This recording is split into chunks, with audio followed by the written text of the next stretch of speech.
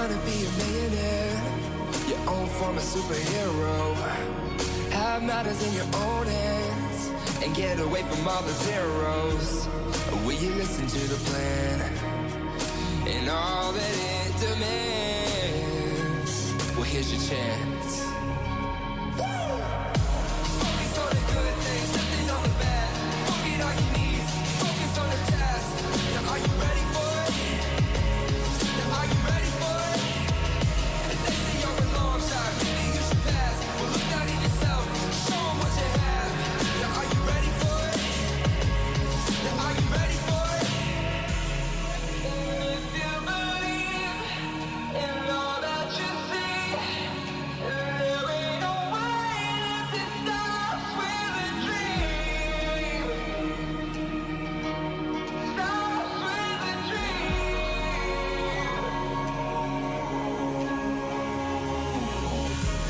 And if you wanna be a millionaire, your own form of superhero, have a house in a center square, and hear your name when the wind blows. Will you listen to the plan, and all that it demands? I say again, focus on the good things, nothing on the bad. Forget all your needs, focus on the task. Now are you ready for it? Now are you ready for it? If they say you're a long shot, maybe you should pass. Well, look down at yourself, show them what you have. Now are you ready for it? Now are you ready for it? If you believe in all that you see, there ain't no way that this stops with a dream. If you believe in all that you see, there ain't no way that this stops with a dream. Stops with a dream. Stops with a dream.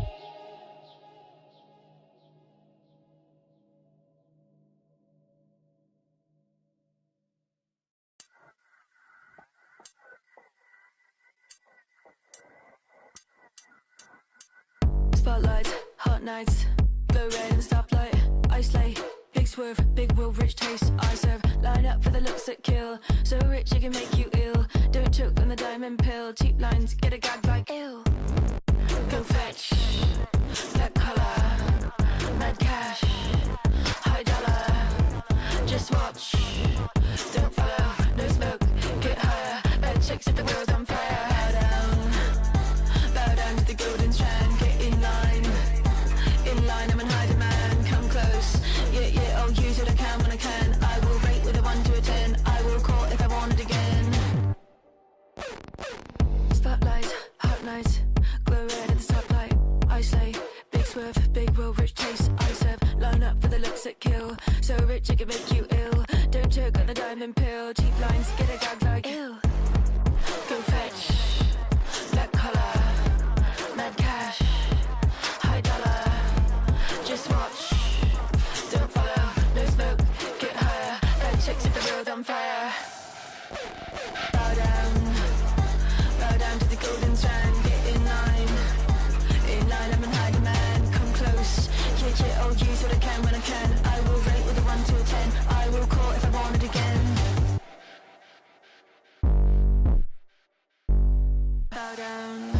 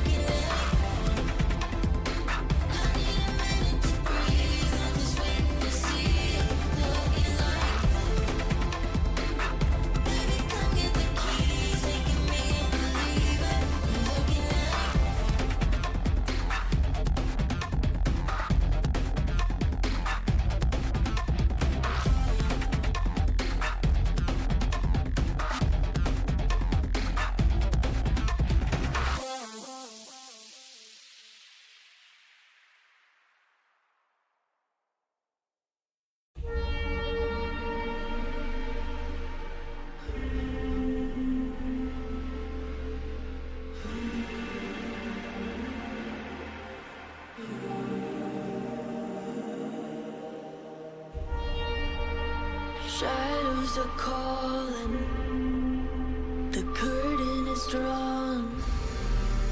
How far we have fallen, I'm out on the run. Live in the violence, die by the sword.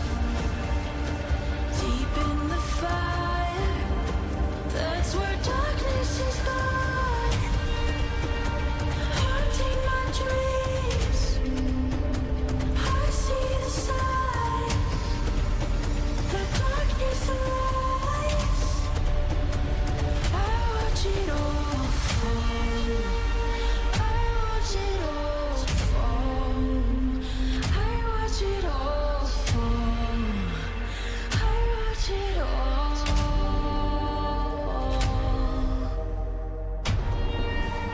We swore on our honor, and the light turned to black. We fight to the ending, there's no turning back. Live in the violence, die by the sword. Deep in the fires, that's where darkness is born. Haunting my dreams, I see the signs. Let darkness arise, I watch it all fall. I watch it all fall. I watch it all. I watch it all fall. Haunting my dreams, I see the signs. Let darkness arise, I watch it all.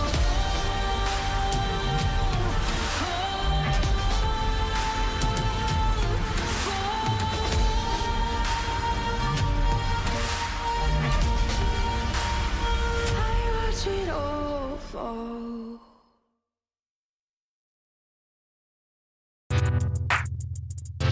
Yeah. Ay. Skirt. Ay. Skirt. Ay. I might just get a little crazy for the one time. I might just link up with lil' baby cause she's so fine. She be penny picture, she a whole dime. And don't forget to get her watch because it's my time. I might just get a little crazy for the one time. I might just link up with lil' baby cause she's so fine. Yeah, she be penny picture, she a whole dime. And don't forget to get her watch because it's my time. And yeah, it's my time, I guess that's alright. She always tell me when she see me that it's on sight. I might just pull a Stevie Wonder cause I don't fight. And I might just take her down for the one night. I might get a little crazy for the one time. Yeah, I might link up with lil' baby cause she's so fine. Yeah, she be penny picture, she a whole dime. And don't forget to get her watch cause it's my time. Yeah, I might get a little crazy for the one time. And I might link up with lil' baby cause she's so fine. But she be penny picture, she a whole dime. And don't forget to get her watch because it's my time. Oh yeah, though, don't like the showboat. My life be moving too fast for the slow-mo. And yeah, I got it, I won't pay you for a promo. That money going up and down like a yo-yo. I do my money dance, I know I'm what they crave. I walk around fresh to death like I just left the grave. My diamonds really yellow like they lemonade. Cause I've been really getting paid on the center stage. I might get a little crazy for the one time. Yeah, I might link up with lil' baby cause she's so fine. Yeah, she be penny picture, she a whole dime. And don't forget to get her watch cause it's my time. Yeah, I might get a little crazy for the one time. And I might link up with lil' baby cause she's so fine. But she be penny picture, she a whole dime. And don't forget to get her watch because it's my time. Yeah, I get a little crazy for the one time. Yeah, I might link up with lil' baby cause she's so fine. Yeah, she be penny picture, she a whole dime. And don't forget to get her watch cause it's my time. Yeah, I might get a little crazy for the one time. And I might link up with lil' baby cause she's so fine. But she be penny picture, she a whole dime. And don't forget to get her watch because it's my time. Yeah, yeah, hey, yeah, because it's my time. Yeah, hey, yeah, hey, because it's my time. Yeah, yeah, hey, yeah, because it's my time. Yeah, hey, yeah, hey, because it's my time. Yeah.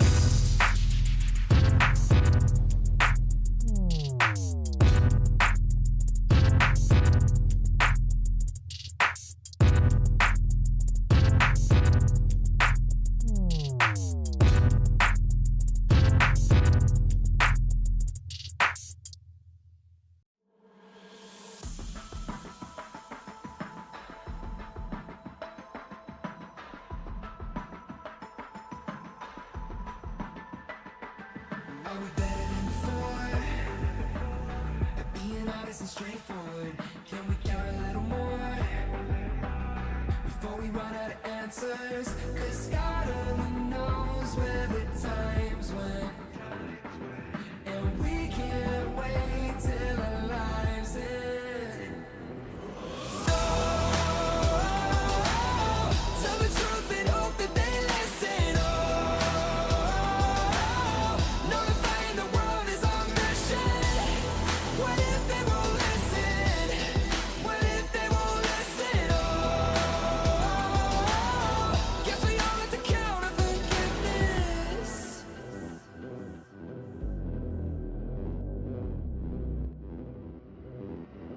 Are we better than the past? And always putting ourselves last. Discriminate a little less before we're all in a big mess. Cause God only knows where the times went, and we can't wait till our lives end. Come on! Tell the truth and hope that they listen. Notifying the world is our mission. What if they won't listen? What if they won't listen? Guess we all have to count on forgiveness. Yell it out in a voice with no limits. This is why we were made to share witness. What if they won't listen? What if they don't listen? Guess we all have to count on forgiveness.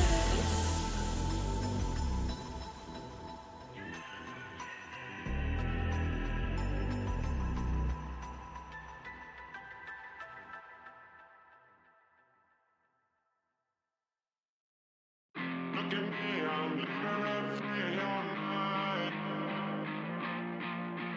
Run the problem, taking up all your time. Look at me, I'm living free your mind. Run the problem, taking up all your time.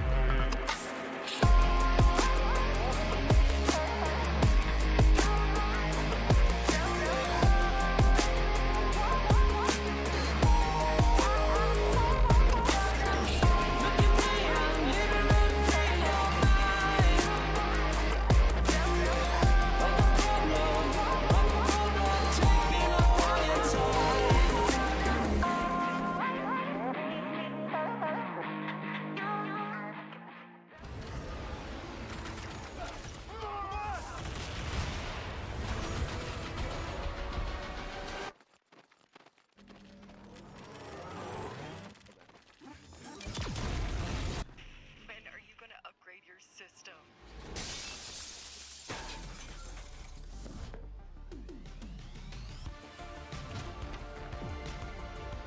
Alright, let's do this. Once there was a hunter who saw what others could not. With a magic case in her backpack, she roamed with wild abandon into the great unknown.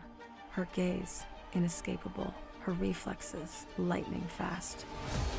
When armies swarmed, she went through. With eyes open wide, hands steady, holding, watching, capturing everything in sight.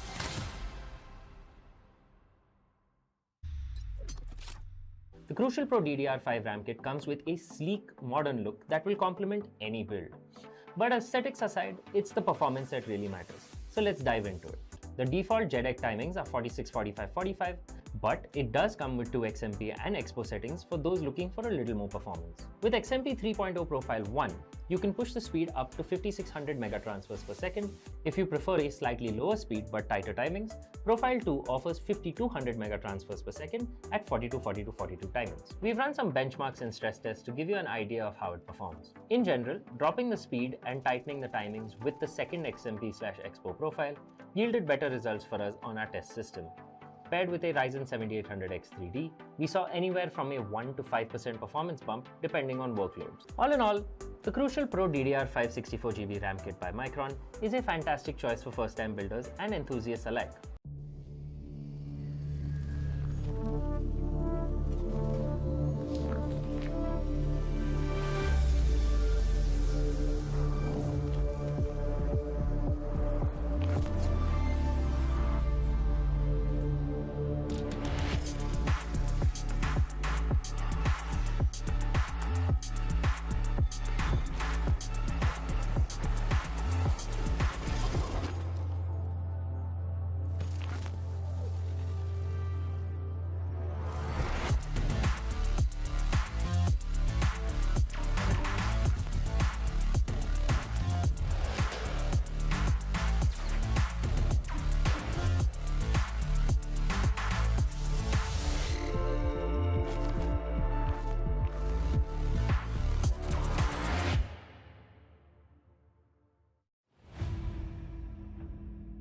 You were right, Kate.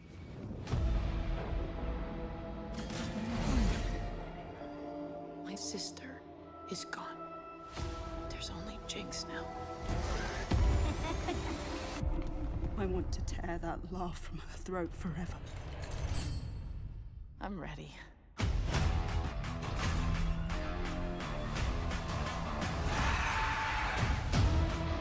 return peace to this city, you must declare martial law. Topside is the real enemy. You have the chance to rally the Undercity together. You're a symbol.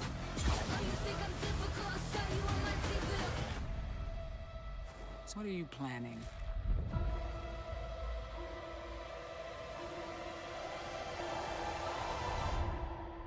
Watch it all burn.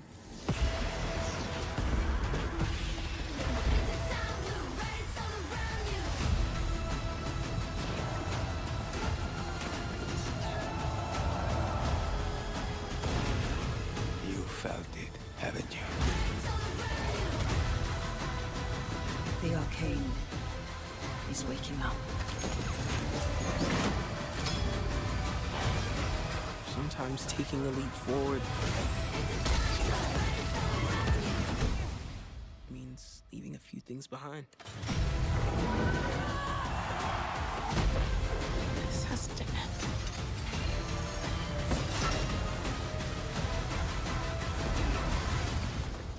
Then stop me.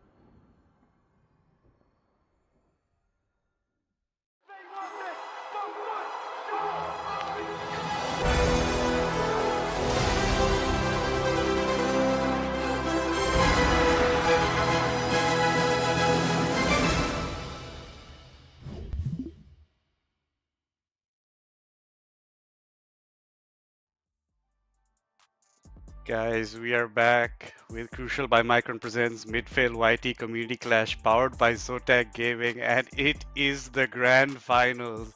It's a best of 5 between TOK, Temple of Kings versus Kakao Gaming, and I cannot be more hyped for a series. This is a matchup we've seen in previous tournaments, maybe Kakao Gaming under maybe a different name, AOK as we can call it. But now they're going to be facing off again, and I think Kakao is looking for a little bit of revenge. And it's me, Madness, alongside Kaka. And Kaka, what are your thoughts on this matchup? All right, welcome back, guys. And yeah, just talking about the matchup for a bit, I think these two teams have met each other countless number of times in the past, and TOK has always won. So historically, it has been pretty one-sided towards the side of TOK. But the name has changed now for the side of AOK, known as Kakao Gaming now. Well, Kakao Gaming now. So let's see what happens there. But first of all, Madness, happy birthday. Guys in the chat, please wish him happy birthday as well. Thank you, man Kaka, is thank casting here while, it's his birthday eve. So, I mean, shows his dedication. But yeah, just like, I have some idea of what to expect. I just hope it's not the usual, 3-0 TOK in this one. Yeah, even I don't want a 3-0. I want a 3-1 or a 3-2. Either way does not matter because I want to see some exciting things. And thank you for the shout out again, Kaka. It means a lot. And yeah, guys, we're going to be showing you the prize pool of this tournament. As you pretty much know, this is a 1 lakh INR prize pool, right? So what these teams are fighting for is that 25k increase, right? The second place will get the 25k anyway, but the first place gets 50k. That's a jump up of 200% at that point, right? So that's a huge amount of money they're playing for. The stakes of this best of 5 are high, as always they have been, and cannot say I honestly, like you said, TOK has previously won most of these kind of matchups against AOK, now termed as Kakao Gaming, but Kakao Gaming is looking to fire back a bit. They've changed their lineup a little bit, so it might be different from what they faced before, and TOK might have to prepare for it a bit different. As you can see, this is a grand final, so it's going to be a best of 5, right? So it doesn't matter if you lose one map, doesn't matter if you lose 2 games, right? If you can reverse sweep it with 3 games at the end, that's all that matters. You only need 3 games to win this, right? So you have a lot that you can give up. Maybe try out some comms that might be a little bit experimental. And with that being said, you can see how we reached up till this point. And Kaka, what do you think about this? I mean, you say the only 3 games, but Temple of Kings have dropped only 1 game throughout the whole tournament. So taking 3 games in one series against them is quite an uphill task. But yeah, just looking at the brackets here, as I said, Temple of Kings only losing that 1 game to Stealth Flashlight, who were looking so strong as well. Unfortunately, lost yesterday. My favorite mid laner, Hammy, couldn't play in that matchup, unfortunately. But yeah, Kakao Gaming coming out on top with the 2-1 victory in the lower bracket finals yesterday, and now in the grand finals, Temple of Kings, Kakao Gaming. And the clock has been reset again. We find ourselves into another final, best of 5, and it will start 0-0. So let's see what happens here. Yeah, and it's important to also note that Kakao Gaming, the team that they beat was Stealth Flashlight, right, in the lower bracket finals, and that's one of the teams that did take a map off Temple of Kings. The other team that did was Phoenix Gaming, and that might have been by chance or anything, because Phoenix Gaming isn't that well known compared that was to an FF teams, because right, one of the players from Temple of Kings could not come in. Okay. So I mean, we're getting that inside info from Kaka. Yeah, I mean, on paper it is a loss, but they didn't really lose in the Rift, right? So I think that's what matters at the end of the day.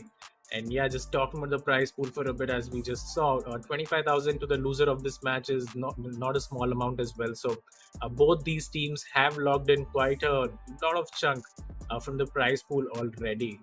And yeah, I mean, I can't wait for this game to get started.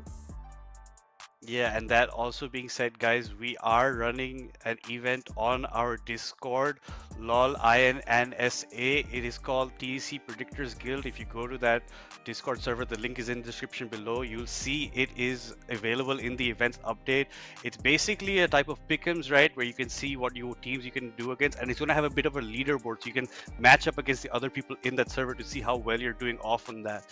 And another thing that we have to talk about after this tournament, we don't stop bringing you tournaments, guys. We're bringing you another one. It is the iFlix Community Clash tournament, and I have to let you know, today is the last day to register, guys, and it will end by 9 p.m. So make sure you get in on that. Yeah, and speaking of predictions, Madness, I'm gonna put you on the spot again, and let's hear it. I'm really hoping you won't say 3-0 TOK, but it is sort of something that we expect. So what are your predictions for this one? I'm gonna go a little bit off script there and say 3-1, because I think Kakao Gaming has it in them to get a game off TOK, right? Because they did beat the team that took a game off TOK. So following that format, simple maths tells me that they have the possibility of maybe getting a game off TOK. But I still honestly think TOK will be pretty dominant in this series. Yeah, I mean, I'm in the similar boat as well. I would say 3-0 for TOK. Yeah, I know it's a boring prediction, but it's sort of what we have come to expect from the side of TOK. If you can't surprise them, you are not going to win against them. And that has been, the suit that has been followed for like the last 3-4 tournaments or whatever, wherever. True. And whenever TOK has participated in these. So yeah, I mean, a little boring. And I mean, let us know in the chat as well, guys, who you think is going to win this game. But yeah, I'm going to say 3-0 to TOK, and I really hope I am wrong in this one. Yeah, we would both like to be proven wrong, right? Because we want a more interesting matchup, clash of maybe titans at this point. Because Kakao Gaming does know a lot about how TOK likes to play, right? So they can assume certain playstyles that TOK will go for. So maybe they can do better against it this time. They might have prepared for it. There are more games I think that they could have seen before and maybe decided what to do about it. But as we know, the captain of as you can see, Kakao Gaming is not going to be playing the first match. Dead Corporal will not be playing first match. So that is a very interesting mix in there. And so Thorfinn will be stepping in as the captain role. So it's interesting to see what kind of calling that Thorfinn goes for, because he's more of the aggressive kind of player that we've come to know him as. Yeah, I mean, I really don't want to talk too much about it, but yeah, as you said, Dead Corporal might not be playing that first game, so that already puts Kakao Gaming in a very disadvantageous position, because even yesterday when Dead Corporal did not play, Stealth Flashlight were looking very strong, even got that game won against them, but then the guy came in, they did overcome a 5,000 goal deficit in game 2. But yeah, in the third game, Dead Corporal playing that Irelia, playing really well. Even the Fiora, if you remember, yesterday was just so stupidly strong. So yeah, Dead Corporal not playing is, again, he is the best player in that team, and whenever he doesn't play, it kind of hurts their chances a little bit. Yeah, and it's not just he's the best player, right? He is the captain also. There's a morale factor behind it. He might also be doing some of the calling, right? So instead of Dead Corporal today in the top lane, we're going to be having Crow in the top lane. So that's going to be the replacement over there. At the same time, we're still going to be having Dragoon in the jungle, Thorfinn in the mid lane, and as Aizen will be ADC with Love 2 as the support. So that might be a big factor here, because Dead Corporal did honestly do a lot with that Fiora. He was the MVP of that match in that last game, and he's the reason that they are right now where they are, right? Yeah, I mean, he's just very strong, and yeah, it's going to be a huge miss. But Crow is playing that game 1, and I'm not sure if Crow is playing from India or Germany. If he's playing from Germany, then of course he's already at a big disadvantage when it comes to the pings. He will be playing with over 100 pings, so that's going to be not too good for him as well. On the other side, TOK has their complete roster. T-Berry is going to play the ADC role. Kratos support, Catbot mid, Infi jungle, and RTU in the top lane. So again, this team just looking very solid yet again.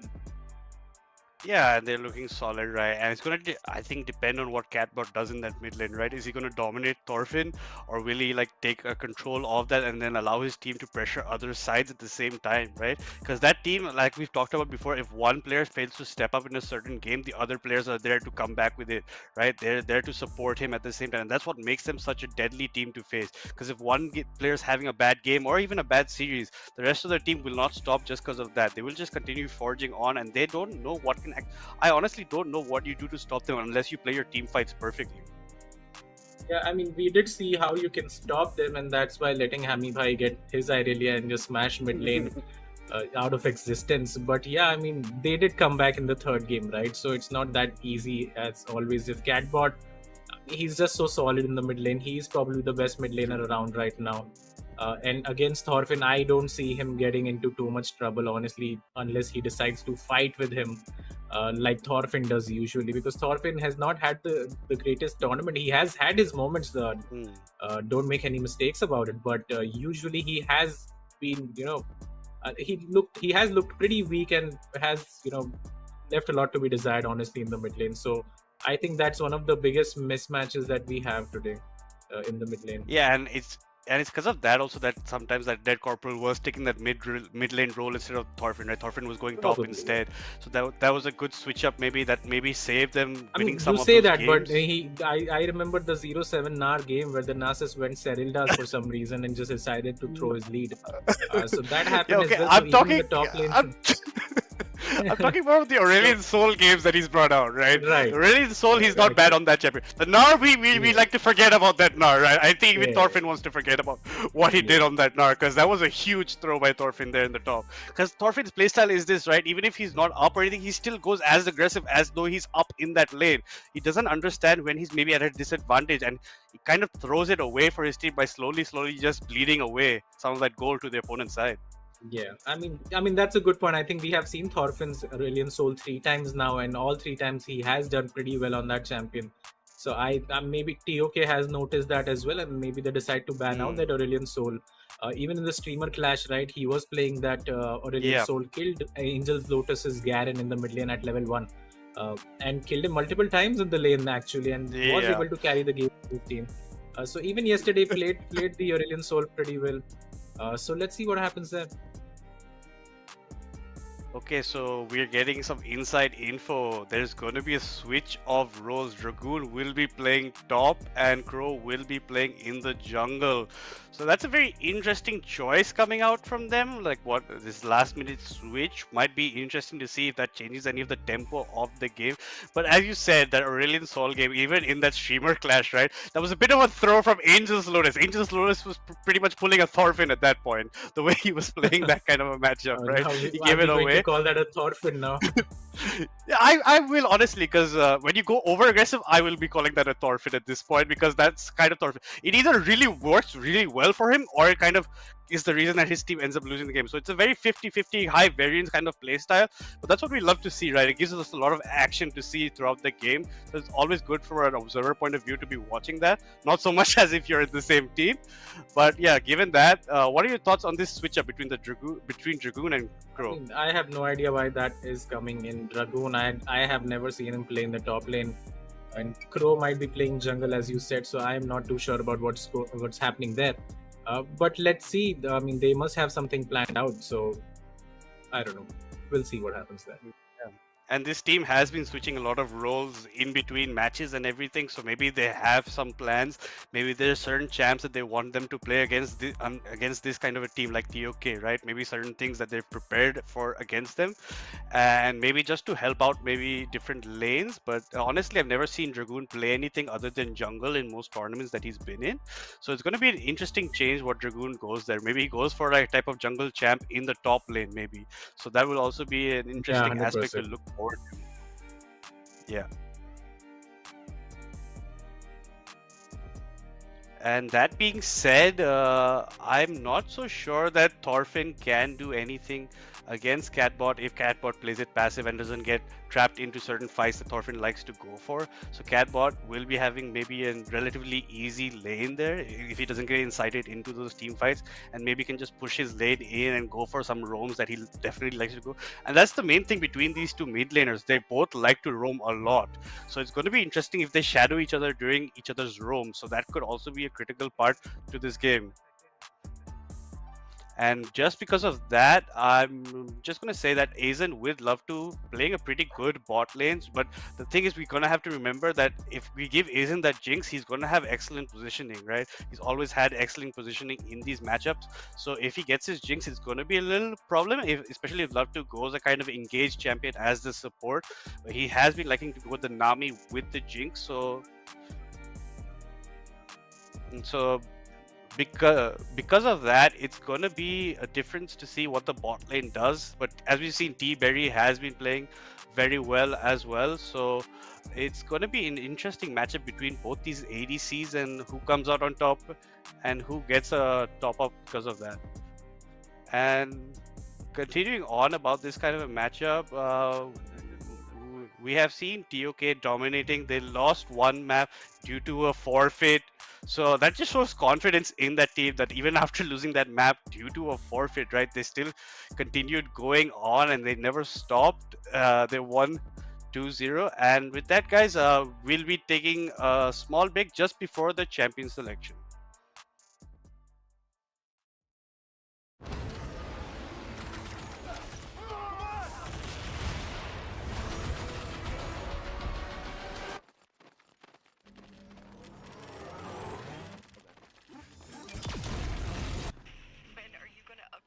System.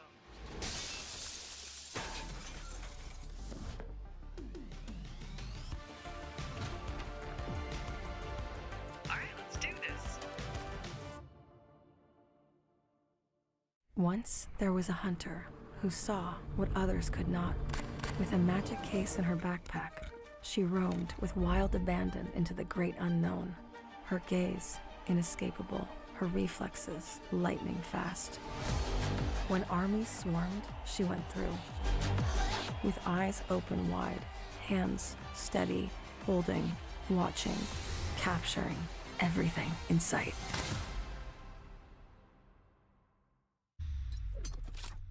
The Crucial Pro DDR5 RAM kit comes with a sleek, modern look that will complement any build. But aesthetics aside, it's the performance that really matters. So let's dive into it. The default JEDEC timings are 46, 45, 45, But it does come with 2 XMP and Expo settings for those looking for a little more performance. With XMP 3.0 Profile 1, you can push the speed up to 5600 megatransfers per second. If you prefer a slightly lower speed but tighter timings, Profile 2 offers 5200 megatransfers per second at 42 timings. We've run some benchmarks and stress tests to give you an idea of how it performs. In general, dropping the speed and tightening the timings with the second XMP/Expo profile yielded better results for us on our test system. Paired with a Ryzen 7800X 3D, we saw anywhere from a 1 to 5% performance bump depending on workloads. All in all, the Crucial Pro DDR5 64GB RAM kit by Micron is a fantastic choice for first-time builders and enthusiasts alike.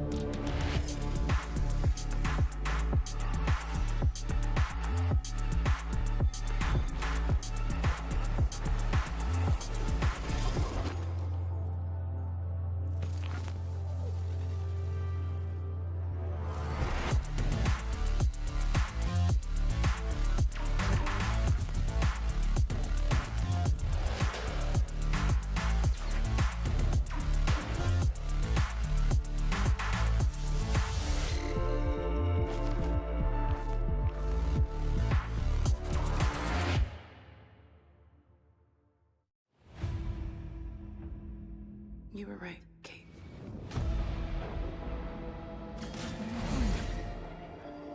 My sister is gone. There's only Jinx now. I want to tear that laugh from her throat forever.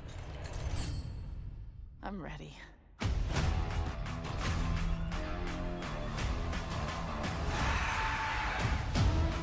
To return peace to this city, you must declare martial law. Topside is the real enemy. You have the chance to rally the Undercity together. Your symbol.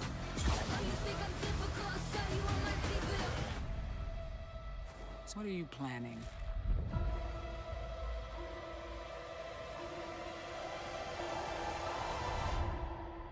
Watch it all burn.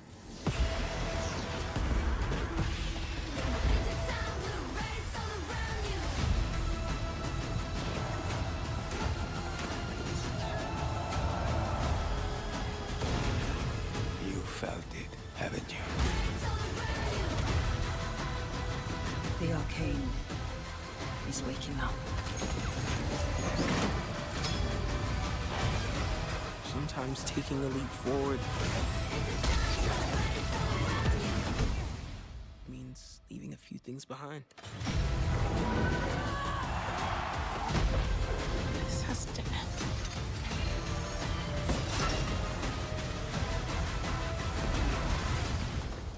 Then stop me.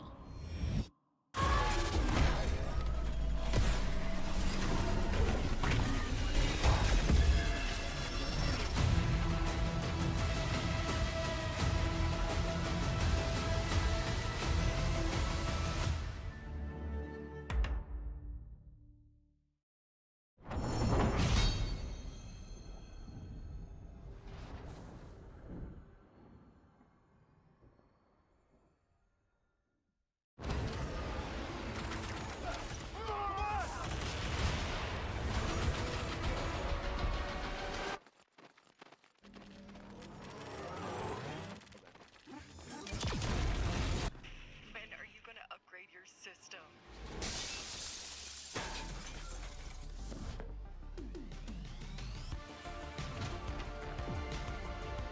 Alright, let's do this. Once there was a hunter who saw what others could not. With a magic case in her backpack, she roamed with wild abandon into the great unknown. Her gaze inescapable, her reflexes lightning fast. When armies swarmed, she went through. With eyes open wide, hands steady, holding, watching, capturing everything in sight.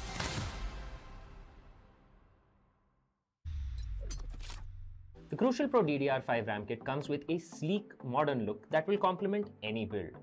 But aesthetics aside, it's the performance that really matters. So let's dive into it. The default JEDEC timings are 46, 45, 45, but it does come with 2 XMP and Expo settings for those looking for a little more performance. With XMP 3.0 Profile 1, you can push the speed up to 5600 megatransfers per second. If you prefer a slightly lower speed but tighter timings, Profile 2 offers 5200 megatransfers per second at 42, 42, 42 timings. We've run some benchmarks and stress tests to give you an idea of how it performs. In general, dropping the speed and tightening the timings with the second XMP/Expo profile yielded better results for us on our test system. Paired with a Ryzen 7800X 3D, we saw anywhere from a 1 to 5% performance bump depending on workloads. All in all, the Crucial Pro DDR5 64GB RAM kit by Micron is a fantastic choice for first-time builders and enthusiasts alike.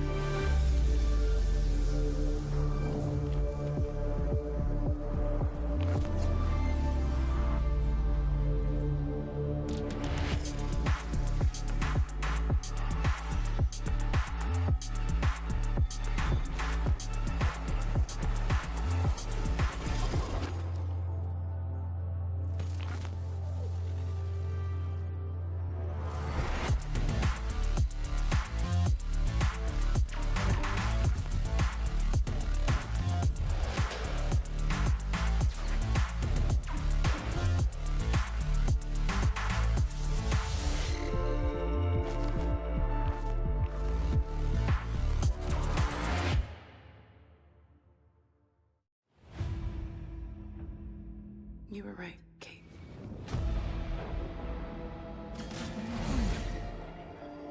My sister is gone. There's only Jinx now. I want to tear that laugh from her throat forever. I'm ready.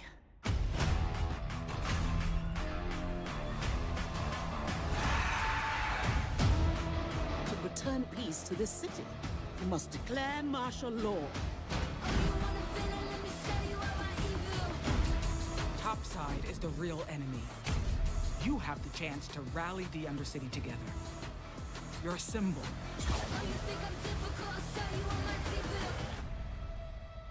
So what are you planning?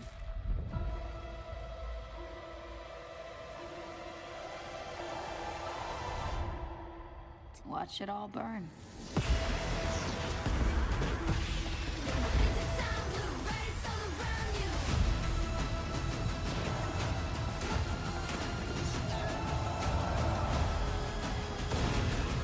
You felt it, haven't you? The arcane is waking up. Sometimes taking a leap forward means leaving a few things behind. This has to end.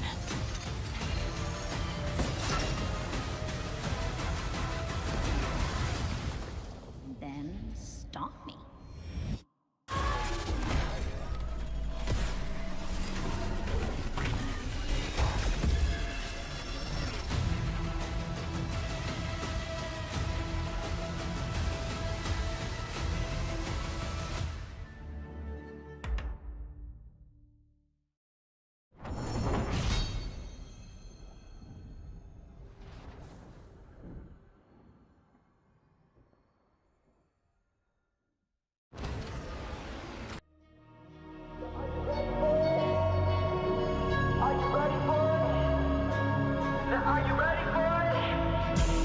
And if you wanna be a millionaire, your own form of superhero, have matters in your own hands, and get away from all the zeros.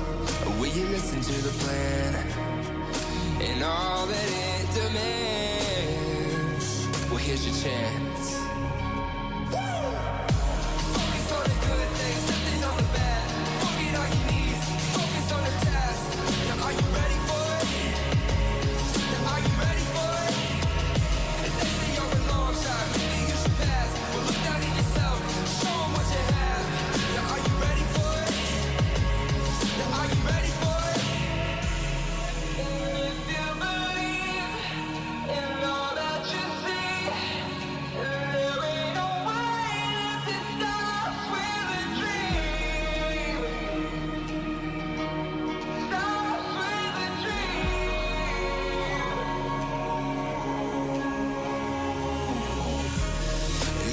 wanna be a millionaire, your own foreign superhero.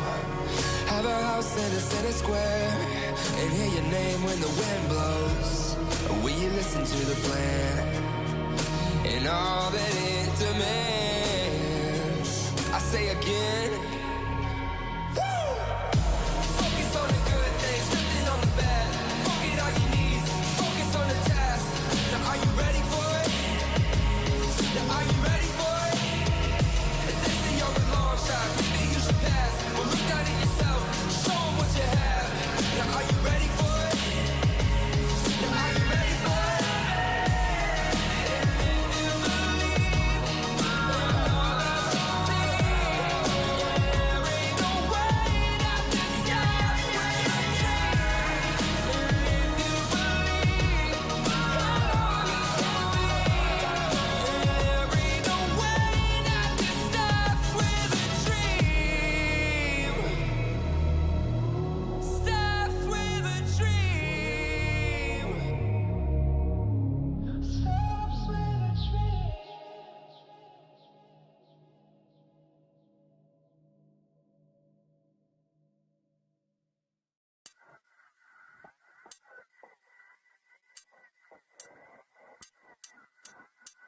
Spotlight, hot nights, glow red in the stoplight.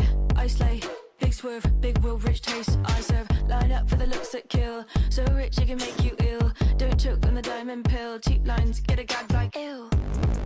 Go fetch, black collar, mad cash, high dollar.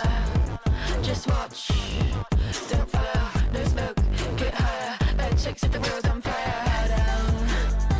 Bow down to the golden strand. Get in line, I'm in high demand. Come close, yeah, I'll use what I can when I can. I will rate with a 1 to a 10. I will call if I want it again. Spotlight, hot nights, glow red at the stoplight. I slay, big swerve, big will, rich taste. I serve, line up for the looks that kill. So rich it can make you ill. Don't choke on the diamond pill. Cheap lines, get a gag like ill. Go fetch, black collar, mad cash, high dollar. Just watch, don't follow, no smoke, get higher. Bad chicks at the world on fire. Bow down to the golden strand. Get in line, I'm in high demand. Come close, yeah, I'll use what I can when I can. I will rate with a 1 to a 10. I will call if I want it again.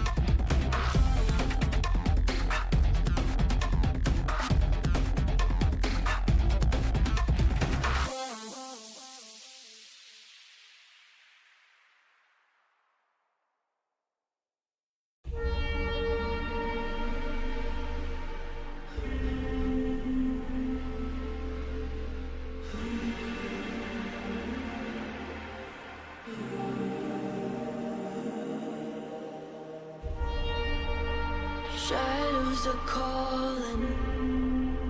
The curtain is drawn. How far we have fallen. I'm out on the run. Live in the violence. Die by the sword. Deep in the fire. That's where darkness is born. Haunting my dreams.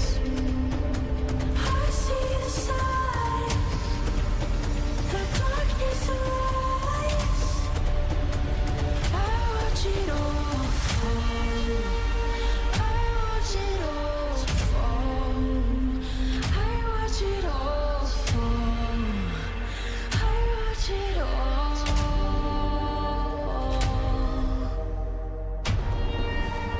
We swore on our honor, and the light turned to black. We fight to the ending. There's no turning back. Live in the violence. Die by the sword. Deep in the fires. That's where darkness is born. Haunting my dreams. I see the sign. Let darkness arise. I watch it all fall. I watch it all fall. I watch it all. I watch it all fall. Haunting my dreams. I see the signs. Let darkness arise. I watch it all.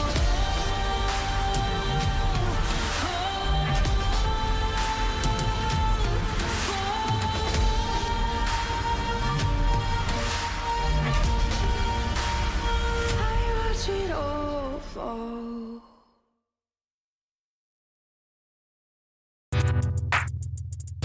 Yeah. Ay. Skirt. Ay.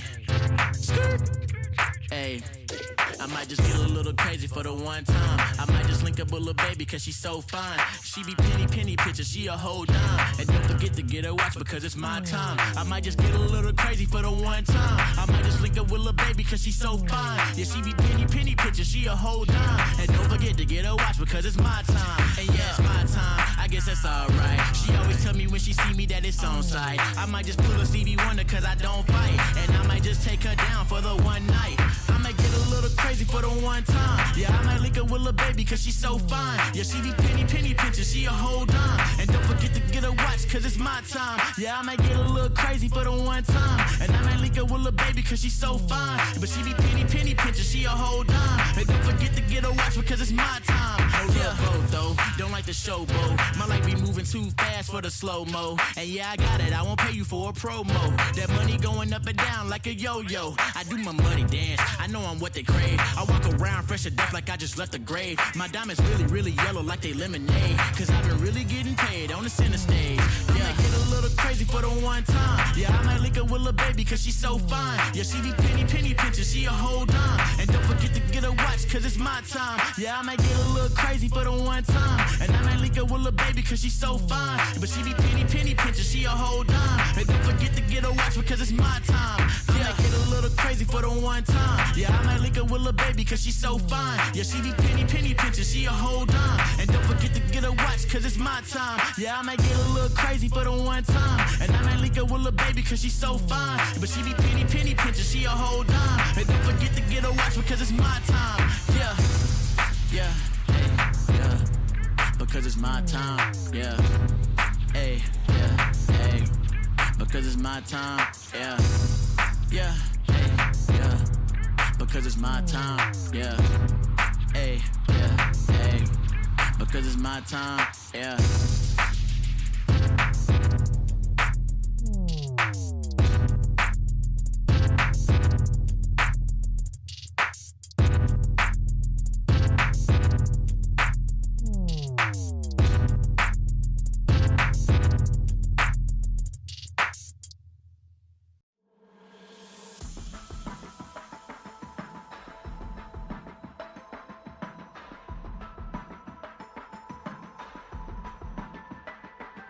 Are we better than before? At being honest and straightforward, can we give a little more before we run out of answers? 'Cause God only knows where the times went, and we can't wait till our lives end. Tell the truth and hope that they listen. Notifying the world is our mission. What if they won't listen? What if they won't listen? Guess we all have to count on forgiveness.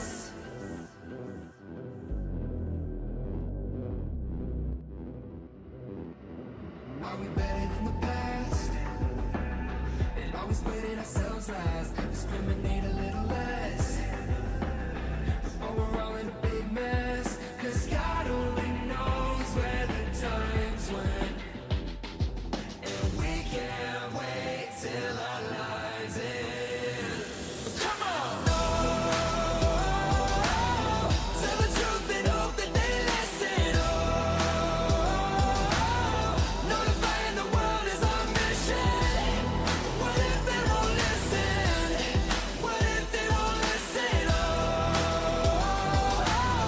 Guess we all have to count on forgiveness. Yelling out in a voice with no limits. This is why we were made to share witness. What if they won't listen? What if they don't listen? Guess we all have to count on forgiveness.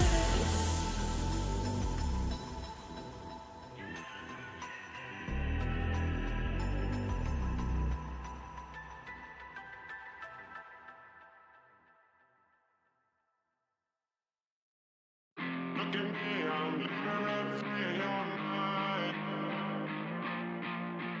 Run the problem.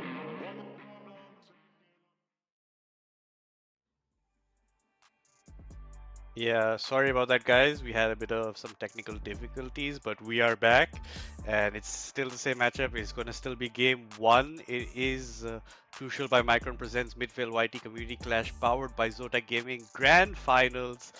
TOK versus Kakao Gaming, and I think the wait will be worth the watch, Kaka. Yeah, I really hope so, because again, we have been waiting for quite a bit. So has all of our viewers as well. So I'm really hoping it's worth the wait, and hopefully we will be getting into game one pretty soon. And yeah, I mean, just more anticipation, just looking at the matchup as well again. Yeah, TOK versus KKG. A slight change in the roster coming in now. Dead Corporal is playing that first game.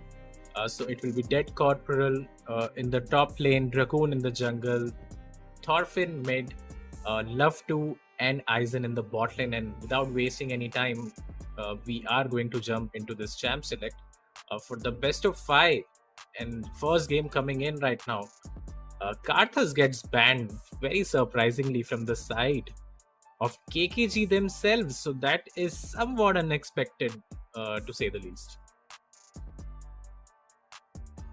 Yeah, that is definitely a bit weird what they've gone for there, but I think the descriptions are a bit reversed here, because KKG, the team that they're showing as KKG is TOK actually. So on the left side we have TOK, guys. So just don't get confused right now.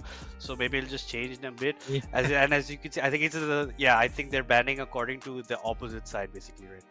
Right. That makes a lot of sense. Yeah. So Infinity is getting J4 banned against him, which is very surprising. But go on, you were saying something, Madness. Yeah, this switches everything around, because now it makes sense that the Karthus got banned, because I couldn't imagine TOK banning that Karthus when Infinity can be playing that Karthus. Sorry, Infinity can be playing the Karthus to a high level. Yeah, and now having said that, TOK is going to end up banning the Pantheon and the Xinjiao, which is like customary against Thorfinn at this point, just taking out his comfort champions. Let's see if the Silas follows as well. But the Nocturne will get banned against Dragoon and Mordekaiser from the side of KKG. So banning out that Mordekaiser against RTO, I think that's a great decision. Yeah, and because of that, they have locked in the Gwen as the first pick here for the side of TOK right now. They have locked that in. So that is That's a for very the side of good KKG. Don't mix it up. Don't mix it up. That's KKG has locked in the Gwen right now, not TOK. Oh yes, you are right. Yes, it's I'm still mixing sort it of up. confusing. We are fixing it, guys. Apologies for that. But yeah, the Gwen gets locked in. Was banned throughout the lower bracket finals yesterday. And the Jinx again, Madness, we talked about it yesterday as well. Jinx has been of such great priority for both these teams and throughout the tournament as well. So T-Berry is going to pick up that Jinx for himself. And Renekton gets locked in the top lane. So they are expecting the Gwen to go towards that top side of the map. Let's see what happens there. Yeah, and so that's a good. As you said, the Gwen has been banned pretty much for a lot of the matchups, right? But now, just because she's open, they choose it as that first pick, preventing the other team from getting it. They're thinking maybe as a Renekton for the counter, but we don't know. This Gwen could be going jungle. This Gwen could be going top. We never know with the Gwen right now, given what picks have been done. But the bot side looking like a Kai'Sa and a Braum initially, and it seems like a Janna is, Janna getting locked in there as a support for the Jinx. Has that been locked in yet? I don't think so. They are hovering the Janna right now. But let's see. The Milio will get locked into the side of Kratos though. Has been loving this Milio, and I think it's a pretty good matchup against the Braum and the Kai'Sa as well. You know, you can outrange these two champions in the laning phase. But the bot lanes have come out now. Aizen is going to pilot that Kai'Sa along with the Braum for Love 2 against the Jinx of T-Berry and Milio coming out from Kratos, of course. It's quite solid bot lanes for both these guys. The Yone will get banned out against Catbot. That does not happen a lot. Yeah, that does definitely not happen a lot here, but that has been banned. I think the Syndra ban is a good thing against Catbot because that ban does make a lot of sense. The Nafiri also getting banned. We've seen that Thorfinn also does like to play this Nafiri a lot, so that might also be a good ban in that sense. But maybe he just resorts to playing that Aurelion Soul, right? The Aurelion Soul has not been banned. I think he should definitely do that. Has looked his best on the Aurelion Soul as well. And look at the amount of mid laners that have been banned here. The Zinjao, the Pantheon, the Yone, Nafiri, Katarina, Syndra. So 60% of the bans have been towards these mid laners, but this, their pool still has not been chunked out so much. I think they can still get their comfortable champions here. The Hecarim, however, Hecarim is going to get logged in for Black Infinity right here. Very strange. I have not seen him play this Hecarim as much. Would love to see that. Looks like it is a good pick against the Gwen, or at least that must be the theory of all of it.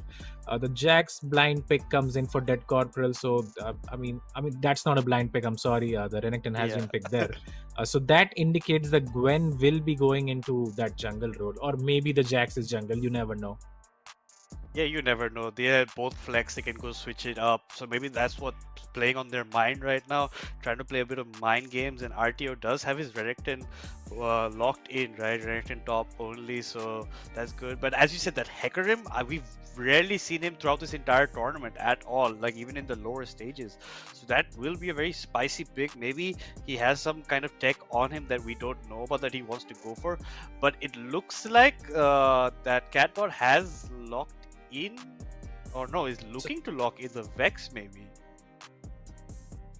So Thorfinn locks in the LeBlanc for himself right now. The screens have been adjusted now, so we are getting these champions correctly. Catbot locks in the Vex to counter him. I don't like the LeBlanc pick coming out here because you don't have the early game jungler on your side, which LeBlanc really needs some enabling towards her. So something like a J4, maybe the Lee Sin, they pair up really well with the LeBlanc, not Gwen, because she has to farm up first, get to those 2-3 item power spike, and then be relevant in this scenario. So I like the Vex pick coming out against the LeBlanc. Can counter her with your passive. Whenever the LeBlanc jumps in, you can press W, get the shield, and fear her as well, and trade pretty well there. Yeah, definitely. But yeah, definitely. And from the side of TOK, I think they have a solid draft. The Renekton to get that early prio again in the early game, along with the Vex, who can be really strong towards that mid game, and then they have the late game Assurity in Jinx as well. So I like what TOK have drafted for themselves, but this Jax in the top lane can spell some trouble for the side of TOK, because Dead Corporal he's such a great Jax player that he will make it a bit difficult for the side of TOK to win this game. Yeah, and definitely we know that Dead Corporal is an excellent player no matter what champion he's playing. Now he's playing one of the picks that he likes to play, right? He did counter pick this Renekton, right? Because he knew that Renekton was going for that top lane, and it was picked before him, so he did get to counter pick. And for the side of TOK, there is so much frontline, so that this Jinx will pretty much be very hard to get to, very hard to reach, unless the LeBlanc maybe looks for a side assassination on him. But again, Thorfinn might not have, or will probably not have, the easiest of laning phases, right? He'll probably get pushed in, maybe take a lot of damage, and maybe just look for roams instead and staying in that lane, which he likes to do. That is his playstyle. That being said, this Gwen will be farming it up, has to take some time to farm up, so they have to play a little more passive than Kakao Gaming usually like to play. So that will have to be a determining factor in this match, that they choose to play that kind of playstyle, unlike their usual aggressive style. Yeah, and I think LeBlanc can have a good laning phase as long as you know how to trade against that Vex, so baiting out her passive and then going in for the trades. I think the jungle is going to play some sort of a role in this game, although both of them have picked up the farm heavy style. So let's see. I mean, I can't just wait to get into the game and see what happens here. Both of these comps we haven't seen. Infi on the Hecarim, Dragoon on the Gwen. Catbot has played Vex in the past, but has not played it for quite a long time as well. Aizen has looked pretty solid on the Jinx, was looking really good yesterday on the Kaisa as well, until they lost that map 1 against Stealth Flashlight. So let's see what happens here. And then, I mean, we will be jumping into the game very shortly, in like 30-40 seconds. And that being said, like, you see that TOK did have a day off, right? They got a day to relax, maybe chill a bit, maybe have some tension free, right? Kakao Gaming has been playing relentlessly for 2 days in a row at this point, right? So it's going to be a little tough for how Kakao tries to go for anything comparatively to what TOK does. TOK did have more time to study and everything, even though with the last minute substitution of Dead Corporal instead of, like, they're anticipating him not playing that first match. Now that he is playing that first match, Kakao Gaming's power style is amplified a bit because he is the captain of the team, so it is a huge bonus factor here. So depending on that, and we were about to see Dragoon in the top lane, right, instead of Dead Corporal playing there, so that would have been something very interesting to see. Now Dragoon can play his normal style, right, the jungle that he's so used to, so that will also be a factor. But in my opinion, I still like TOK's comp over what Kakao Gaming does have, just because these teams like to go for those early types of fights. Yeah, but then again, the Dead Corporal has his Jax, can split push to victory, as he showed us yesterday on the Fiora as well. And you're absolutely correct. Fatigue can play a factor. The Kakao Gaming, that this will be their third day in a row where they have been playing these high pressure matches, facing elimination each time, and now fighting for that first place. I mean, it can be, a bit tiring, but maybe, the momentum is on their side as well. As you said, TOK did get that break, the 2 days break. They played last time, I think, around 2 days ago. So they have had a lot of time to observe what Kakao Gaming has been doing. And I keep saying Kakao Gaming, it's Kakao Gaming have been doing in the last 2-3 days. So let's see what happens here. It can help their preparation as well. And we do have a slight pause in the game. So just hold on, guys. We will be getting into the game pretty shortly here. Yeah, today, guys, this is a little bit of pauses. We're manufacturing this actually. It's just so we can build up anticipation for this kind of a matchup. It's going to be excellent fighting, and there's a downside to also not playing for 2 days, right? TOK is coming a bit like fresh off of it. They are not warmed up right now that much compared to what Kakao is. Like they have been in fighting mode for 2 days, so Kakao has not bowed down out of that right now. So they will be more like hands-on at the moment. It might take a little bit of time for TOK to warm up, but hey, this is TOK after all. They are one of the best teams in the region right now, if not the best.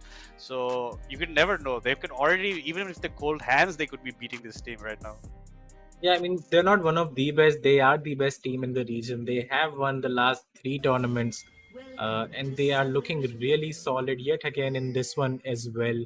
Only losing that one game against Stealth Flashlight, but did come back and, did win the series as well. So just looking at the summoner spells and runes here, Catbot is going to run the summon Airy. Nothing too surprising here. Dead Corporal is going to run Grasp against Renekton, which is always nice. So you can take the early trades. But pretty standard from all of these guys here. Yeah, and they're like as you say, standard even in the sense how they're spread across the map right now. Either team just looking for the opponent team to show some aggression and maybe capitalize off it, but otherwise they're just holding in spots that they can get certain vision and make sure that the opponent team is not warding in their own jungle right now. So preventing all of that. So the action probably won't start till the minions start coming in. It seems like a relatively easy game, like at ease, slow pace game right now. The way they're playing it. But as we say that, the Jinx is running the barrier with the Kaiser running that barrier. So interesting what they can do late game because of the stuns of the Jax and everything. No cleanse, no nothing right now to stop it. And as you can see, they tried to go for a late ward for the side of TOK, but it does get cleared out by that Braum who has the sweeper first off right now. So basically, Yeah, so just the Braum yeah, getting some I mean, gold. I mean that will mean that he won't have as much vision as he would like in the bottom lane. Having said that, the LeBlanc did get the ward experience, so she will hit level 2 first by killing that first wave. A slight trade in the top lane, RTU and Dead Corporal just feeling each other out in this early game. Uh, Now he has the Fury stacked up, so he's looking for that massive Q to heal and deal some damage here. In the bot lane, Love 2 again starting the sweeper, so he won't have as much vision. Level 2 is going to go for T-Berry and Kratos here, and they are chunking this Kaisa little bit here. In the mid lane, Thorfinn is getting really harassed by Catbot right there. So all 3 lanes for the side of TOK pushing in, and that frees up a lot of space for the Hecarim to just farm and, have a really solid early game. Yeah, so Hacker is going to have it easy right now, but look at this, a good trade by Dead Corporal, but RTO comes back in to get the equalization in the trade with the stun and the Q going off. And as you said, both lanes being pushed in, Braum will not be having any vision around right now, so it's a bit hard for him to know if a dive will come on him later on, but he doesn't have to be worried about it right now. They are still pretty healthy. What I'm really worried about is this mid lane right now, because Catbot has really pushed in Thorfinn, got him down below half HP at this point, so it is going to be a little tough for Thorfinn to manage here. He probably will try to sneak off to one of these side lanes in the meantime, because both lanes are being pushed in, right? And that being said, RTO does go for that early back after pushing the wave in, so we'll be coming up with that longsword advantage right now. Yeah, longsword advantage holds the TP as well, gets the cheater recall, but does not have any pot, so he can't afford to take a bad trade right now, because then he will have to burn the TP. Is going to be behind in experience, will have eventually lost like 2-3 minions to the wave early on. On the other side, the Dragoon did manage to go back as well, and he picked up a Dark Seal for himself and now is active on the map. Black Infinity picked up the bottom side Scuttle Crab and is going to look to go back right now. And in the mid lane, Thorfinn is trying to get some Harris in. Infi uses his ghost going for that gank. I'm not sure if that was needed. I think it just wasted a bit of time, and now we might have a small skirmish coming out right here. Dragoon has burned his ghost, and Infi might be in trouble here if the chain lands. It does. And let's see, Catbot though flashes in and saves his jungler from trouble. But the fight will continue. The Braum is here. Catbot does not have flash, and I think he is going to go down. And Dragoon gets the first blood, so little bit greedy from the side of Black Infi. Getting his mid laner killed right there. Yeah, and there was a flash wasted by, like, not wasted, the Catboard had to use it to try and save his jungler, right? And I think Catboard took a little sidestep by mistake. If he had hit one more auto on Thorfinn, at that point Thorfinn would have died also, so it could have been an okay 1-for-1 trade, but I don't think that Catboard realized how low Thorfinn was, that he could have maybe finished him off before dying off there. But that being said, Catboard having to burn his TP to come back to lane, Thorfinn also burned that TP, so they both don't have sums right now in the mid lane, so it's easier to gank. But I think that all started off with Infi going for that wrong kind of gank in by activating his ghost. He might have seen an angle and gone for it, but there might have been a non-existent angle, to be honest, that LeBlanc could have jumped away very easily. 100% agree with you there. I don't think there was a gang to be had there. He did burn his ghost and gave away his position, just telegraphing that he is going to try and take those raptors. And you could see Gwen had already used her ghost to try to counter the Hecarim. And Braum obviously moved first because it was in his jungle that the fight was happening. And first blood for Kakao Gaming right here. Yeah, and Thorfinn is having a really tough time in the mid lane though here. Yeah, he is struggling a bit. He is struggling, but one point to note out, he's not dying for no reason, right? He is actually sustaining his lane. He's not trying to go over aggressive no matter what.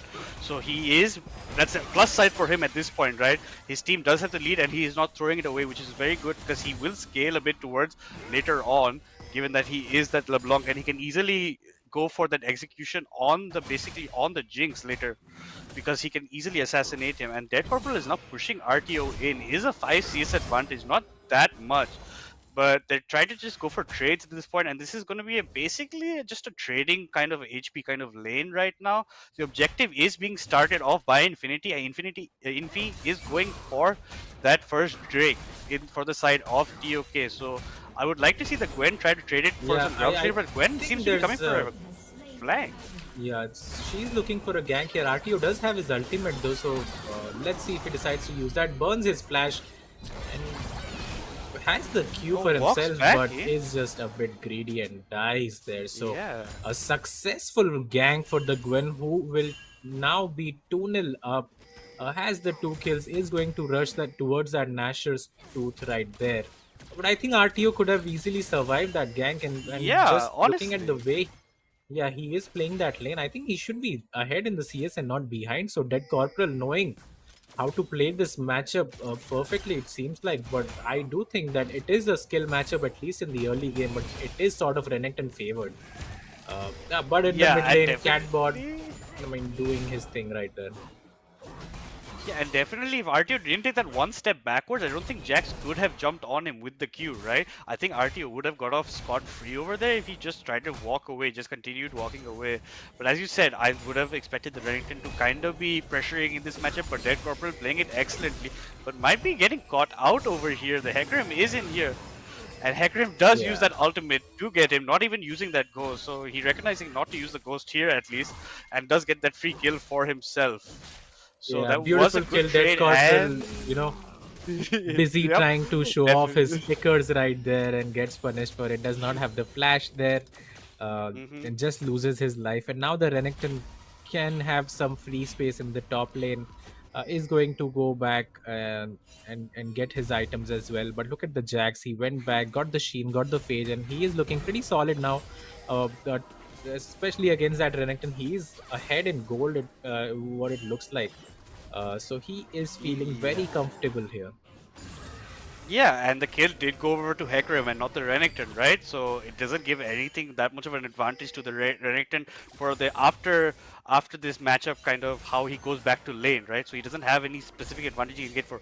Jax has got those items, got the Sheen, got the Phage, is relatively way stronger than the Renekton. Kratos is just being so annoying right now, cancelling that Gwen recall again and again. And again, that's the third time she has. I mean, Dragoon, you can just go back and recall at this point instead of wasting what it seemed like 24 seconds just to try to get that base. And now he has decided to not go back at all, is going towards that mid lane. Catbot burns his ultimate, only hits the clone though. And Dragoon is here to try to get a kill onto Catbot, and I'm afraid he is going to get the kill there. 3-0 for Dragoon, 3 kills right there. Infi is here. Let's see if Dragoon decides to fight him, but does not have the ultimate, so he will be fine as... Oh, the Jinx rocket comes from downtown. Gets the kill on Dragoon right there. That was an excellent Jinx rocket. Good thinking. T-Berry paying attention to the calls and maybe the map over there. Shooting it directly into Dragoon's face. Getting him shut down. Getting those Dark Seal stacks down. And it's important to remember, Dragoon did get that early back. Did pick up the Dark Seal very early on. So he had built up quite some stacks with those 3 kills, right? But with this death, he's back down to 1 stack. So that was a very important Jinx rocket there. I think that could have just about 100%. equalized it for his team. Yeah, and he gets rewarded in the early game with a red buff as well. And now he can keep on chunking those plates and doesn't have to worry too much about getting low as well. I mean, you can look right here. Milio is just very annoying. Cancel the Braum recall right there. Yeah, that Jinx is looking really strong. Now he is going to go back and pick up the Infinity Edge pretty soon as well. Has 112 CS at 10 minutes. Has gotten 3 plates. Has gotten the kill, the red buff, so he's looking very solid. Infinity is going to come in the top lane yet again, and I think that Corporal will die yet again. And look at Dragoon, though. Dragoon is being pretty greedy here. He does manage to get one of the grubs right there, or maybe 2, I'm not sure. But he does get some grubs for his effort. Yeah. Oh, he did get only 1. Yeah, he did only get 1 there. Yep. And But still, that's 4 grubs to his side, right? So yep. It's pretty so good. that is an advantage for his team right now, definitely. Choosing not to help his top, instead getting those important grubs, that will help later on. So maybe a opportunity cost kind of scenario for him. Madness T-Berry has the rocket right here, and Love 2 fails his flash and goes down. Into it.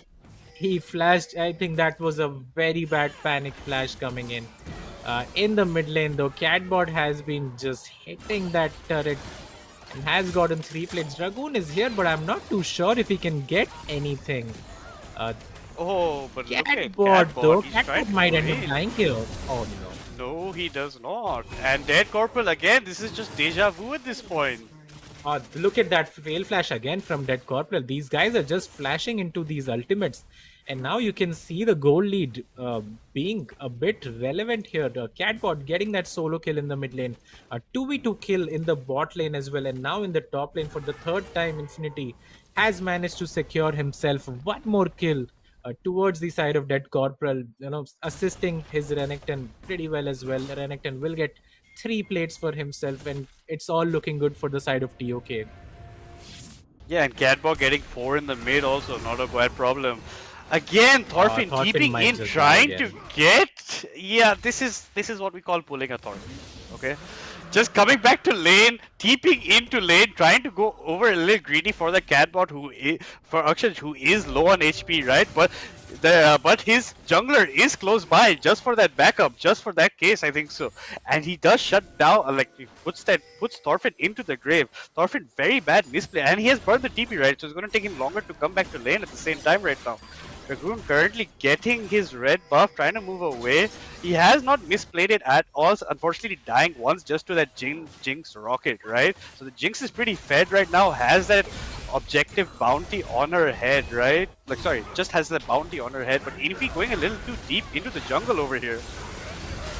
Yeah, and the LeBlanc is going to come in as well. Let's see how this fight goes. Catbot is going to get stunned up and dies. And that's where you can see the value of the Gwen W coming out. You can't really do too much damage. Thorfinn is being very greedy yet again. Let's see what happens here. I think if he ends up dying there, Aizen is going to die. Dragoon will get these shots. Oh, the shield as well. Oh my god, the Braum has saved him, but Infi is here to finish Thorfinn off yet again, and just like that, this fight, which was again looking good for the side of Kakao Gaming, goes really bad. And come on, man. Yeah, honestly, bit of a misplay. The Gwen W did save them at that time, but they chose to still go in for a little more trading, getting a bit greedy. Thorfinn essentially also getting a bit too greedy there, causing Aizen to also kind of walk up. Aizen dies back of that. Thorfinn also dies under the turret. So all in all, very bad trading there. Kakao Gaming did get their did get one kill in that trade in the beginning, right? Maybe just fall back off of that, take your advantage that you've already taken over there, and just move on with your lives, right? But instead, as you can see, the tendency for a bit of an aggressive team, no matter which team, when you are a bit too aggressive, it does fall out sometimes. It is a high variance kind of play style. But in this case, it was on the lower end. They could do nothing of it. And Akshaj taking away the lead with the CS. Only major CS difference. Also, RTO in the top lane also has a significant amount of CS difference. And look at this Hecarim. Yeah, He's so fed right I, now. 4-0-2. and like but the early mistake, I think Black Infinity has done what he needs to do. Got the Renekton ahead, did shut down the Jax very early on. And just speaking about the bot fight there, I think that is synonymous to Kakao Gaming and Thorfinn, as always, just being, just always being so greedy, and it always, bites them in the back. And having said that, Dead Corporal, even though he's 0-3 down, is putting a lot of pressure towards that Renekton, will take the turret down as well. So I believe he is ahead in gold against the Renekton right now.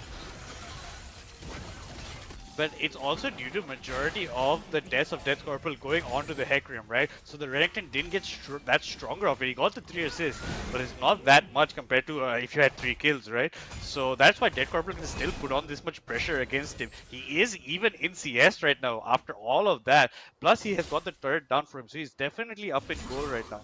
I'm just hoping that neither of these Jinx shutdowns or the Hecarim shutdowns go to any of the hyper carries for Kakao Gaming. I mean, that's all 4 of them, the hyper carries, right? You wouldn't mind the kill going on to the LeBlanc, Kai'Sa, Gwen, or even the Jax. Just not the Braum, hopefully. So, yeah, but let's see if they do get that sort of a fight where one of these carries do end up going down. I don't see that happening for quite a while right now, because none of the objectives are up. The Hextech Dragon is going to come up in 1 minute. But I think the Jinx is very well protected just by the Milio. And for the backline as well, Renekton can be really strong in the coming team fights. Yeah, definitely he will be very strong. He will be putting up that front line for his team, plus the Hecarim diving in on the squishies of Kakao Gaming, which is which is basically the LeBlanc and the Kai'Sa right now, right? LeBlanc is 0-3-3. She is not as powerful as she would want to be at this point of the game, right? And Catbot has been putting on that pressure, got a lot of plates for himself. I think he got all plates actually for himself in that mid lane before the platings even went down, before the turret even went down. So yes, and the dragon is coming up in around 15 seconds time. And the jungler of Kakao Gaming is towards the top side though. Yeah, so I think they have just decided to give this dragon and in hopes of diving that Renekton and securing the tier 2 turret for themselves. But I don't think that is going to be easy. Diving the Renekton, Catbot even has the TP as well, so he might decide to TP top. Yeah, they are going to, I think this is a very smart trade coming out from the side of Kakao Gaming. Let's see if they decide to go for that tier 3 turret right here. All 4 of them are stacked up in the top lane. But the recalls are coming in from the side of TOK. And even if they can get a good chunk, it's good macro from the side of Kakao Gaming.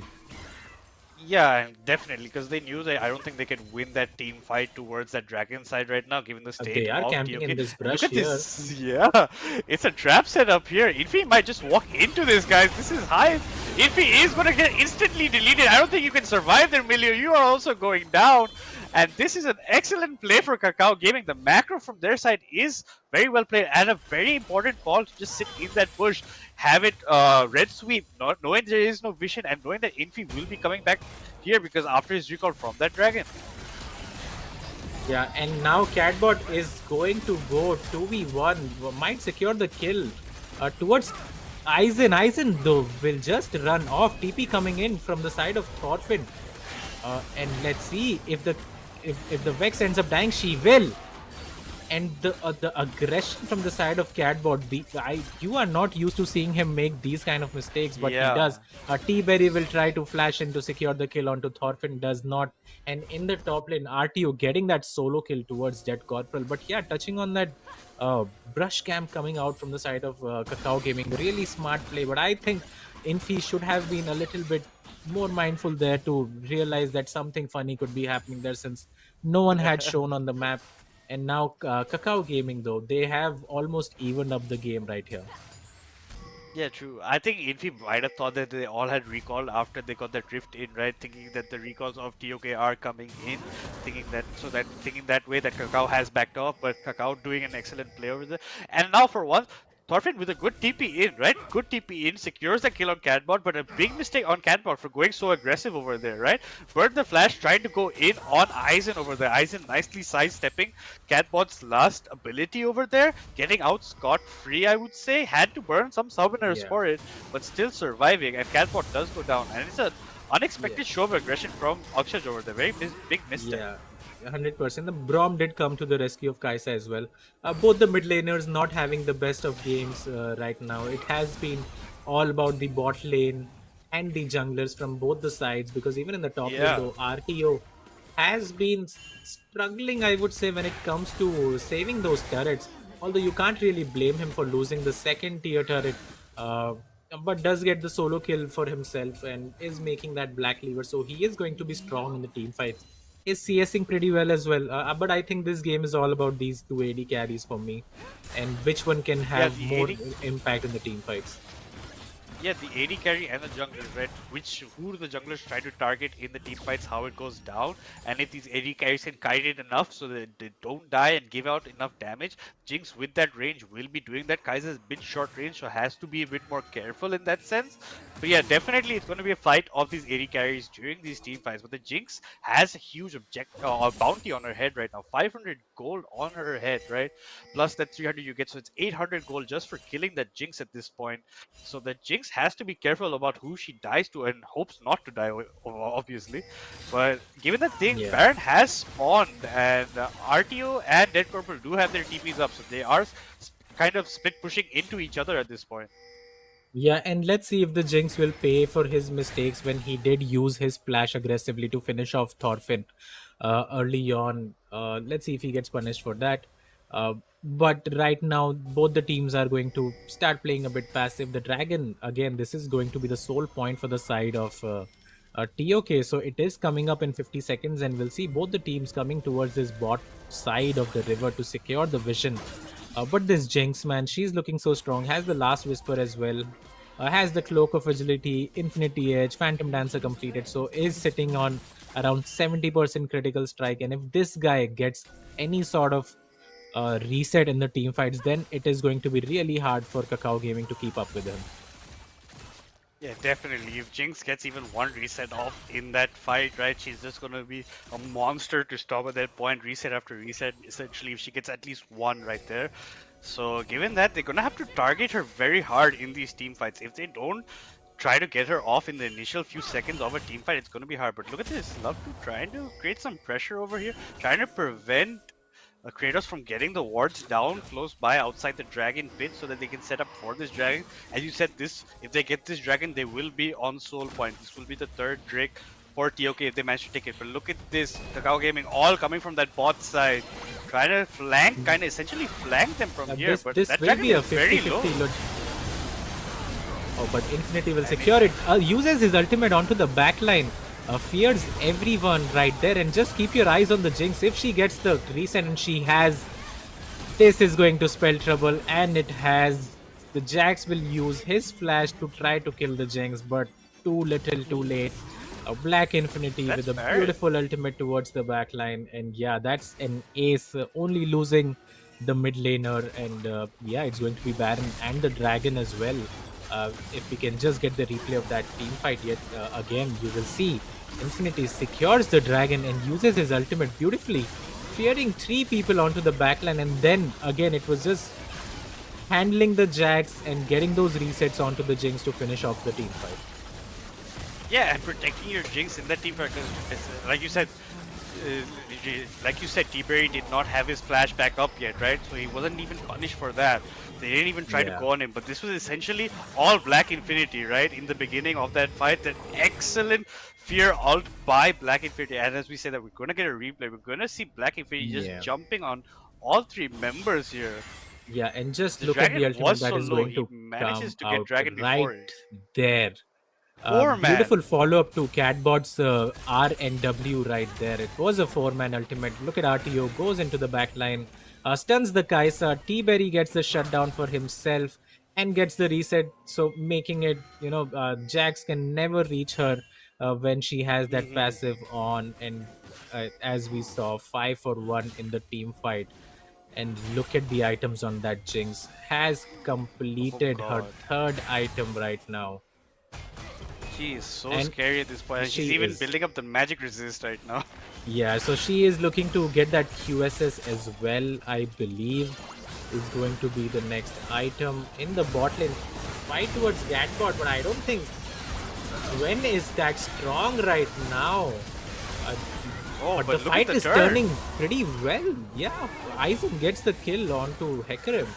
They're so low. Oh, very well played by Aizen right there. Uses his W, channels it along with his ultimate, and that's going to be 2 kills going towards the side of this Kai'Sa now. And a beautiful team fight. Again, let's get the replay of that as well. See how it all started and then turned sideways for the side of TOK, who were looking very strong. Yeah. And they are still in the lead. But that was a big misstep by them, right? That was an excellent turn by Kakao Gaming. And you have to give points to what Aizen did in that fight, right? The Kai'Sa did go ham in that fight, did not stop, saw her teammates going down to almost 1 HP, did not back down from it, just continued going on and got those trades down for them. And just look here, let's see what started the fight. So Catbot hovering very aggressively, Dragoon goes in, Infi is there to follow up. Thorfinn was really out of the fight, but look at Kaizen right now, uses his passive procs, finishes Infinity with the W, uses his W right here again, as you will see, along with his ultimate, finishes him off with his auto attack, and beautiful play coming out from Aizen. And that really killed a lot of tempo coming out from the side of TOK. And another fight happening here. For what reason, I'm not too sure, but Dragoon uses his ultimate and sends TOK packing from topside river. We already know these teams don't fight that much for objectives. They fight to show dominance the way they fight, right? Thorfinn getting a relatively very low over here. His passive getting activated off of it. So Kakao Gaming having a new life in their game from that fight in the bot lane. They're showing they are not dead yet. And RTO might be setting up a trap for Dead Corporal over here. But can he finish Dead Corporal? And instead just choosing to run away. Yeah, but RTO is very strong. He is level 17. He's the highest level in the game. Has 3 items completed. I think he can definitely try to fight that Jax 1v1 right now. But is going to decide to not do so. Slices and dices away. And let's see, in the bot lane, Kai'Sa might use her ultimate. There is a stack onto Cat bot. Aizen is going to get Hecarim ulted though. Will use his barrier and get out. And we are seeing a lot of TPs come in. Thorfinn is here. Uses his chains onto Catbot. Dead Corporal is going to chase towards that backline, but now he is in trouble. And there you go, the reset onto T-Berry. Let's see what he can make of this situation. So we are going to get a 1-for-1 trade, but that looked really bad for a second there. Thorfinn might get caught out here. Uses his W, uses the flash. I think that's a waste of flash right there. Again, Thorfinn getting caught out for no reason. I think he could have gone. He could have ran back towards his base, but all in all, a 2-for-1 for the side of TOK, and they are looking to push towards that bottom inhibitor. Yeah, and while we say that, just to cut you off, Madness, the soul is up as well. So Black Infinity is going to pick that up, and I think we are looking at the end of the game. Again and Black Infinity over there. But Dragoon, you don't want this fight. Infi's team is coming unless you can melt this dragon fast, which you can't at this point. Look, even Catbox around for the flank. You're pushing them away. This Soul Dragon will be going over to TOK. You can't even stop it right now. That is done. That is gone. And TOK will have Soul Hextech Drake right now. And Dragoon's just trying to run away at this point. Will Kakao Gaming, sorry, TOK even look to try and chase him? Let's see if They are T-Berry looking to decides to chase. use his ultimate there. But this game looks to be quite done because the Hextech Dragon Soul for the Jinx is just it is illegal, and the damage he's going to Yeah. deal in the coming team fights, it's going to be quite hilarious to watch. Yeah, and T-Berry is just too strong right now. Unless he can get melted early on in the fights, there's nothing you can do. And look at this, Cat bot is going to be caught out here, getting stunned by the Jax. Jax is following up, but Thorfin's here to end Cat bot right now. Gets the kill on him, blinks backwards, and there's nothing you can do. That's a Catbot having a very unfortunate game over here, or like walking in the wrong place at the wrong time, right? I was about to say the same as well. Just looking at his score 1 and 8, that is not the true reflection of how the early game went for him. But as you can see, the scores it doesn't lie. He is getting carried in this game, but has been pretty good in the team fights. But in isolation, not had the best game so far. Yeah, and he has sacrificed himself a lot in the team side, and as we say that, Kakao Gaming trying to bait for a Baron type of fight over here. Braum activating the ult, only hitting the Jinx, but Jinx has too much of a front line, has to flash away from the stun of the Jax. You cannot kill this Jinx right now, but The Jinx has go gone down down to though. Aizen. But I don't think it but makes a at what difference right cost now. here? Yeah, exactly. They did manage to take the Jinx down, but a 4v5 ace coming out from the side of TOK, and that is just a reflection of how far behind they have fallen. Yeah. And I think this will be game That's 1. GG. That is. Yeah, towards the side of TOK, and that's the power of Hextech Soul as well, right? True. You can proc it so much that it really did not matter in the end, and GG, TOK takes game 1, and yeah, great performance from T-Berry, Black Infinity, and RTO. Even Kratos. Yes. So all in all, Catbot did not have the best of the game. But if you can lose while playing badly, as I always say, then it's a good indicator of what's to come. And yeah, game 1 to TOK. Yeah. And I think that's a huge amount to his team, right? We even talked about this in the pre-show, right? When one member falls behind, the rest of the team is there to catch up. Maybe Catbot did not have the best of games. He did not, actually. But his other teammates were there to pick him up. Akshay, realizing that he was so far behind, choosing to sacrifice himself in a lot of team fights. He did go in, did not be afraid to go in, did cause a lot of mayhem in the beginning of certain team fights that allowed his team to get the advantage of later on. But honestly, this fight towards Baron at the end was not it. And T-Berry is so strong, they had to burn pretty much all the util just get T-Berry. They did manage to get T-Berry, but at what cost? Like you said, it cost them pretty much their entire team, right? It cost that ace off it. They only got T-Berry instead, and they got their team wiped out for just getting T-Berry over there. At the end, Aizen and T-Berry did hit last hits on each other, so basically they ended each other's lives over there. But hey, that was it. That was the team fight that ended it, and I don't think they could do anything once that Hextech Soul was taken by TOK. Yeah, and as you said, the Hextech Soul is just too important. And once that goes away, I don't think you can do too much about it and, come back into the game. The Baron followed as well after taking that third dragon, which was set up pretty well by Catbot. So even though he was 1-8 or 1-9 in the game, he did have his moment as well, setting up the team fight for the side of TOK to win. Yeah, and we will go into crucial moments pretty shortly. So you will see that one dragon fight where he did have a great effect on the game. Really well done by him as well. And this is where RTO gets caught out a bit, not expecting Dragoon to be here right now. Does burn his flash, and you'll see he does take a step forward. Like here, that step forward is what caused the Jax to jump on him over there. He thought he was maybe being a little cheeky over there, but now at the same time the Hecarim does come up. This is one of the 3 times that Hecarim comes up during the laning phase like this. So essentially you could do nothing to stop him there, and now Catbot getting caught out a bit over here. he did not have the best of placements or positioning during this game. It's nothing, and this is an excellent Jinx rocket coming in from T-Berry that started him off on his kill streak of 7 kills before he had that one death. So again, an amazing performance by T-Berry, and again you can see I said that was one of the three. This is the second time that the Hecarim catches out the Jack's top side. Dead Corporal was being a bit casual with the way he was moving, and the Braum flash basically not even out of the range of the Jinx rocket.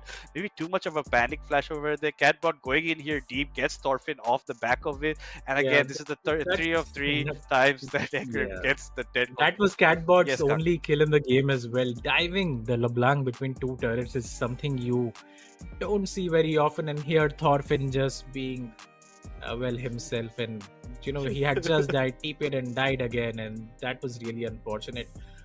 Just looking at this game here. Yeah, this turned out to be a pretty good fight, and then you will see again Thorfinn just being very greedy right here. Decides to go in and costed his team 2 more kills. And I was just going to say that I think Kratos has had a really good game in this. Loki, a really good game by him. He was wherever he needed to be, protected the Jinx at all times. Only died once.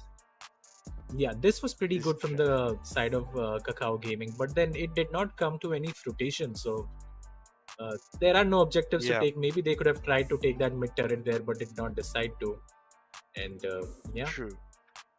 Yeah, but they had taken the objective up top. They got it. This is where it was looking a bit up for Kakao Gaming, right? They looked like they could be coming on that upward streak, right? The goal difference wasn't so much at this point.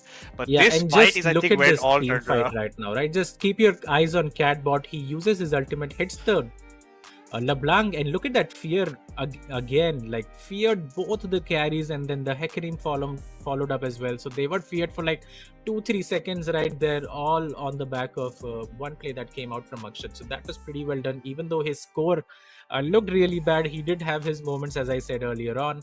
And I think this was the game-changing fight anyway. They get the 3rd dragon. That was the soul point, the Baron buff as well. And from here, it was all about how they closed out this game.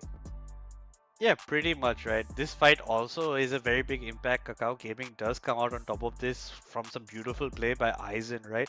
He comes in, gets that fight off with his Q, gets 1 kill over here, right? Falls back, is going to go into the bush, ease away, gets Invisi, gets back onto Catbot, gets another kill over here, and then chooses to fall back, which is standard here instead of trying to persuade it. Thorfinn is still going a bit aggressive. Catbot getting caught out here, but the Hecarim is here to back up. Aizen having to burn both his flash and his barrier just to stay alive. But in the meantime, you see a dead Thorfinn maybe and a dead Corporal, right? Dead Corporal will be left out here to dry while the rest of his team walks away a bit scot-free. Jinx is getting a bit of the resets here, but gets closed by the Braum. And this Thorfinn gonna blink back, flashes away. I don't think that flash was worth it at that point, because you were dead no matter what.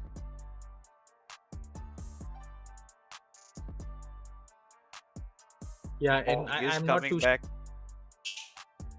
too sure why he was there in the first place. Could have gotten out there easily. And here, KKG do decide on starting that Baron. This was the ultimate team fight as well. They get this turn on towards T-Berry, but look at the resources used just to try to take down the Jinx. But the Hextech Soul is just too much. And when you have a Renekton who's that fed, with 3 items as well, no one's safe around him, and that was the end of the game, guys. Game 1 goes to TOK, and let's see if Kakao Gaming decide on changing anything in game 2.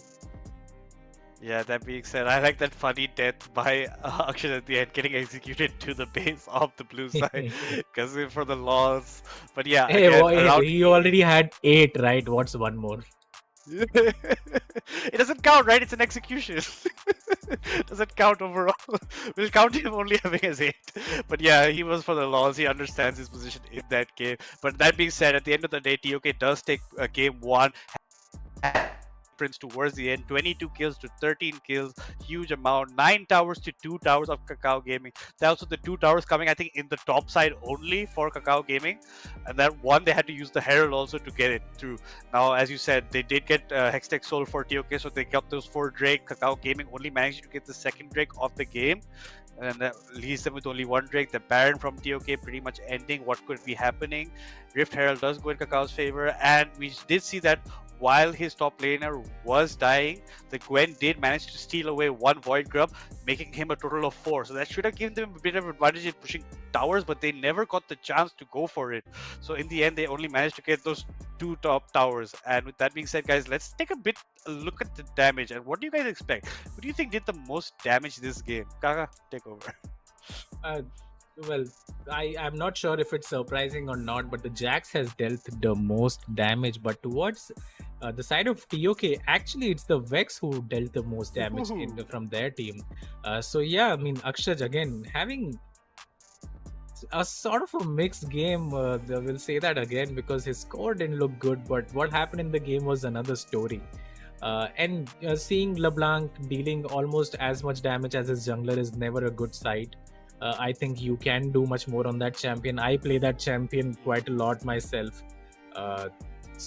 But yeah, I mean, Dead Corporal did deal a lot of damage towards the side of Renekton. And we will be seeing who the match MVP was. And the still MVP for this game will be the Milio. So look at that. Well, almost 10,000 gold towards the support. The other stats don't really matter. Just look at his KDA, 2-1 and 14. So he was pretty relevant, trying to save that Jinx wherever he could. Had great ultimates. Did waste Dragoon's time by a lot of seconds right there as well. And Kratos, I think he was deserving of the MVP right here. Yeah, definitely. I lost count of how many backs he stopped. Not just Dragoons, the Broms also, the Kaisers also. He stopped so many backs overall. Early game on, he showed so much pressure that allowed his ADC, right, the Jinx to get so fed. T-Berry had so much fun off of him, right? With this duo bot lane, I think it was just unstoppable how it went down. And definitely, Kratos did play a big, huge part in the way their team functioned throughout this map. He had a nice time of vision clear, and he kept on giving his own vision, never stopping, and giving constant heals to his Jinx. So the Jinx was pretty much undying due to this Milio at the back of it. Yes, and yeah, having said that, guys, we won't be going into a break, so we are going to talk for a bit more and then jump to game 2. So not wasting any time here. And I mean, speaking about Kratos for a bit, he can play those engage type champions, but has been loving the Milio in recent times. I don't think I have seen him play any other champion in the last 3-4 games. Guys, if you do want to play in these tournaments, the iFlix Community Cup is up as well. And today is the last day of registration, which will end after this best of 5 finishes. So keep an eye there. Do join our Discord server, which is LOL-INSA, and you can register in that tournament as well. Yeah, I just want to point out it is till 9 PM, guys. This best of 5 might go longer depending on if we go to a 5th game. It's going to be a bit hard for that, but 9 PM, do register, guys. It is one of the tournaments that are coming up. We will be having a couple more, but this every tournament that you register for is an experience that you can continue playing with your friends, having some fun. That's all that we expect out of League of Legends, right? Having some fun, playing with some buddies, communication, and going for that glory, right? Yeah, and yeah, I mean, we have spoken a lot about this game 1 anyway. So what are your expectations for game 2? With that, we are going to jump into champ select directly. Yeah, and game 2 will be maybe a bit different of scenario, but as you can see that the Karthus is banned out again. I would honestly like to see some maybe aggression out of Catbot. He did play a very nice support type of role for his team, the way he did the damage, and he did sacrifice himself a lot in the team fight just so his team can get ahead, which was very unselfish of him.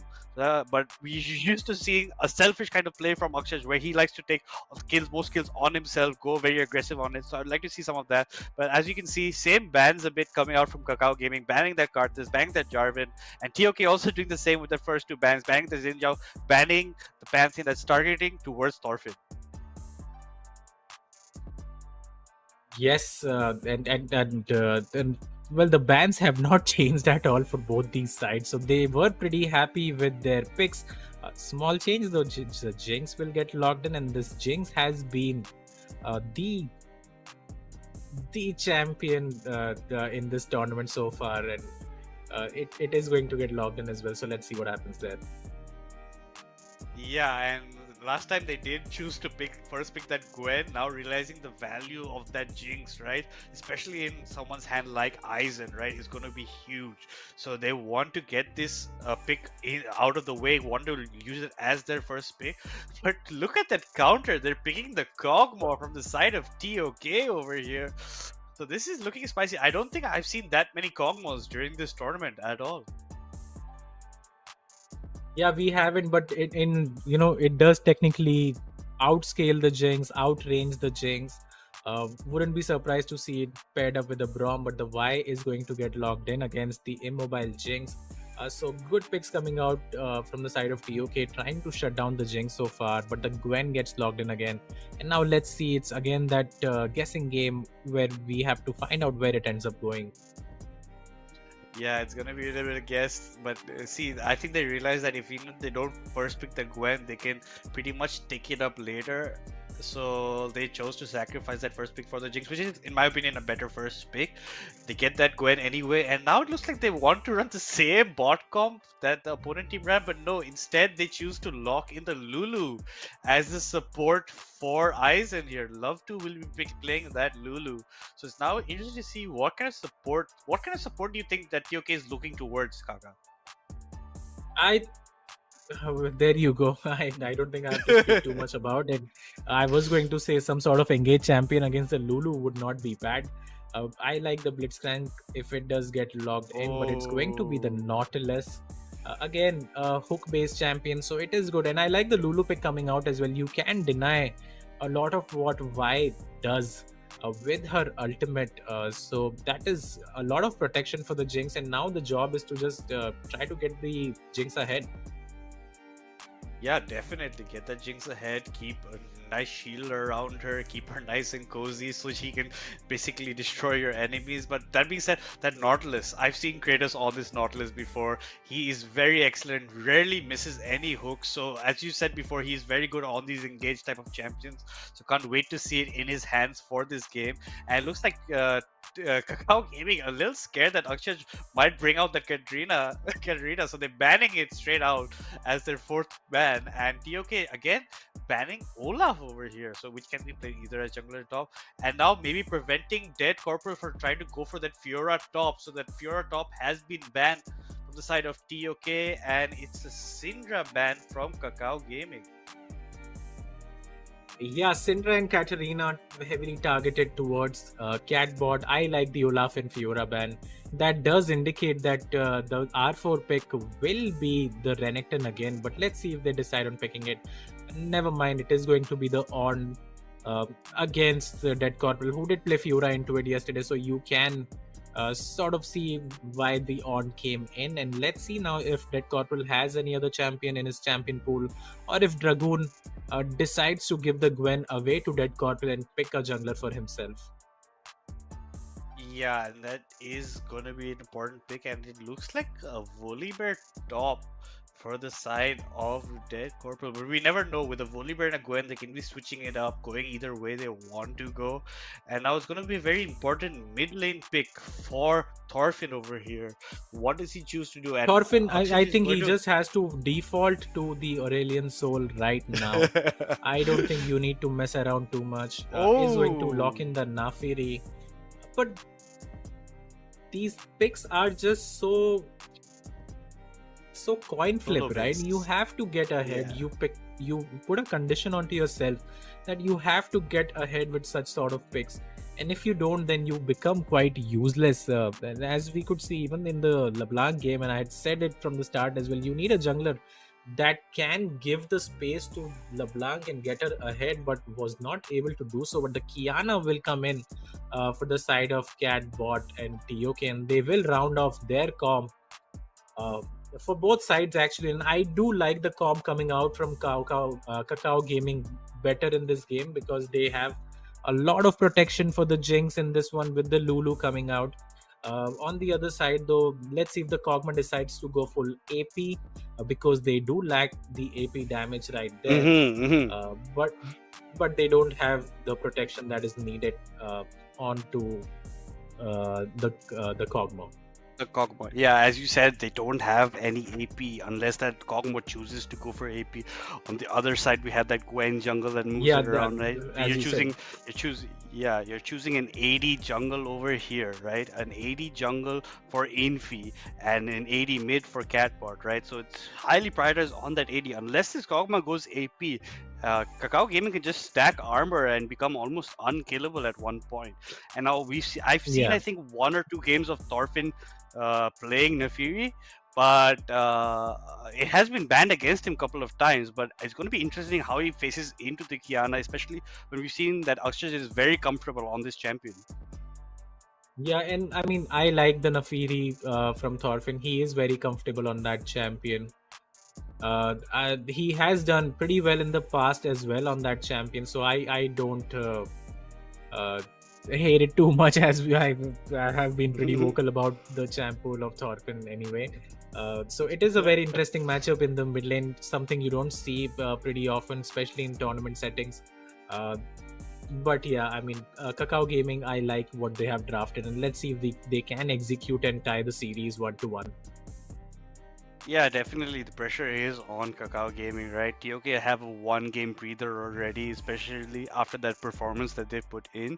It'll be weighing in the minds of Kakao Gaming, but now we do have Aizen on his famous Jinx, right? And we've taken that away from T-Berry, give him the Kog'Maw. As you say, he does outscale the Jinx, does outrange the Jinx, but most of these games don't go to that late stage of a game. They don't allow it to go to that late, given how these teams like to interact with each other. So keeping that in mind, I think if Thorfinn can maybe snowball a bit, it might be a different type of scenario, but I don't think he's going to be able to be getting that much off of the Kiana, so he'll probably have to look for side lanes to try and get his KD up so that he can get those items in and try to a little bit snowball off of that. And as you can see, it is the Volibear in the top, the jungle, the Gwen, Thorfinn in the mid with the Nefiri, Aizen has the Jinx, is the ADC, and we have the Lulu in support. On the other side for TOK, we have RTO as the Ornn this time instead of the Renekton. Infi now looking to take 5. We haven't seen also that much comparatively, and I've only think I've seen Kiana being played by Akshaj in the mid currently in this tournament. And as I said before, this Kog'Maw on T-Berry will be a bit of a difference because we haven't got to see it that much. I don't think I've ever seen T-Berry play that much Kog'Maw. Maybe that's my mistake, I haven't. But what I have seen a lot of is Kratos playing this Nautilus. So if he lands his hooks very well, especially on target selection, it will change a lot of the outcome of this match.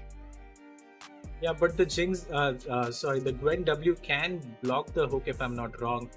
So Kratos will have to play around that timing as well. But he is just a really good Nautilus player, a really good engage support player anyway. So, you know, him and Black Infinity have had a really good synergy as well whenever they decide to roam around together. So I think towards the side of Thorfinn, I think they are going to look to camp towards the mid lane and try to kill that Nefiri, try to put her behind. The Kog'Maw can farm under turret, especially against the Lulu and Jinx, does not have a lot of dive threat coming out from their side, right? So then let's see if the early plays revolve around the support and jungler from the side of TOK. Yeah, the support will be coming in huge over here. And I've seen one of Kratos' interviews that he gave after they won a tournament, and he's such a nice and humble guy. You don't even expect him to be this aggressive when he's playing a support, just how his normal personality is. But in the game, he's just a completely different kind of beast. if he gets that level 2 advantage, he will be pushing for it non-stop. He does not care, like they did in the last match, like he did in the last match on that Melio. As soon as they hit that level 2, they went for those early trades in and did non-stop. So I don't think Kratos will be having that much of a problem, and he's pretty aware of what Gwen's W does, so he'll probably, as you said, try to play around those timings. And with that being said, guys, we don't want to waste more of your time. We will be heading right into the game.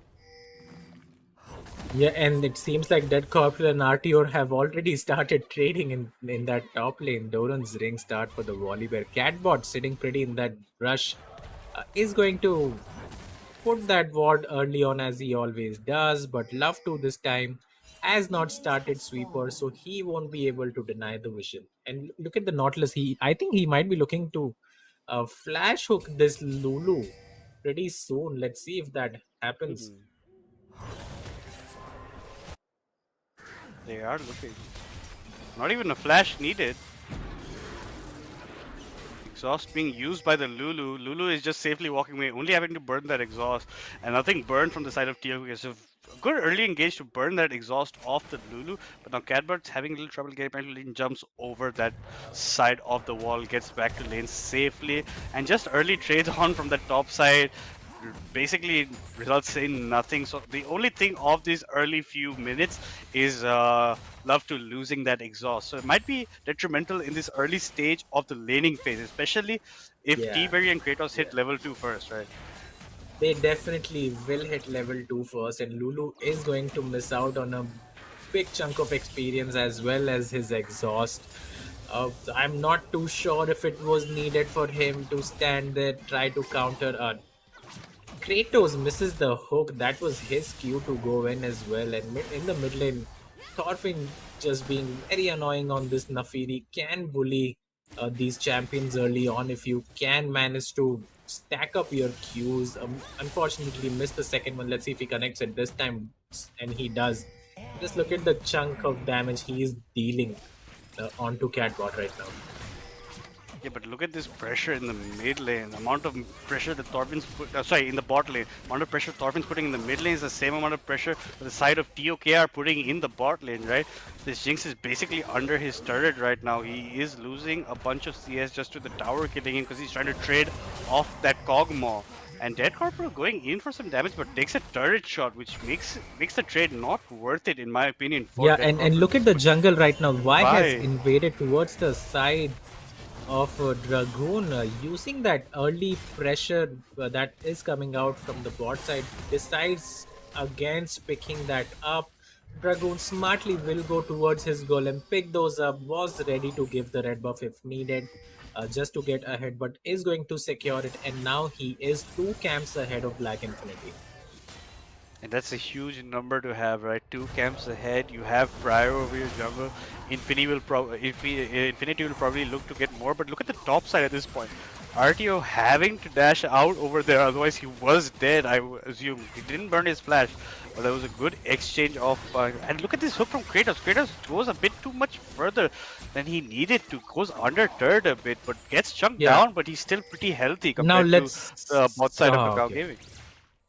Okay, so for a moment there, Black Infinity was hovering towards that bot line, and I thought that he might be looking for a dive right there. Decides against it. Gwen is going to place that ward in the top side golem of Black Infinity. Is going to recall now and get the respawns. Never mind, he is going to pick up those golems for himself right now. Yeah, looking to just deny even more camps for the Vi, right? The Vi has caught up pretty much. The amount equal, but Gwen, after getting these camps off the Golem, will be ahead. Her own Gromp is back up, can go for that. But what's more interesting about this bot side, they are trading pretty heavily on both sides right now. T-Berry is also very dangerously low, but none of the junglers are looking towards the bot side currently. So both teams relatively safe right now if they don't go for any misplays. And the Dragon is coming up in around 5 seconds time, so that will be another objective to maybe fight around. At the same time, in the mid lane, Thorfinn up by quite a bit of CS right now, making about around 4. Kratos has cancelled his recall right here. Let's see if the flash is going good reaction coming out from the side of Aizen, and now the exhaust onto T-Berry. Maybe the Jinx gets the first blood here. Oh, let's see what happens here. This is Yeah, he very close to does. call, and Kratos will end up going down. And now I think the Kog'Maw might die as well, but the Jinx decides against it. He is sitting in the alcove right now. T-Berry is somehow going to escape. I'm not too sure. I mean, I think that's a bad call. I think But look at Kakao Gaming Akshaj. should have punished that. Yeah, Look Akshaj at is Akshaj, level he's 5 though, looking. so I'm not sure if he can do anything. Whoa! Here. Oh! Beautiful Okay. play by Love to. That's the power of Lulu as well. In the mid lane, Yep. Thorfinn uses his ultimate to go on towards Black Infinity. Infinity is not opting to flash out as of yet. Puts him very low. Akshaj did burn his flash. Very greedy play coming out from him, underestimating the Lulu flash. And Love to played that beautifully. And this Yeah, bot and he lane, tanked one the turret Jinx shot lane, before the flash also. Right? He took one turret shot before the flash either. Yeah. I don't think it would make that Yes, much of a difference, but even if he gets on the Lulu over there, it's still tough for him to finish her off before the Lulu can maybe get away scot-free. So, very bad misplay by Akshaj, maybe miscalculating a bit, and did not have even TP to come back to lane. So, he will be behind a bit on XP compared I to think Thorfinn. he And just Thorfinn, underestimated the Lulu, man. I don't yeah. think he expected the Lulu to flash perfectly and then, make him into a chicken right there. So, and that's exactly what happened. Maybe he thought the flash was already burned, you know what I'm saying? Because of how the dangerously low their HP bars were. Maybe he thought the flash was burned during the previous fight with T-Berry and Kratos. And it even surprised me how T-Berry got away from that with his life. But at the same time, the dragon is going to be taken by TOK over here. So first Drake going over towards them. And Gwen was looking to maybe try to go for a steal, but thought better of it. It is a Cloud Drake that is going over to TOK, so not the worst of scenarios. And RTO getting pushed a bit under his turret here by Dead Corporal. A level advantage to Dead Corporal with a 20 CS advantage as well. Yeah, so Dead Corporal again bullying RTO in this top lane, punishing the On. But the On is fine being in a deficit, he's always looking towards those team fights. And in the mid lane, Thorfinn is having a really good game so far. Is this up by quite a good margin in CS as well. I mean, that does come down, from the fact that Kiana did roam early on. I think RTO could have ulted the wave there and tried to put aggro onto the Volibear. Decides against it, and now both these mid laners are pretty low. And let's see if they decide to fight here. Yeah, and the Void Grub's going over to him, but at the same time, look at this. Infinity is coming in. Infinity does channel the ultimate, and I think that is a dead Thorfinn, and yes, that is a dead for Thorfinn. Excellent gank by Infinity over here. The Grubs do go towards the Gwen, but then they were going anyway. But Gwen is now pinging towards the red buff of Infinity, right? He's going for the top side, and Volibear is there to shadow around. So Infinity might be in for a nasty surprise if he goes a little top side. Yeah, and definitely the Gwen can easily 1v1 the Y right now because the Y does not have her ultimate up. Does have the flag, so maybe he can escape. But look at those two champions just sitting there. Black Infinity smells trouble brewing. They are going to go towards the side of RTO, who is going to miss his ultimate right there. But Catbot is here with his ultimate. Oh, this Volibear is so strong though. Y has to burn his flash to get out. Catbot might be in trouble here. The Volibear is just so strong. Thorfinn is here as well. Uses his W to get the kill onto Black Infinity. And all in all, it's a 3-for-1 for the side of Kakao Gaming. And all of these lanes are showing up in this game too.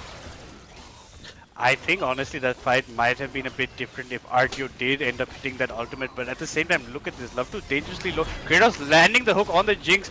The Lulu shielding the Jinx, ulting her up, and now Jinx is firing away with her passive. I think he's going to get one more kill here. Oh, but I don't think the out, Jinx was aware that the barrier was up. He just tried to start walking away after landing that W. It was a perfectly timed barrier from T-Berry to save his life over there.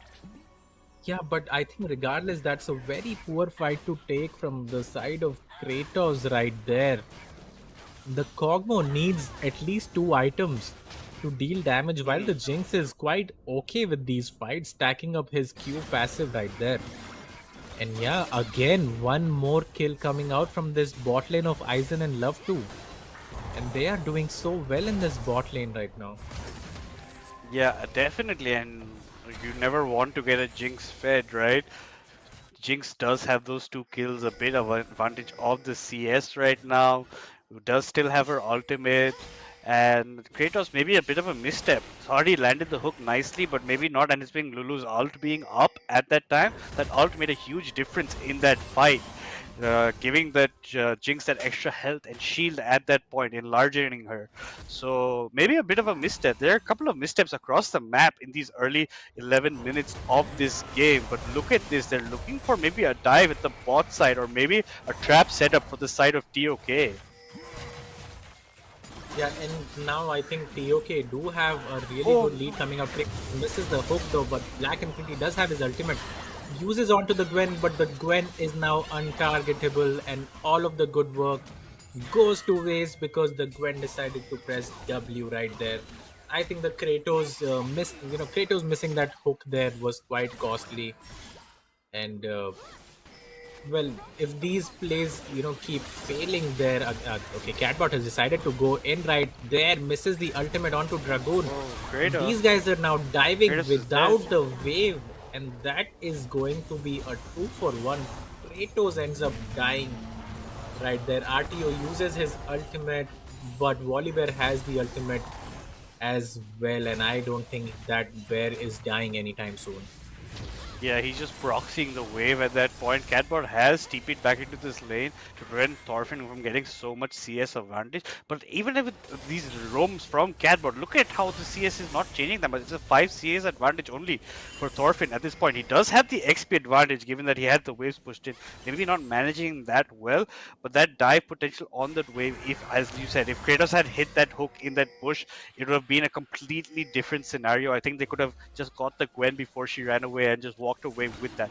Instead, they go for that dive under the turret without the wave, and it's a 2-for-1. They just lose Kratos for that while getting the Jinx at the same time. And now look at this. Because of that kind of pressure being created, the Hextech Dragon, the second dragon of the game, going to Kakao Gaming right now. Yeah, now Dead Corporal is here to try to... Oh no. God, Catbot, you never want to see that happen.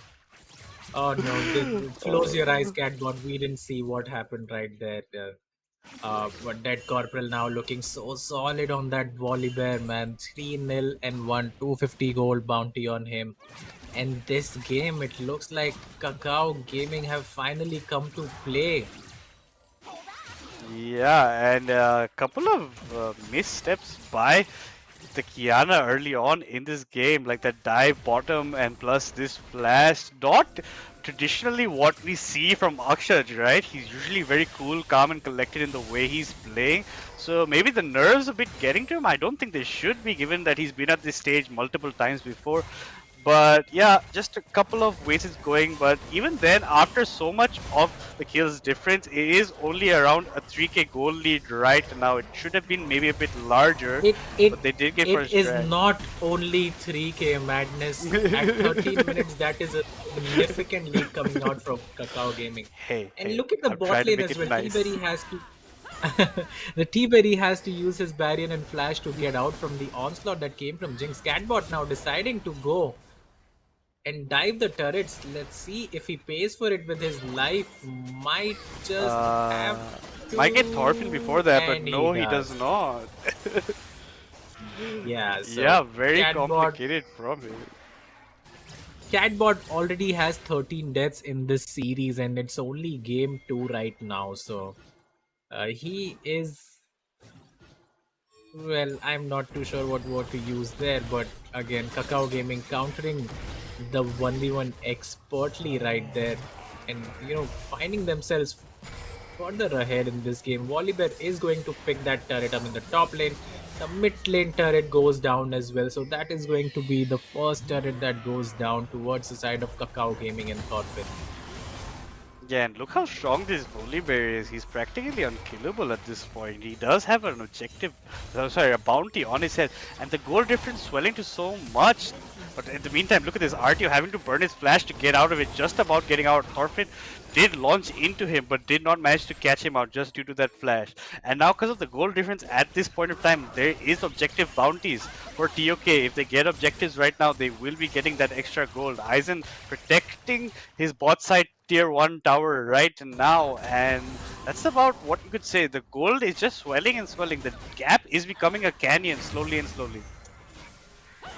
Yeah, 100%. And I think Kakao Gaming playing this one out beautifully.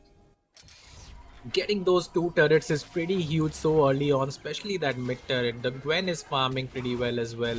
The Volibear now has 2 items. He has perfect CS, so he's going to be so aggressive in these team fights. Don't be surprised to see him healing up half his HP bar every time he uses his W and his E right there. So yeah, and now I am not too sure what you do as TOK. Maybe you just hope that this Kog'Maw can get these shut down somehow and get scaling, because that looks like the only avenue that they might have to win this game. Yeah, but then they're gonna have to slow it down a bit, right? Not get caught out so much anymore. They have to like try and avoid fights, so you let let T-Berry scale up. They were looking for like this kind of bot dive right now on the Jinx and the Lulu. Thought better of it, backed away, and there's no objectives to fight over. So this should just be a farming phase for both sides of the team. But Kakao Gaming will be looking to advance their snowballing potential by going for fights, while TOK should essentially be trying to not take those fights overall and let T-Berry just scale up comfortably. He has not died for his team yet, Kratos having died 3 times in his stead actually. And this Kiana is also not looking like she could maybe one-shot right now. Yeah, and again, Kakao Gaming is really comfortable, getting those CS. Even the Jinx is very close to her second item right now. The Gwen will obviously outscale the Y in the late game, and towards the top side, they use the Rift Herald, but Dead Corpus has decided getaway to car. take a U-turn. I'm not sure where he's going. I think that would have been a great chunk onto that turret regardless, but takes it towards the river for some reason. Not too sure why. And that looks like But it's going to as be a you waste say, of Rift Herald. yeah, that is definitely a waste of the Rift Herald. Maybe just let it be normally there instead of just driving it away. You can walk away there. I don't think you would have been in the problem getting caught out. But the dragon has spawned, and it looks like TOK want to take advantage of this and maybe go for it. But if they get caught out here, Dead Corporal does have the TP to go back in, but his back was stopped by RTO currently. Yeah, and RTO currently surprisingly, is it's 1v1ing who the Rift have Herald. the dragon. Yep. I'm not sure what TOK is up to right here. I don't think they are strong enough to take this 5v5. The On is going to TP. And if they don't make a great play here, the Lulu has the ultimate up, is not going to use it towards Thorfinn. But there you go, RTO goes down, the Jinx gets the reset, and now it is going to be the Jinx party. Gets a double kill, gets a triple kill. We might be seeing another pentakill coming out from this guy right here. And there you go, pentakill yet again for Aizen on this Jinx. And as we were saying, Madness, TOK is not strong enough right now to take that 5v5. And another pentakill for this Jinx, and she gets the bottom turret. They secure the dragon as well, and now this is going downhill for the side of TOK. Yeah, this is not looking at all good for TOK right now. Given that we said they should not be looking for the fights, and they are the ones who initiated that dragon, right? And the TP did come in a bit late from RTO. By the time Dead Corporal did jump on the rest of the team of TOK and is allowing this Jinx to get those free hits from behind. As I said, we'll just take another look at it. Look at this ultimate by Dead Corporal. He jumps into 3 people almost. I think Catbot has to find that Jinx in the backline with his ultimate, or it is going to look really bad. And look at the Jinx. She was untouched till she decided to go melee range to try those, to finish those kills off. Uses his flash and barrier beautifully. Surviving with less than 100 HP, but gets the pentakill. And this guy already has gotten 2 pentakill in the last 3 days, a quadra kill as well for good measures, completes his Phantom Dancer, has the BF sword as well for good measure, and now this Jinx is looking so strong with the Lulu. Just And wow. yeah, yeah, just wow. Honestly, just wow. The way Aizen is playing this tournament is out of this world. And we did say this man on the Jinx is bad news for the other team.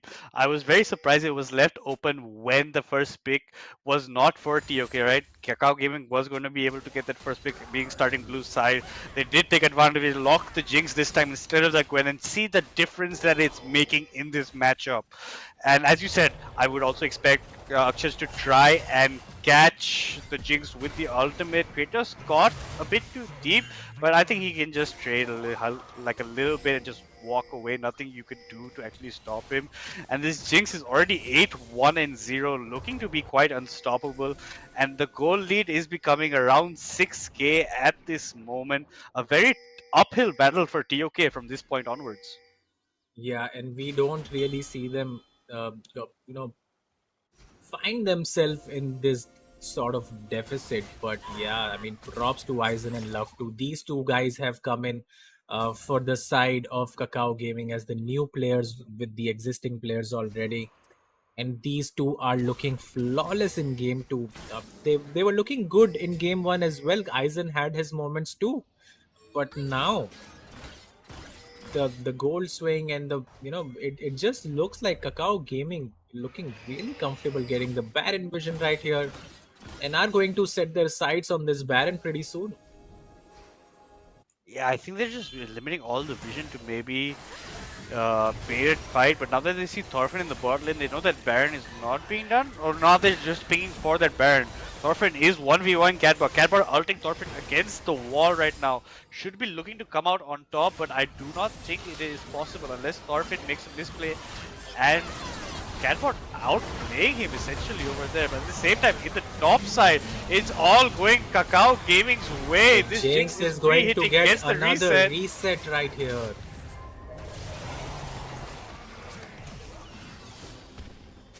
Reset after reset for the Jinx. Oh, actually, not reset after reset, getting only one over there. But now this is looking like a free Baron for the side of Kakao Gaming. It might be a bit risky actually to go for it. The jungler is down, Dragoon is not there, so they think better of it. Don't want another steal that was per se done a few days ago. We won't talk about that right now, but that is always a possibility. When the junglers are down, steals are very viable. So instead, they just reset off that fight. It was Akshaj winning that bot side fight against Thorfinn over there, taking a bit of the lead. Nothing that Catbar hasn't handled before, kind of. And Thorfinn just maybe a bit too aggressive over there, knowing that his team might be starting a fight top side. Yeah, and I'm not too sure why that 1v1 happened in the bot lane. Both of these champions, both of these players thinking actually that they can take their opposition number down, but it was Catbot who came out ahead in that exchange, and towards the top side as well. The Gwen went down, but the Jinx got one more kill to her name and now is looking. I mean, she is very close to getting that Infinity Edge, and once that is completed, it is going to be really hard for the side of TOK to shut down this Jinx, who has the flash coming up as well. So the next team fights, if they can't finish off the Jinx, I think Aizen will be able to carry this game pretty easily. And I think we've already seen that Aizen is pretty much being the carry right at this point. He is living up to the ADC name, attack damage carry name. He has already got one pentakill this match already. So it's going to be very nice to see what he does in future team fights. Unless you just target the Jinx early on in the fight or try to catch him off guard, which is very hard with the way that Aizen positions himself. Unless Catbot goes for an ultimate against the Jinx, it's going to be hard to lock down any sort of team fights over here. Or if the Vi jumps on him instead. But that being said, the Dragon is coming up in 45 seconds time. The Baron is up as it was. And it's a little breather in this game. It's become a bit more slow-paced according to the fights that were taking place. That also being said, because the Dragon is not up, there is no objective to fight over. They're both teams recognizing that fact. But that being said, also Thorfinn in the bot lane is trying to go against Akshas. He might get caught out by Infi coming towards the bot side as well. if he's choosing Yeah, better way, but going he towards does have the Kakao. necessary vision for himself, setting that pink ward towards the blue buff of TOK. So he is pretty fine pushing up that far right now. As long as he does not fight Catbot, I think he is fine. Recall is going to get cancelled for Dead Corporal right here. TP is coming in by Thorfinn though. I don't think you guys should be fighting this here. Let's see what happens. Dead Corporal has fallen pretty low. That's a dead bear. Thorfinn uses his W all to Nautilus. Again, these mistakes keep coming out, man.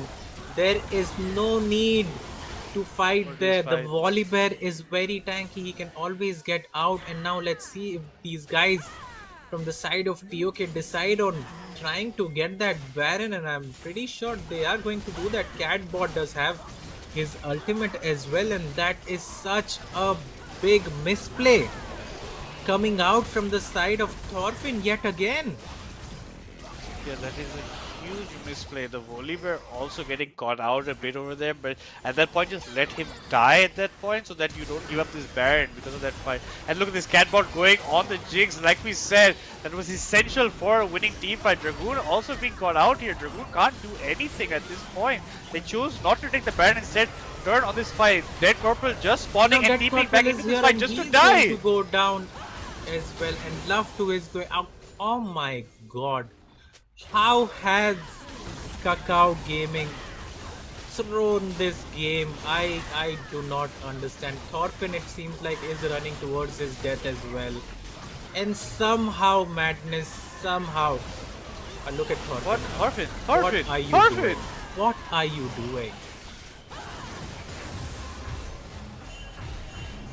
What am I watching? This is insanity at this point. The way they are playing these fights, and it all started with the bear being caught out on top, right? Dead Corporal being caught out. He choosing to TP back into the fight just to die over again with no advantage. They just kept dying. I think they got 7 kills in total in that overall kind of elongated fight over there. Plus they got the Baron, and with this said, it's now dead even in gold across the map. Kakao Gaming have pretty much thrown whatever lead they had up till this point. I mean, I do not understand the decision making that goes on in such games. You are so ahead, you don't need to fight them without the Jinx and Lulu. But again, Dead Corporal, you know, his recall was stopped, but I think he was just fine. Could have used his ultimate to get out, and that was the worst case scenario. But Thorfinn says maybe to his teammates that they can fight that. And both of them end up dying. The Jinx get caught as well, who was doing so well early on. And as you said, a 7-for-1 trade overall with the Baron buff as well. And look at the gold lead now. It's only 200 gold, and now it looks like TOK will get to that late game. And this has just gone downhill from that one poor decision yet again coming out from Thorfinn and Dead Corporal. And this keeps happening, Madness. This is not the first time that it has happened. You can never be too comfortable if you're Kakao Gaming when you have the lead, because the players can just decide to throw it away whenever they want, and that's exactly what happened. It's like they're throwing away money at this point, because they are playing for money, guys. They're not playing for fun at this point. There is money on the line, and I don't think these teams, or I mean Kakao Gaming, recognizes that. And now T-Berry is going to keep on scaling. They bought so much time for this Kog'Maw to keep on scaling. I think the only point that maybe in favor of Kakao Gaming right now is that they have 3 dragons, right? They are on soul point. That is the only thing that they, but they can maybe even throw it from there. Yeah, I mean, I wouldn't be surprised if they end up losing the game now, because that sort of a play, that sort of a team fight, the Baron going off can be really tilting in game, especially for, well, the side of Aizen, because he has been flawless. Well, he was flawless till he got caught by the Kiana, but that was not his fault at all. He had to go there and see what he could do. And now it looks like it's going to be a long game for the side of Kakao Gaming, who have thrown away their lead. And this Mountain Dragon fight will decide everything. Yeah, this Mountain Dragon fight will definitely decide unless Kakao Gaming get this soul. This is looking pretty downhill. But look at this flank from Dead Corporal. He's ulted into 3 members, but he is not as tanky as he wish he was. T-Berry has to kite this a bit. Unless he gets kited away, the Jinx is still alive, gets the resets. And but in the back line, still though, the alive in the Kiana has background. come in and gotten herself a triple kill. Now it's Aizen against the wall. Quadra. Let's see if, I mean, Catbot is going to get a penta right here. Oh god. I mean, 2 pentas in one game. One for Aizen of Kakao Gaming and one for TOK Akshaj, or as we know him as Catbot. And this just shows you how much this has flip-sided or coin-flipped this entire matchup. Just that one fight in that top lane. From Kakao Gaming pretty much on their way to sealing a 1-1 in the series, to TOK now looking to make it a 2-0 in the series overall. yeah, I mean, let's get a replay of that as well and see what happened right there.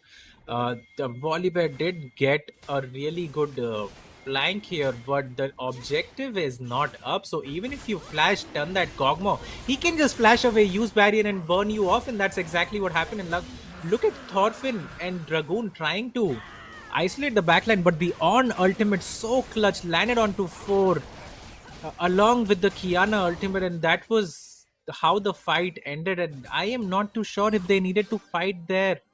There is no need to fight there when you don't have the vision towards the Kiana. You could have just fought in the Dragon Pit, and now look at the items that have come out towards the side of Akshaj. He has completed his I mean, he is 5 slot right now, only needs to upgrade his boot. And oh man, the throws that just keep happening time after time for Kakao Gaming, it is unreal. I honestly think a case study needs to be done on these guys of how to throw a game. It is so painful to watch, honestly. It is so painful to watch what keeps happening with this team. And I mean, huge props to RTO in that fight. That on ultimate was one of the biggest value ultimate that you will ever see in the game. Knocked up 4 people and set up Catbot for success. And Catbot expertly got his pentakill right there. And this game, it has just turned on its head. Yeah, and with that pentakill, Akshaj hitting that level 18 right there. And again, they're fighting over nothing over here at the bot side. It's a red buff. If you want, you can just give it up. There's no point fighting over one red buff like that.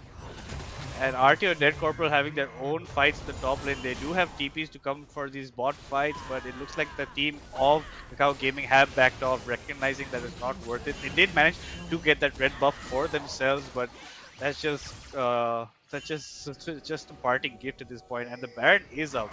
Now this is a certain objective they should be kind of fighting over, and they look to be coming towards the top side for Kakao Gaming, and TOK might be looking to bait a fight around one of these bushes. Yeah, but now you have to ask the question, are they strong enough to fight at these objectives, especially with the Kiana being so ahead? Being such a big backline threat, and if you can't shut her down, it is going to spell doom for them. And the Jinx needs to be so careful right now. In all the team fights, Catbot has his flash up as well, so he can reach the backline pretty easily with both. I mean, with his dash and the flash. So this is going to be really hard, and let's see what happens here. A lot of pings going on towards that Baron, and Kakao Gaming will start that up. This is actually a good timing to do it, because 3 people from the side of TOK have bagged, and they might just get this Baron for free. And they're getting out like thieves in the night. That was such a beautiful call from the side of Kakao Gaming. That is such a beautiful call coming out. They secured the Baron without any consequences. The On is going to ult here. Let's see if they can get anything for it. If they lose the Lulu, I don't think it's the end of the world right here. I don't think they lose anyone if they just back off. Yeah, and the fight has been started. Black Infinity has gotten really low. And there you go. Kakao Gaming securing the Baron for themselves. A great call coming out from their side. And this is what surprises me most about this team. On one hand, they make stupid plays where they can't get anything out of it, fight over no objective. On the other hand, they're just like thieves in the night, taking this objective and just running away, like an excellent play right there, right? There's so many, there's two sides to this team, and they're on like extreme opposite ends of the spectrum, the way they play these kind of games. And excellent getting that Baron, getting out of there, recognizing that they had the timing with the packs of TOK coming in, and now not that much behind in gold, right? Only 900 gold in difference. Now this next dragon will be huge. That's coming up in around a minute's time. If they can maybe secure this dragon and get that mountain soul for themselves, they will be a bit stronger in these team fights and more capable. But now by that time, I think T-Berry is going to be scaling up a huge amount. So you have to choose who you want to eliminate. You have to either eliminate the Kiana or the Kog'Maw in the team fights. Yeah, 100%. But I think it is always going to be the Kog'Maw that you need to take out first. Because although the Kiana is really fed right now, she can be denied by that Lulu pick, but the Kog'Maw can outrange your whole team. And look at his items as well. Has 4 completed items, has the on upgrade as well. TP is going to get burned from the side of On, who is going to give another upgraded item this time to the Nautilus, who has his upgraded Thorn Mail as well. So the On items have been given to all the champions, and TOK has scaled along with Kakao Gaming. And Dragon is not up yet, but they are fighting towards this mid lane. And look at the flank coming out from Cat Bot right now. He's sitting behind. It might be too late by the time he comes. The Y. T-Berry is still alive, doing so much damage from the background. And that's another death for him. The Kiana does get killed in the off the screen at that point, and it's a 3-for-2 trade at this point. There's more fights going down. T-Berry is not dead yet, guys. He will continue fighting, and that's 4 deaths for Kakao Gaming, while only 2 for TOK. And as you pointed out, the dragon was not even up at that point. This fight happened, I am guessing, for the dragon, but nowhere near the dragon. If we can get a replay of that as well, you will see the Kiana was in vision the whole time. Just look at the map right there. They tried to deal some damage towards that Y, but you have to protect the Jinx, man. And this Jinx can carry you to these team fights. Everything gets blocked here, but look at the Kiana. She comes in, uses her ultimate, pays the Jinx on towards that wall, and instantly kills him. Exactly. The Lulu couldn't do anything to save the poor Jinx. And another team fight for the side of TOK, and their only hope to carry this game, to win this game for Kakao Gaming, is to save that Jinx, and they have been unable to do so time after time, team fights after team fights. Plus save the Jinx, plus you have to go for T-Berry, right? They couldn't take T-Berry down in that fight, so he just kept on doing as much damage as he could do from behind. Maybe in this next fight, T-Berry will not have his sums up, so that might be the only advantage of maybe getting him down. But if they're not worried about where Catbot is coming from, he's gonna instantly demolish this Jinx. This Jinx was there 1 second, and you blink and he was gone. That's how fast Catbot pretty much killed Aizen over there. The Volibear does not need to jump towards the backline, you know. You can peel for the Jinx. She will get those resets. And from the side of TOK, the Y has to use her ultimate and go in. So, I mean, she is always going to put herself in danger trying to set up his team, right? So, I think playing front to back with the Jinx will be, you know, much better served for the side of Kakao Gaming, which they have been unable to do so, except for that one team fight where the Jinx got the pentakill. Now has the GA completed for himself, but the Kog'Maw has scaled. He is going to get that wit sent pretty soon as well. And we are truly in the late game now. Now, yeah, finally we reach a late game, and this Kog'Maw is a menace at this point. Unless you can somehow lock him down, he will be just giving so much damage from behind. You won't even be worried about the Kiana coming from behind. Now, as you said, Aizen does have the GA build just for that Kiana wombo combo on him with basically the Y, but I don't think that's going to stop much of here unless you can get T-Berry. And the only thing you actually have for getting T-Berry is maybe Forfeit going in on him, but he will also get instantly almost melted away. Yeah, and I am just excited to see what happens in this last team fight. I am not too sure because whoever wins this team fight, the Baron is going to come up soon. In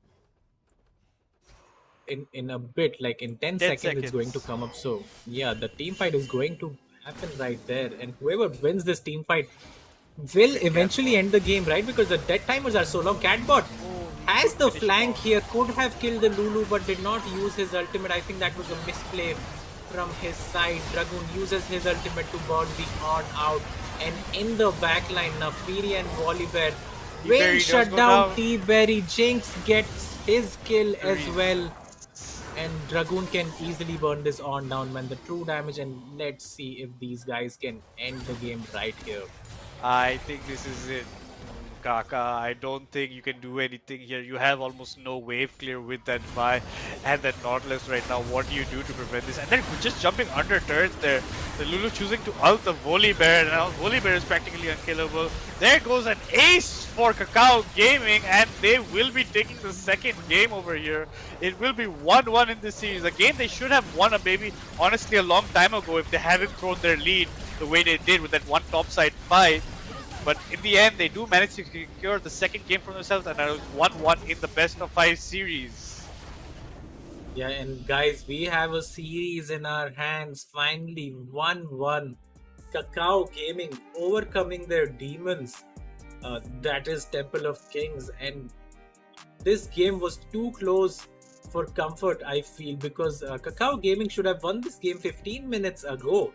But they just kept on throwing this game until, well, someone else did it from the side of TOK and eventually won this game. But this was too close to call for the side of Kakao Gaming. This should have been much cleaner.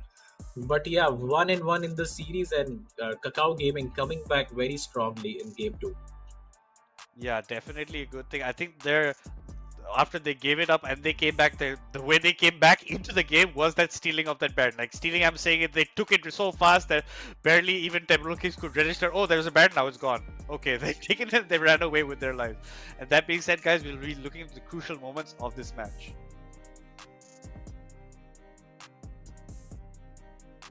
This game had a lot of moments, right? 2 pentakills, madness.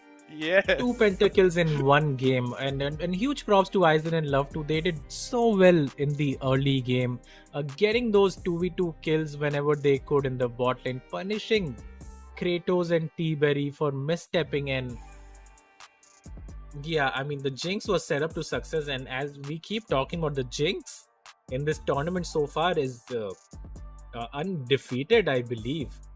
100% win rate and a lot of pentakills as well, especially Aizen just showing how great of a Jinx player he is. Yes, 2 pentas and 1 quadra in this tournament already, and it's not over. It's only going to be the 3rd game next of the best of 5. So look out for more if Aizen does manage to get his hands on this Jinx. But as you said, this was a very topsy-turvy match. That at one point one team is stronger than the other. It was never looking like it was going. In the beginning, it was only looking like it was going for Kakao Gaming, right? Kakao Gaming could only be doing it, but this Jinx, as you said, this pentakill from this Jinx was where Kakao Gaming was looking to run away with the game. But again, there's a lot of fights that happened in this game which was not even over objectives overall, that could have been neglected. Like this, in this picture frame that we could see at the bot side, Thorfinn faces Catbot. Catbot gets the kill on Thorfinn. Most of his team does die. One more member of his team does die in the top lane. But this fight right here, Dead Corporal getting caught out over here, is where it completely changed. And Thorfinn maybe comes from the side, maybe to try and help him out. Maybe there was a call, maybe to go in. But Thorfinn also gets caught out over here. What does Thorfinn do? Can't do anything. Ends up just dying for free, basically. Yeah, and so now TOK does take the Baron. This continued, and look at the Jinx. I'm not too sure how Aizen ended up there. Gave the 1k gold shutdown right there to Catbot, and then TP comes in from the side of Dead Corporal, and he finds himself between 5 members of TOK, and then Love 2 steps up too far as well, ends up dying right there. And this was this. I think this game was. I mean, this was gone right here, right? Because after this, Catbot will get the pentakill as well. And somehow, both these teams decided not to win this game, and somehow Kakao Gaming ended up winning it. Yeah, and as you said, after this, Akshay will be getting that pentakill, right? And I honestly thought this game was over now for Kakao Gaming. They have completely thrown their lead. Right here, Dead Corporal just ults and flashes in, right? But that Kog'Maw does have his summers to back away, and there's almost no follow-up in the instant second from Kakao Gaming, right? Yeah, So it's look almost at for that free. Arnold, though. And That was yeah, the Arnold was beautiful art. very, very beautiful. Art. I would say attractive, you know, like that's how good it was. Yeah. That was that. And now Aizen just left alone just to be swallowed by this Kiana for her pentakill over here. And as you can see, T-Berry died so late in that everyone was just focused on trying to get him down. But right here, they just take this Baron for free. Good timing, good positioning, and good awareness to know that TOK had backed away, and so that they could come back in here for that Baron. Yes, and again, look at this fight right here. There were so many team fights. The Jinx was left alone here. They have the Baron buff, mind you, and this fight was nowhere close to the Dragon as well. So we thought Kakao Gaming was going to lose this game because of this as well, because TOK had won this fight again against a Baron buffed up Kakao Gaming, but somehow right here, I think Catbot, if he uses his ultimate here, may end up killing the Lulu and might win the team fight for his team. Was not able to do so right there. The Jinx had the Guardian Angel anyway, and look in the back lines, finally Thorfinn and Dead Corporal found T-Berry, who did not have flash for this fight, killed him, and the fight was eventually over right there. And that was game 2, ladies and gentlemen. We are tied going into the third game, 1-1, and it looks like Kakao Gaming has finally come to play against Temple of Kings. You do say that, Kaka, but this was a game of throws, essentially, in my opinion. Because at one time, Kakao Gaming was high up in it. They did throw it with those top fives. Then after that pentakill from Catbot, I thought, now, okay, so TOK will be taking the way with the playing. But as you said, in that last fight, just when Akshay had that excellent position, hiding in that bush with that pink ward, so he knows there's no vision. He did catch out the Lulu, but does not get the finishing kill on her, right? Maybe if he does, I'll gets it away. But if you can see it in that fight, the positioning of the Jinx, Aizen, he's so far away, he can barely be touched by anybody, and he does end Kiana's life with his ultimate, right, the rocket. And as we said, T-Berry going into that fight did not have the flash, didn't have anything to escape, essentially, right, with his movement. So that does end up being something. But this was a fight that after this they actually pushed it to the end. There's so many fights that were done for no reason, but this fight did accumulate in Kakao Gaming taking the victory and making us 1-1 in the series.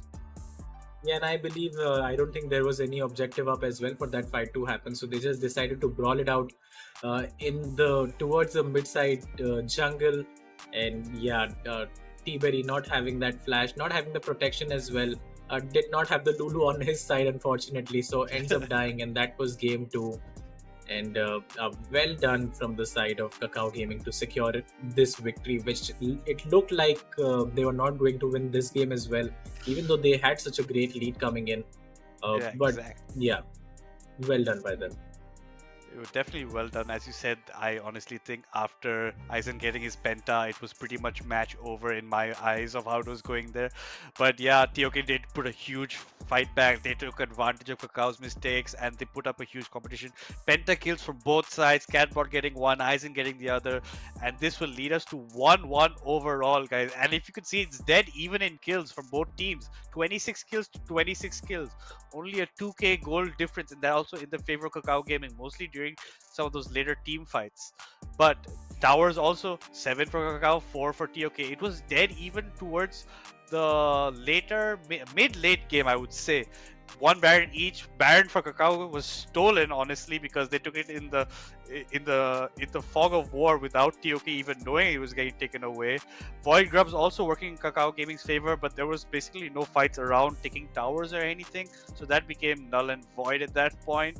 But yeah, just that one last team fight with T-Berry not having the flash, just proving too much for TOK and winning it for Kakao Gaming. And guys, let's look a bit at the damage for this game.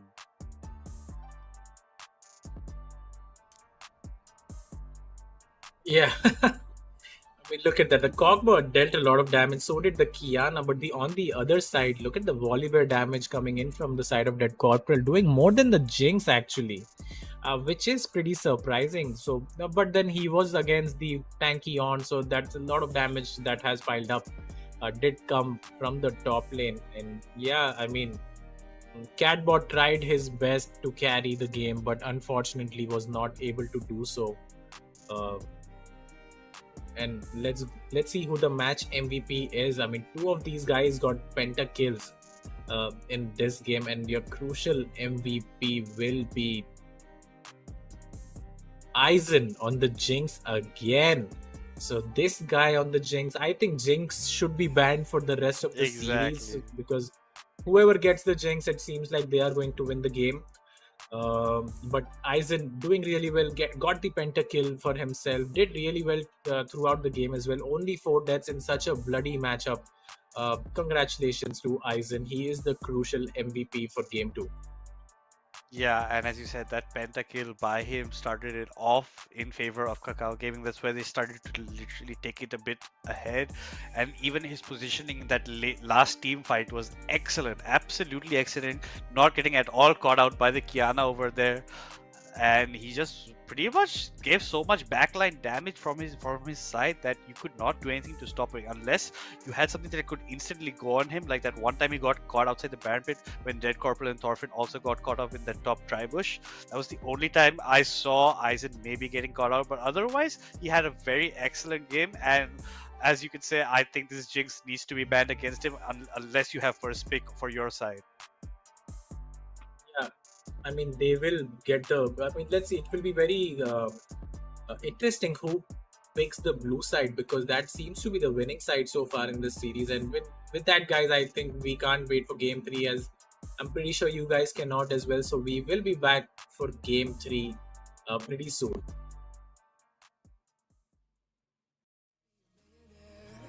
Your own form of superhero.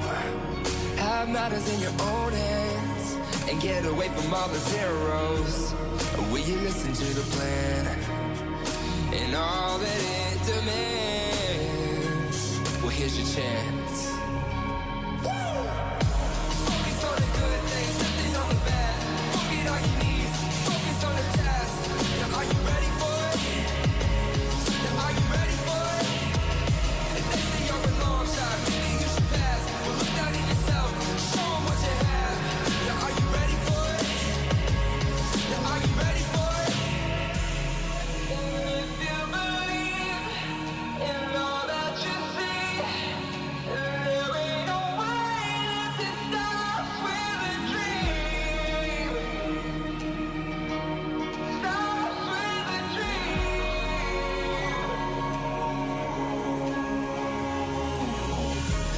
And if you wanna be a millionaire, your own form of superhero.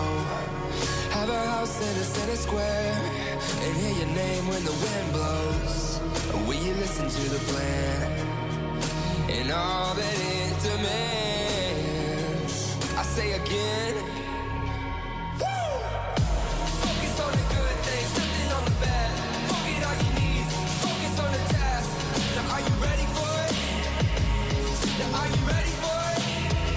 If they say you're a long shot, maybe you should pass. Well, look down at yourself, show them what you have. Now are you ready for it?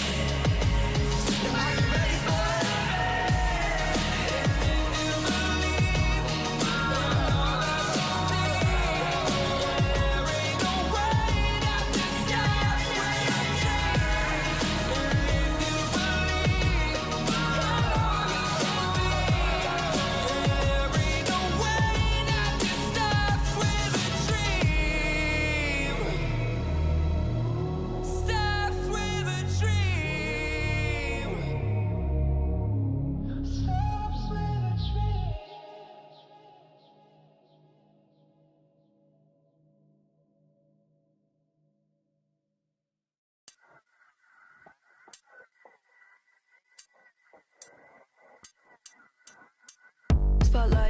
hot nights, glow red in the stoplight.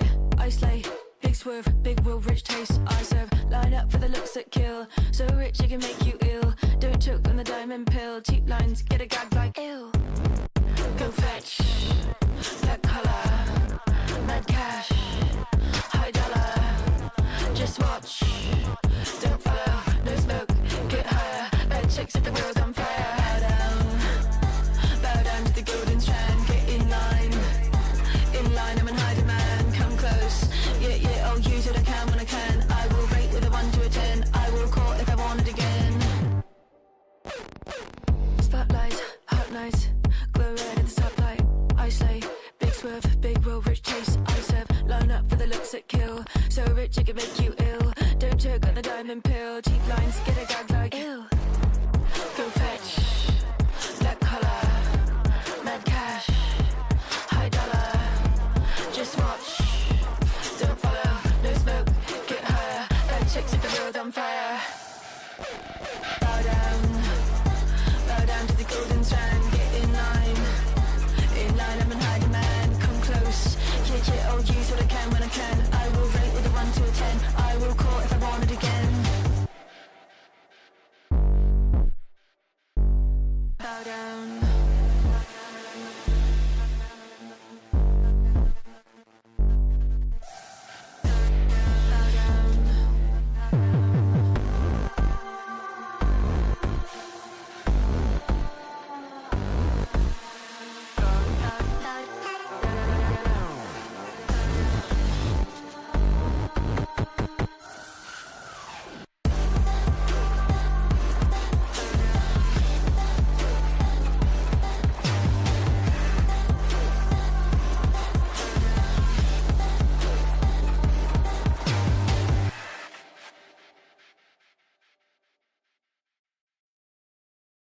Trying not to hit the wall with my conscience.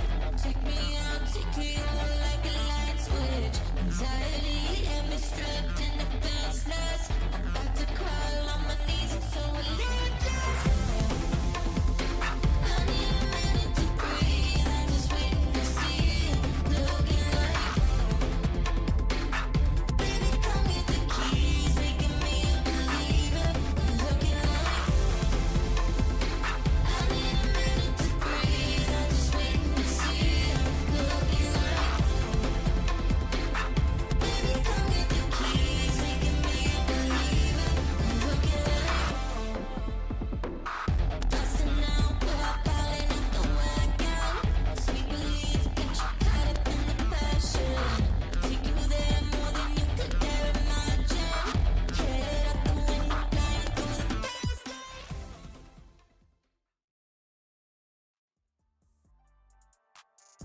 All right, welcome back, guys. Crucial by Micron presents MidfailYT Community Clash, powered by Zotac Gaming. Madness. We are into Game 3 of this Best of 5 series, where TOK and Kakao Gaming are 1-1 right now. And that last game was a banger. It was a series of throws from both sides, but at the end of the day, Kakao Gaming managing to secure the victory and tying up the series. Well, your prediction still, remains alive for this series. You did say 3-1 to TOK, so let's see how this Game 3 goes. Yeah, honestly, it is not going to my expectation. I didn't expect that kind of a match at the last one. It was so topsy-turvy, I couldn't even make out who's coming up on top towards the end side of it. That last fight decided it all. Yeah, I did say 3-1, you did say 3-0, so your prediction's a bit dead right now, but honestly a 3-0, 3-1 is around the same, given that at this level of competition, it's easy to take any certain type of game at that point, right? But it's going to be this third map and the third game where the bans are going to come in. And I honestly think you're going to have to ban this Jinx against Aizen.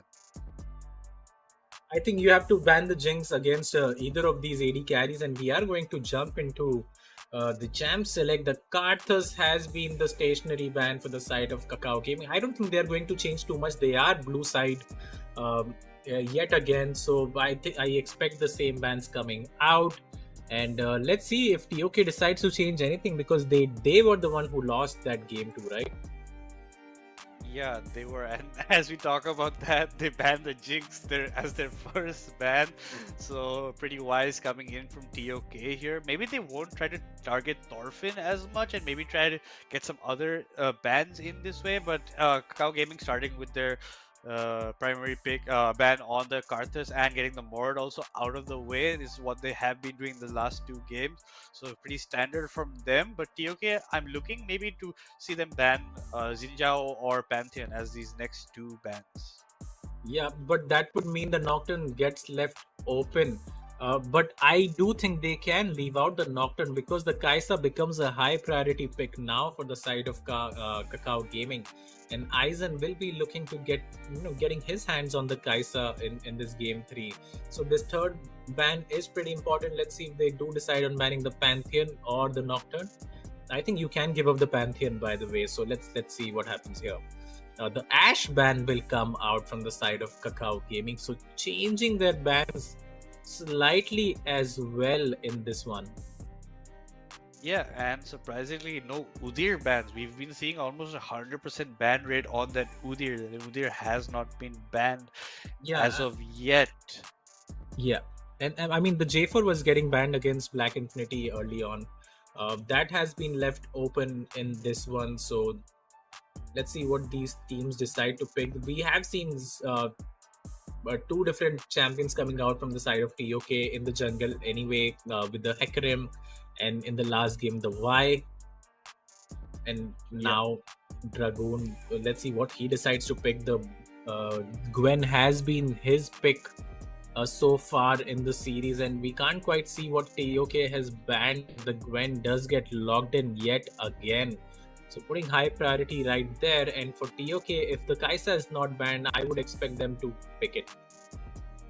Yeah, and you're using your first pick on that Gwen as they did in game 1, the game that they did lose. So as the Jinx is not open, maybe not prioritizing that, but I would have also maybe picked that Kai'Sa as that first pick, and maybe that's what TOK will be looking to do. And we've seen T-Berry, he's very comfortable on that champion, so no reason not to pick that Kai'Sa, but they are going for the Sejuani in the jungle for Black Infinity, and it looks like we have the lobby, I believe. Yeah, it looks like they're going to remake the lobby yet again. The Sejuani pickup is quite interesting. I do feel she is quite strong right now, especially if you pair up with the Renekton and you get a really solid top lane jungle matchup towards the enemy side. The B1 Gwen comes in again, though this is the third time that it has been picked. Dragoon has been piloting that for 2 games in a row. I do think the Kaisa is a much better the first pick, in my opinion at least, can open up a lot of support champions as well, and with the Ash ban, with the Jinx ban, both these AD carries will be looking to pick that up. So let's see what happens later on in the draft, but it looks like the Sejuani did get logged in, and I can't wait to see what they decide to pick in after that. Yeah, but like you said, I honestly thought that the Kai'Sa would be that first pick, that priority, given that 2 of those champions were banned, and we will be heading back into the champ select, guys, and I think we'll be seeing the same bans that we did see at that point. So talking about that, we got the Gwen being picked probably again, so Dragoon will be, as you said, playing it for the 3rd time in a row. Maybe change a bit of that, because he was not applying that much pressure in game 2 according to what their comps were like. But as you said, Infinity also does have a huge jungle pool, and his Karthus is deadly, so it does make sense that Kakao Gaming does always go for this ban in the beginning. They are choosing to try to rework the same bans over here, but I want to see what Kratos might pick here, because will he look to either go for that Milio again, or will he be going for another kind of engaged champ? As you can see, the Jinx is banned again, the Ashe is banned, so we are pretty much following the same pattern that we had seen just before the lobby was remade. Yeah, and I think from the side of TOK, if you pick up the Kaisa right here along with the jungler and B3 your support, so you don't have to show the Nautilus, maybe the Leona as well, I think that would serve them really well. But the Varus gets logged in right now. it is a pretty strong pick. I would have preferred to see the Kaisa come in. Now, let's see if they decide on picking the support, although it should be a jungle pick technically right here. So let's see what they decide to pick. Yeah, and interesting in the ban. Oh, they picked the Viego for Black Infinity. He's very, very good on this champion. Another thing I wanted to point out is they instead of Kakao Gaming banning the Jarvan this time, TOK is the one that chose to ban the Jarvan. So they maybe have something spicy set up, and they do in the form of that Viego. And it looks like Dragoon will be locking in his Amumu. His Amumu is also good. He has very good engages, and his ultimates are very well timed on this champion. So given that this is what they have gone for, they probably they're picking the Zaya as their third pick. Yeah, I mean, a very weird draft so far from the side of Kakao Gaming. I wouldn't be too surprised if Catbot decides to lock in the Silas right now and just take it towards that mid lane, and then they decide to ban out the Rakan and one of those engage champions as well from the side of Kakao Gaming.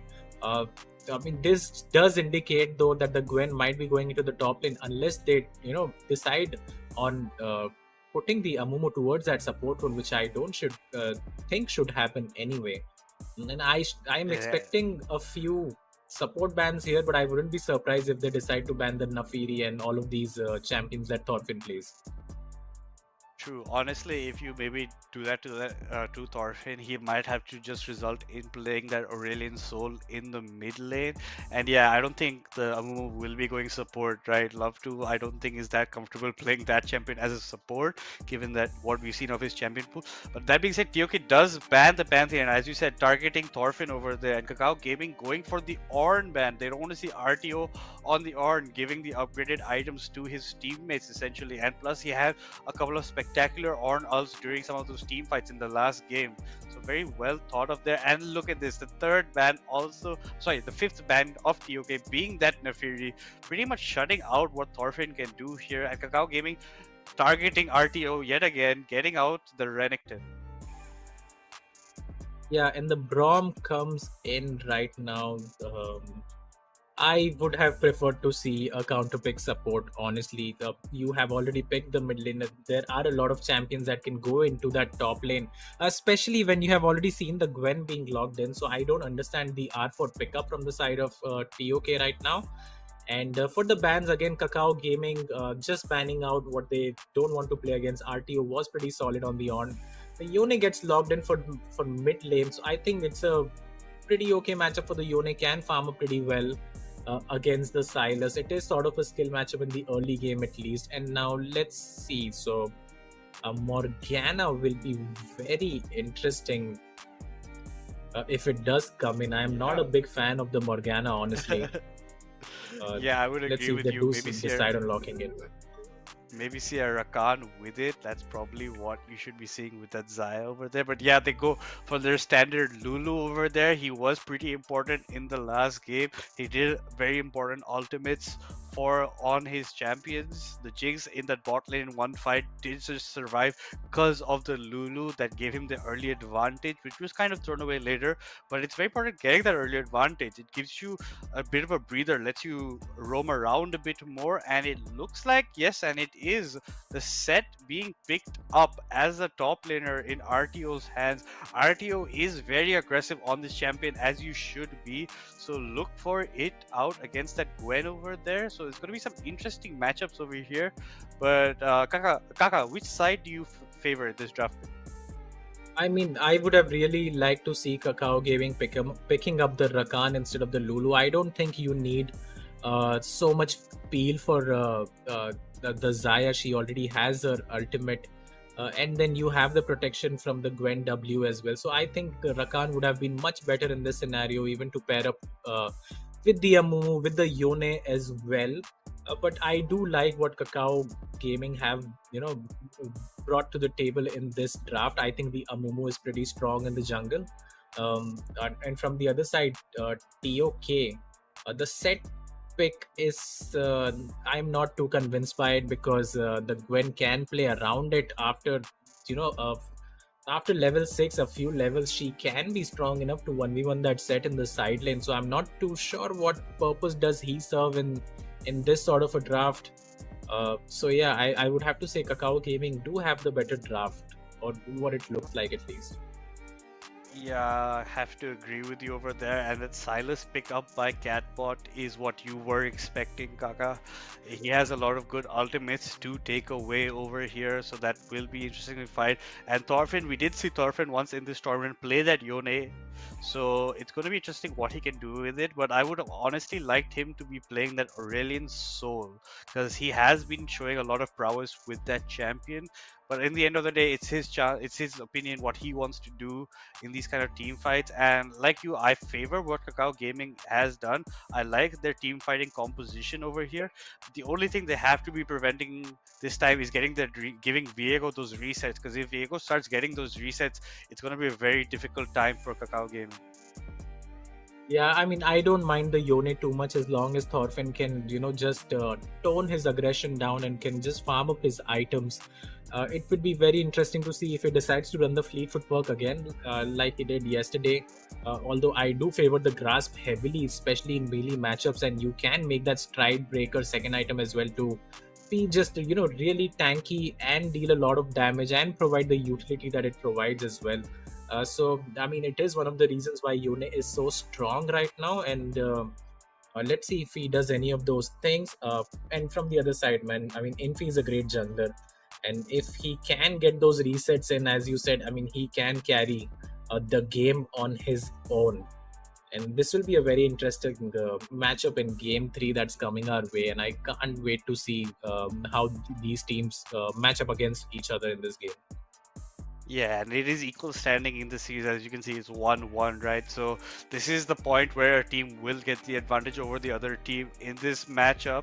So I cannot wait to see how Infi does this jungle over here and which lane he chooses to prioritize overall, because as I've seen him play this Viego in different tournaments or different matches overall, he is very good on this champion. He knows it like the back of his hand. He gets those resets off and he just pops off in those fights. At the same time, Catbot on this Silas, he is also very exceptional on this champion. He is very good on it. I've the three champions that I like to see from Catbot in that mid lane, except for his Katarina obviously, is the Hui, this champion, plus his Kiana, which he played in the last match. I mean, I think he plays a very good Syndra as well, and I would have liked to see the Syndra come in. But the Silas has gotten himself a decent matchup, to say the least. So I think it is fine in this scenario. And yeah, as you said, I mean, those are the three champions that he does play. And all of those champions have one thing in common, is that you can roam around and pressure the other lanes and, can be ready to fight whenever needed in the jungle as well. And both of these mid laners have similarities when it comes to playing such sort of champions, although not exactly the same, but the champions that these guys do play are really exceptional when it comes to roaming. So we are going to jump into the game, and it looks like TOK is stacking 5-man right here, expecting some sort of shenanigans to come out from the side of Kakao Gaming, but nothing's going to come up there. Catbot will use his E from the river, and that's usually what you do when you're invading. Dragoon is standing right there. They don't have information on the Silas still, so let's see if they decide to go for that play. But Dragoon smartly is going to leave the Raptors, is going to start his Wolves, and going to change his pathing a little bit right here. Yeah, and both teams just being a bit wary of each other. Neither team has a sweeper to clear out the wards that are set in. And look at this, Infinity is going for that late invade kind of thing that was already kind of set up.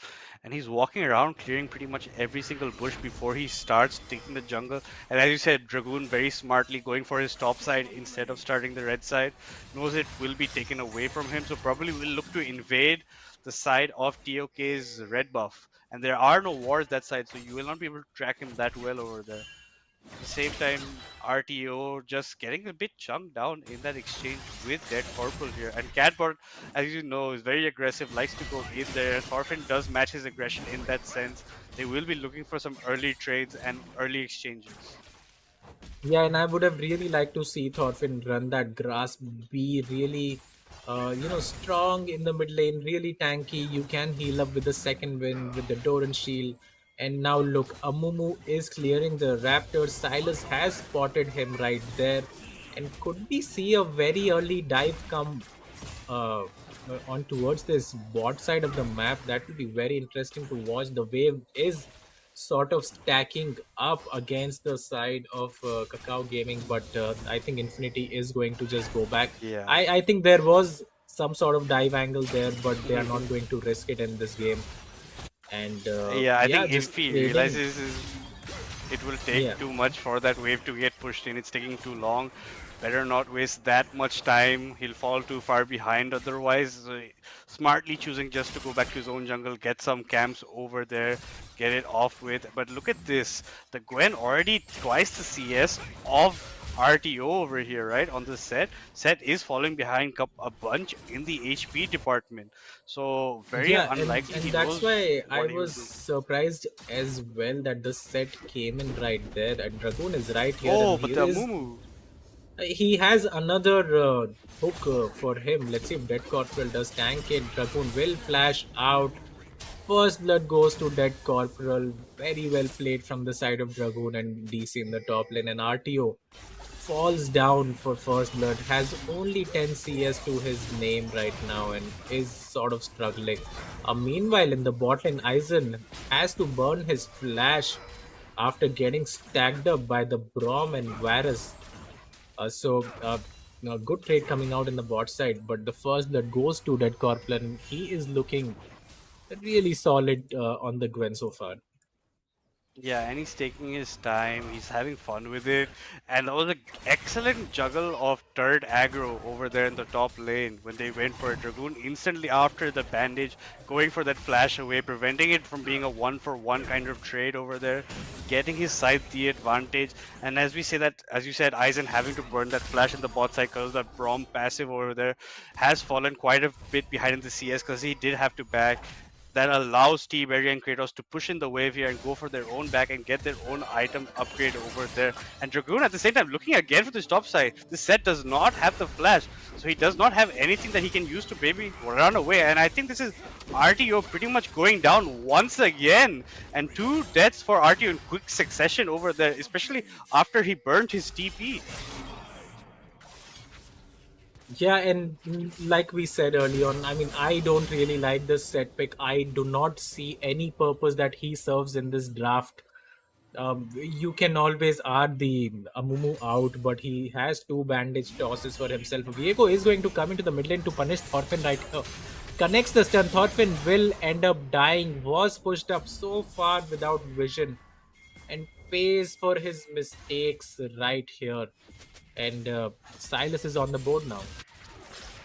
Yeah, Silas definitely, that's a good advantage for Catbird over there. Now he also has the flash advantage over the Thorfinn, but look at this, Infi taking the race here. He does have a Mumu shadowing him over here, but they could essentially do nothing. And as you said, even I honestly do not like this set pick in the top lane. He has become pretty useless at this point, right?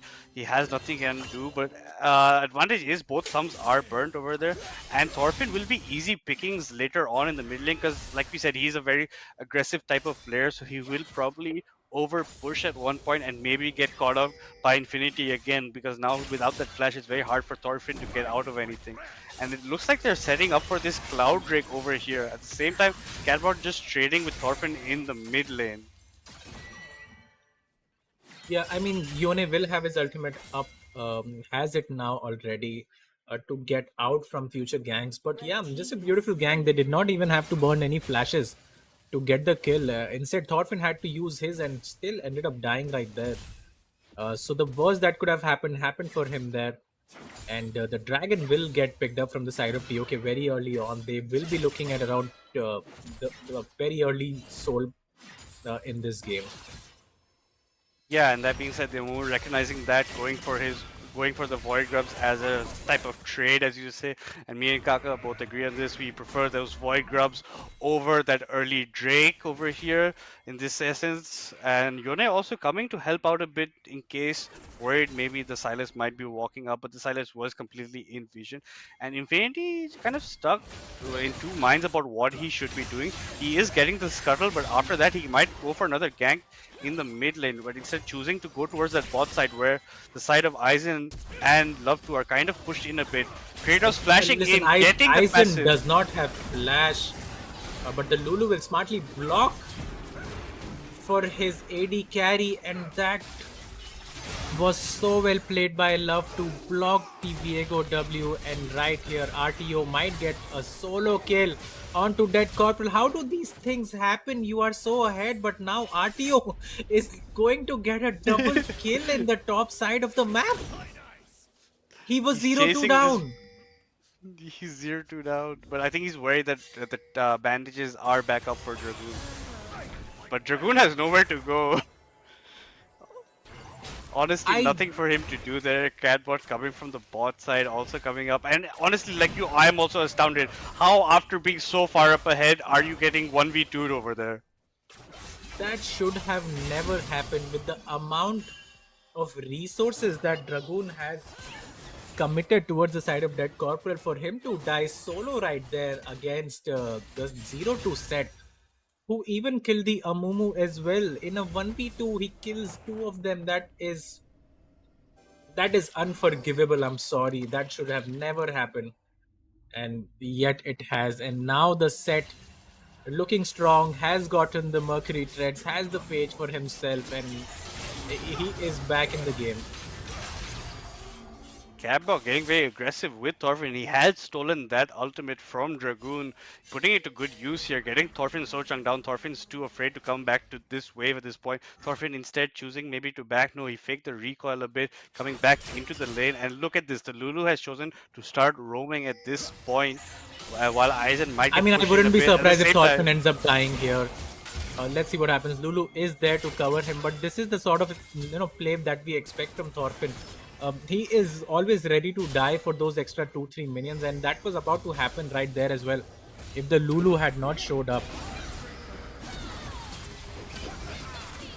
But Infi a second too late with that ultimate, had already got stunned by Dragoon's ultimate, so having to burn away his ultimate for free over there, goes down, was basing in a very awkward kind of position, maybe looking for a gank, but was countered by Dragoon over there. So excellent work coming in for Dragoon's side, and Infi not off to the best of starts here. He is up ahead in camps over here, but because Dragoon had also committed so much to Dead Corporal side, and Dead Corporal still could not win that battle against RTO. It was a bit for null and void, because even after all that, RTO is still behind in CS, even though he is winning his trades fairly okay. And Thorfinn again getting a bit greedy here, but the Lulu is here to save him, and Catbot has stolen away the Lulu ultimate. Yeah, I mean, RTO is almost half the CS of Dead Corporal right now, is not having the best time in that top lane, and bar that one mistake from Dead Corporal, he has had a really good laning phase so far against this set, and more of the same for him, because Dead Corporal will scale much better than the set in the 1v1 in isolation, and should be able to kill the set whenever he wants after he has like 1 or 2 items completed.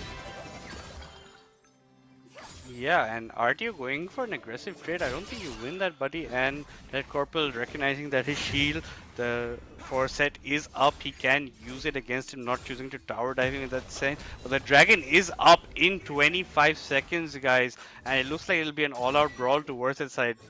Thorfinn is currently TPing in that mid lane, choosing to maybe push that lane in before he goes to the fight. Akshash matching that TP, also TPing back into that mid lane area.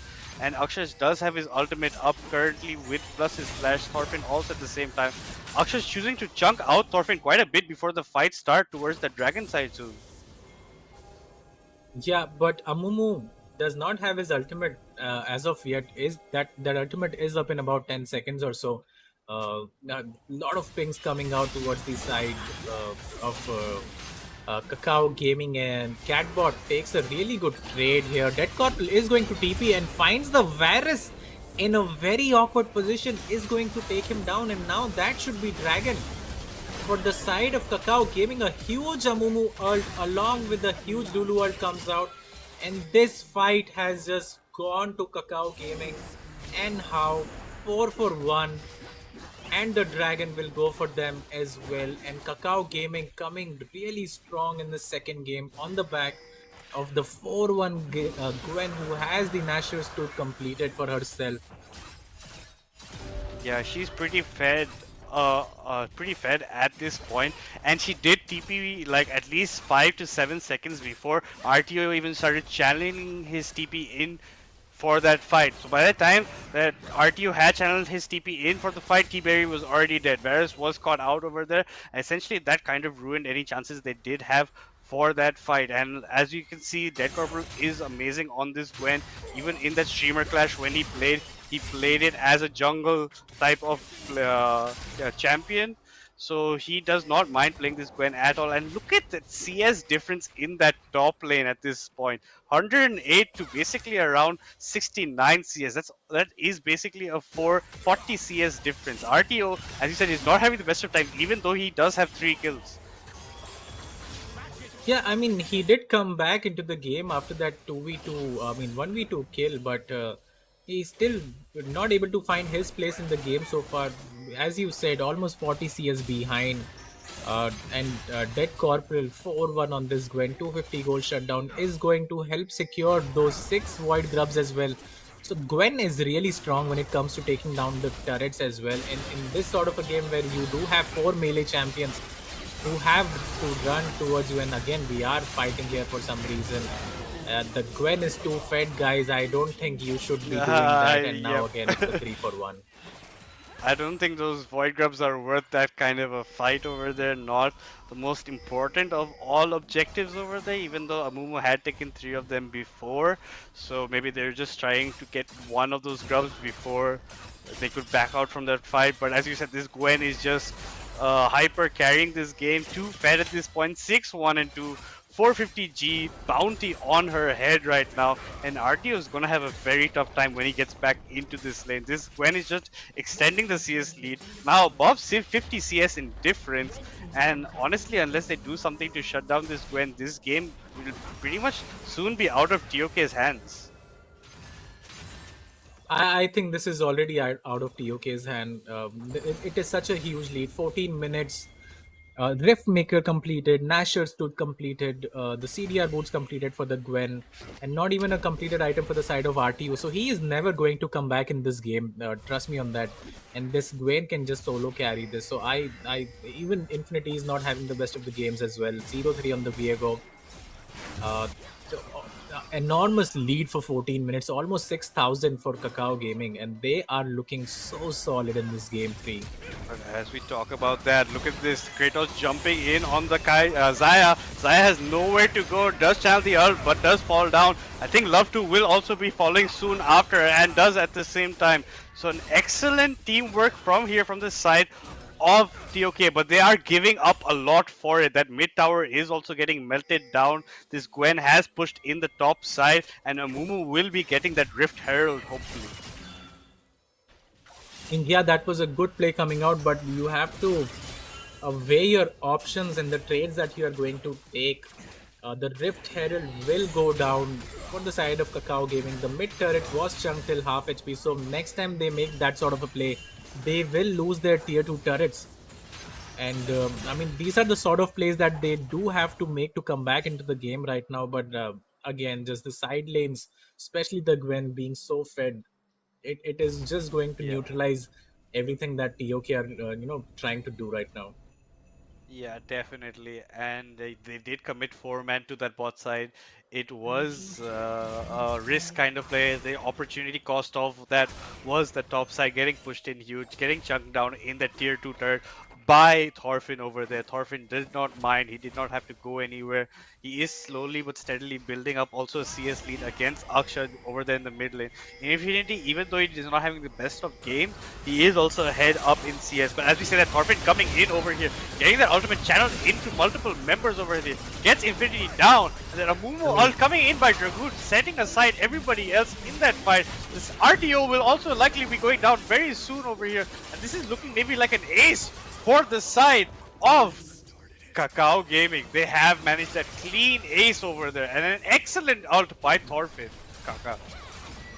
Yeah, a great ultimate by him and great follow-up by Dead Corporal. And every time Dead Corporal decides to join the fight, it is going to spell trouble for the side of TOK. They cannot handle this Gwen right now, who has been accelerated so far in this game that, I mean, any sort of comeback seems impossible to me in this game. Almost 10,000 gold lead at 17 minutes. We have not seen TOK struggling so hard in any sort of matchup, and just huge props to Dragoon and Gwen for making this work, because getting that Gwen ahead is reaping its rewards right now. And look at the items on that Gwen. 17 minutes, 2 items, has the needlessly large rod available to him as well. This is looking like this is going to end in the next 5-10 minutes, Madness. Yeah, honestly, but that being said, that's what I thought about the second game as well. But this is even much more of a lead, and I don't think Kakao is doing any bad plays at all here currently. And I think the game plan they did come in with into this match with Dragoon helping Dead Corporal get really ahead at the starting point, so that he can lead towards the carrying of that game. They're focusing more on Dead Corporal getting ahead this time instead of Aizen getting ahead this time. So that's an interesting change of pace, and it is definitely working out for them over here. As you said, 15 kills to 7 kills at this point. Almost a 9k gold lead at this point. 2 dragons to the 1 of TOK. And yeah, Kakao Gaming is taking this away. I also estimate around 6 to 7 minutes maximum of this game finishing in their favor if they don't make any missteps and they don't go for too aggressive plays when they're already so ahead.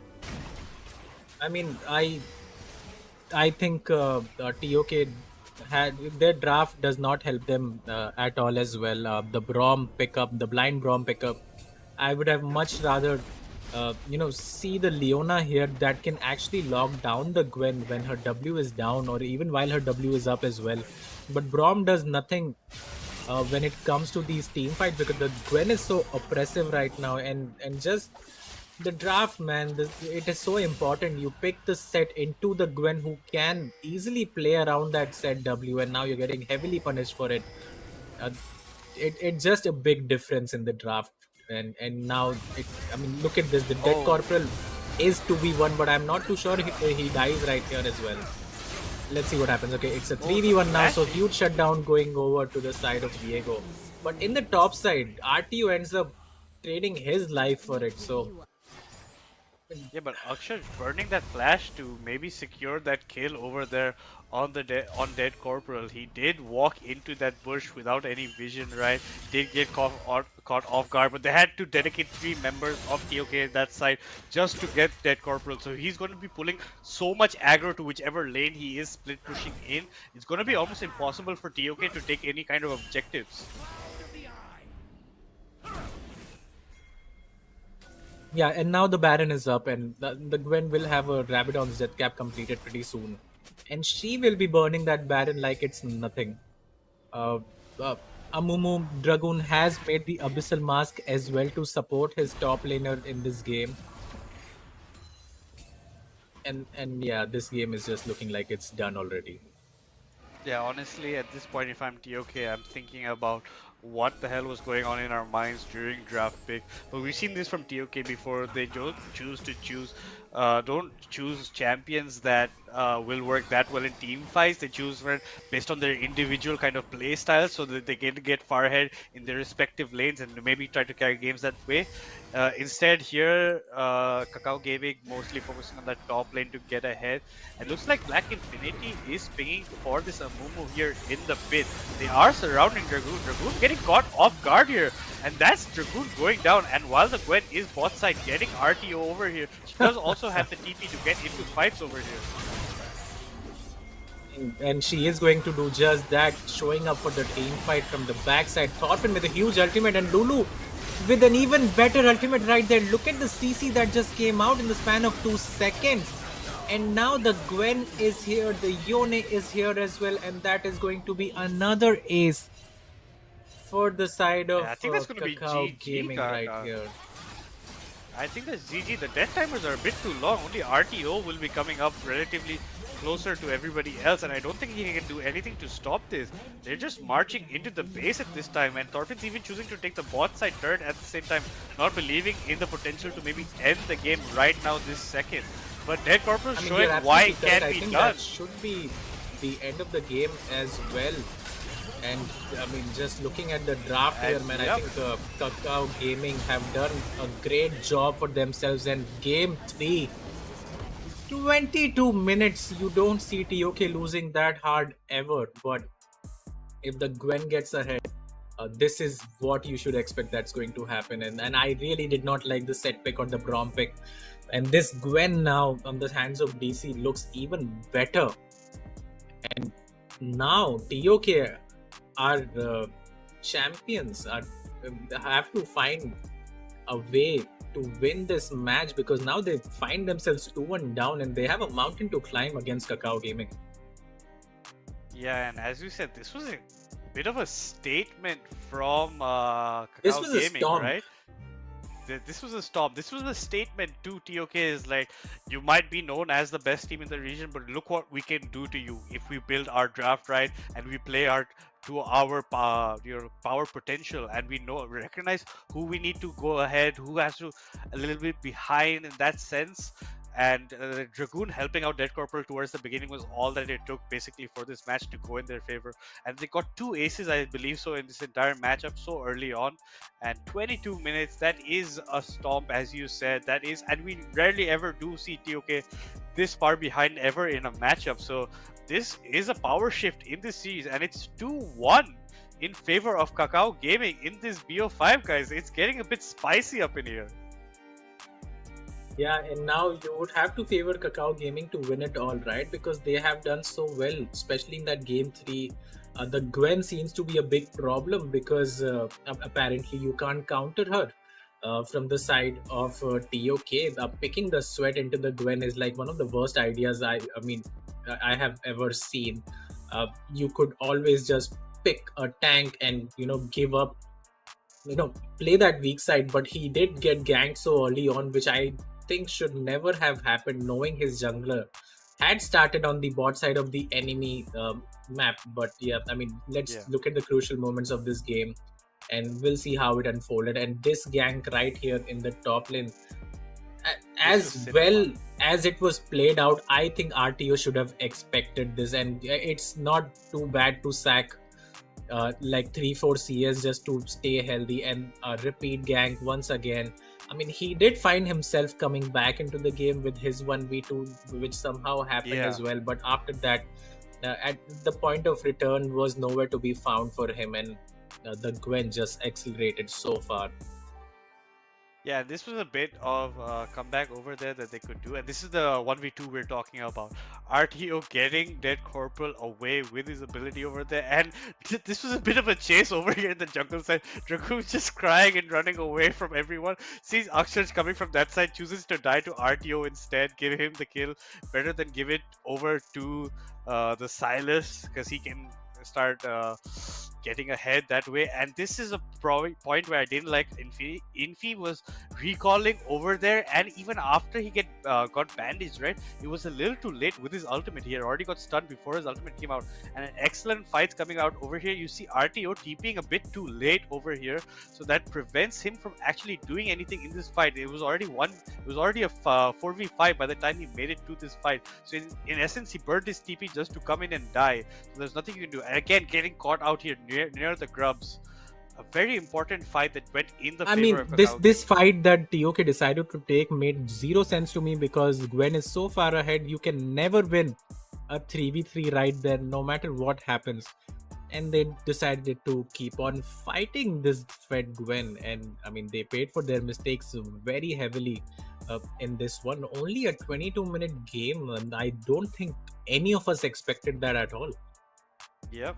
I for one, honestly, Kaka did not expect it like that. Again, another beautiful TP in, beautiful team fight over here. Thorfinn had started this with his ultimate over here, so this was the first ace of the match over here, and it was a clean ace, that too. So no people of Kakao Gaming did fall in this fight, and I've not seen Kakao Gaming fighting like this as a team in the previous games compared to what I've seen right here, because this was just excellent juggle of CC, right? They were getting CCs comboed in here. 100%. The opponent team could barely move, right? Yeah, and we are going to see the final team fight come in as well. And look at the ultimate that Thorfinn got himself into position with the Lulu ultimate as well. And then he landed a 3-man knock-up. So the CC just chained there for years. I mean, just look at this. Beautiful ultimate comes in. The Lulu knocks up 4 people. And then this Q3 knocks up 3 more people.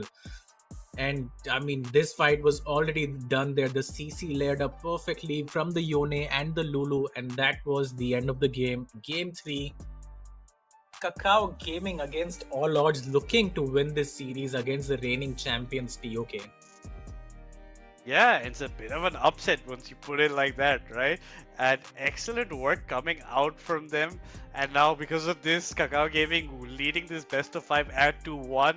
They need one more game to put this series to sleep. 21 kills to 10 kills, around an 11k goal difference. A huge amount of goal difference at the 22-minute mark.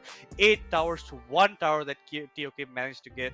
2 dragons for Kakao Gaming while only 1 for TOK. And all 6 void grubs going into the hands of Kakao Gaming. They didn't even have to wait for Baron that much to end the game over there. They just baited some fights around it. An excellent CC pile up in that last fight. I think the members of TOK were pretty much unable to move for like 3 to 4 seconds actually, which is incredible in a MOBA type game, right? You can barely move, you're basically dead at that point given the damage output coming out from Kakao Gaming. And recognizing that, they did go for the end, even though they didn't like Thorfinn going for that TP in the bot lane after that kind of fight. He maybe just push it with his team and end it a bit more quicker, but Dead Corporal recognizing that you can end it there, so he just went for it. And guys, your crucial MVP for this match can only be one man, right? The dead man, the Dead Corporal, Gwen getting the MVP over here. Kaka, what are your thoughts on this? I mean, look at the damage. I mean, 1000 damage, more than 1000 damage a minute in only a 22-minute game is, I mean, that's just disgusting, man. 12,000 gold, 8.4 CS per minute. Even though we had a lot of fights, he kept his CS numbers up. 9, 3, and 9. I mean, this guy, when he's on, he makes it look very easy. We have seen him again and again just 1v9ing these games, so he is very talented. And as long as his team can find a way to enable him, I think he will just carry the game. So watch out for this guy in game 4 as well, because he is looking really strong. Yeah, definitely. As you can see in the last series yesterday with that Fiora, what this man is capable of, right? He can end games just by himself. The reason he is the captain of this team. He makes excellent plays like this, plays a variety of champions, has a vast champion pool. So always a good idea to have him in your team. And the way he has been playing and what is he demonstrating has been on another level. Yeah, I mean, Kakao Gaming have, their work cut out for them. They know exactly how to win this series now. You just have to abuse RTO in the top lane and get that Corporal ahead and then let him do the work. Obviously, banning out the Ornn and Renekton is always a great idea against RTO because of the champ pool issues that he might be facing, especially in this tournament. The Mordekaiser as well has been banned throughout. But for the side of TOK, for them to come back, I think they just have to draft better, because some of these picks just did not make any sense to me. The set R5 against the Gwen, I mean, that's a losing matchup in the isolation. So there is no place for this set to be picked there. And the Braum as well, I don't like it too much from Kratos. He is the playmaking person from that team. So if you give him the Braum and blind pick the Brom, and then they can just counter it with the rain support, it just renders him quite useless as well. So give him the Leona, give him the Nautilus, get him the Poppy support if you want to, and get him out of the lane so he can make these plays, on these side lanes towards the mid lane or whatever, because you need to unlock that guy for you to win. So I think that should be the change that these guys make from the side of TOK. But I wouldn't be surprised now, since the momentum is with Kakao Gaming, that they go on and win the series 3-1. Yeah, it might be a reversal of my prediction, right? I went 3-1 favor TOK, you went 3-0 favor of TOK, but now it looks like Kakao Gaming is set to take this series the way they're playing, and the domination they showed in the previous game, obviously amazing. And it also does come down to the draft. At this level, you cannot be drafting the way that TOK did, especially with that set as your pick over there, where easily you can see that you're facing a Gwen at that point, right? So it's easily you can be picking something else over there. And as you said, I'd like to see Kratos a bit on a Leona, a bit on a Nautilus. All these kind of things can go for those kind of plays, unlike the Brom. So I like Kratos on those kind of engaged champions. And with that, guys, we'll be heading into the champ select of our 4th game here. Yeah, and what could be the final game as well if Kakao Gaming manages to win? So let's see what happens here, and if we do change the draft a little bit. TOK are going to be on the blue side, so they don't have to ban the Jinx this time around. And let's see what happens. Zinchao ban coming in yet again toward the side of Thorfinn. He is comfortable on that champion. I'm just surprised that no one has found the counter to him yet. After so many tournaments that you still have to ban these champions. The Karthus will get banned against Black Infinity, and I think more of the same for KKG, right? They will end up banning the Mordekaiser as well, and maybe they decide on banning the Jinx themselves. Yeah, I think KKG will have to go for the Jinx ban, because otherwise he's going to leave it open for that first pick for T-Berry, right? The way he played it in the first match was also very excellent, reminiscent of how Aizen played it. But KKG is still looking to go for their normal bans here. They've gone for the Karthus and the Mordekaiser again. TOK this time, instead of the Nocturne as the 3rd ban, they're going for the 2nd ban. They're getting Zinjao out of the way early on, and probably if we're following old patterns, the Pantheon will be banned as the 3rd champ for TOK. But KKG is very important ban that they give us this 3rd ban over here. Very interesting, the Olaf ban comes out for the side of TOK in the first ban phase, and the Jinx will get banned right now. So let's see what the first pick is right here. The Gwen will get logged in. So it looks like Gwen is the champion of the series so far, getting picked V1 every time. And I'm pretty sure that is going to be Infinity playing that in the jungle, because I'm not too sure if RTO plays it. Let's see what Dragoon decides to lock in. The Pantheon will get logged in for the side of Thorfinn. Yesterday, Dragoon did play the Pantheon in the jungle. Let's see what happens here. This draft is everywhere so far. Yeah, this draft is everywhere. It's keeping our expectation on its toes. As you said, this Gwen just being picked over here.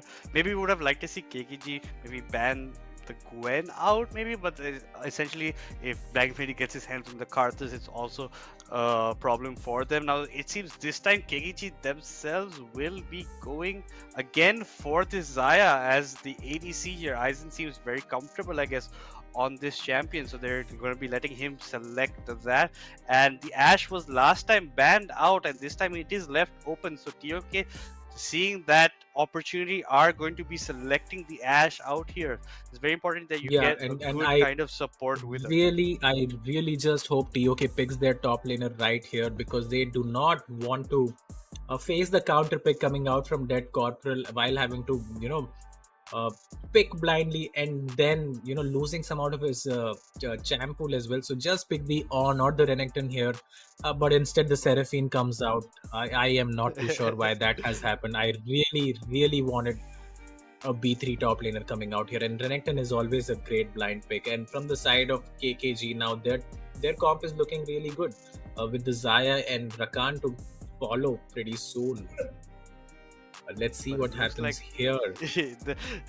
they're toying with us a bit over here.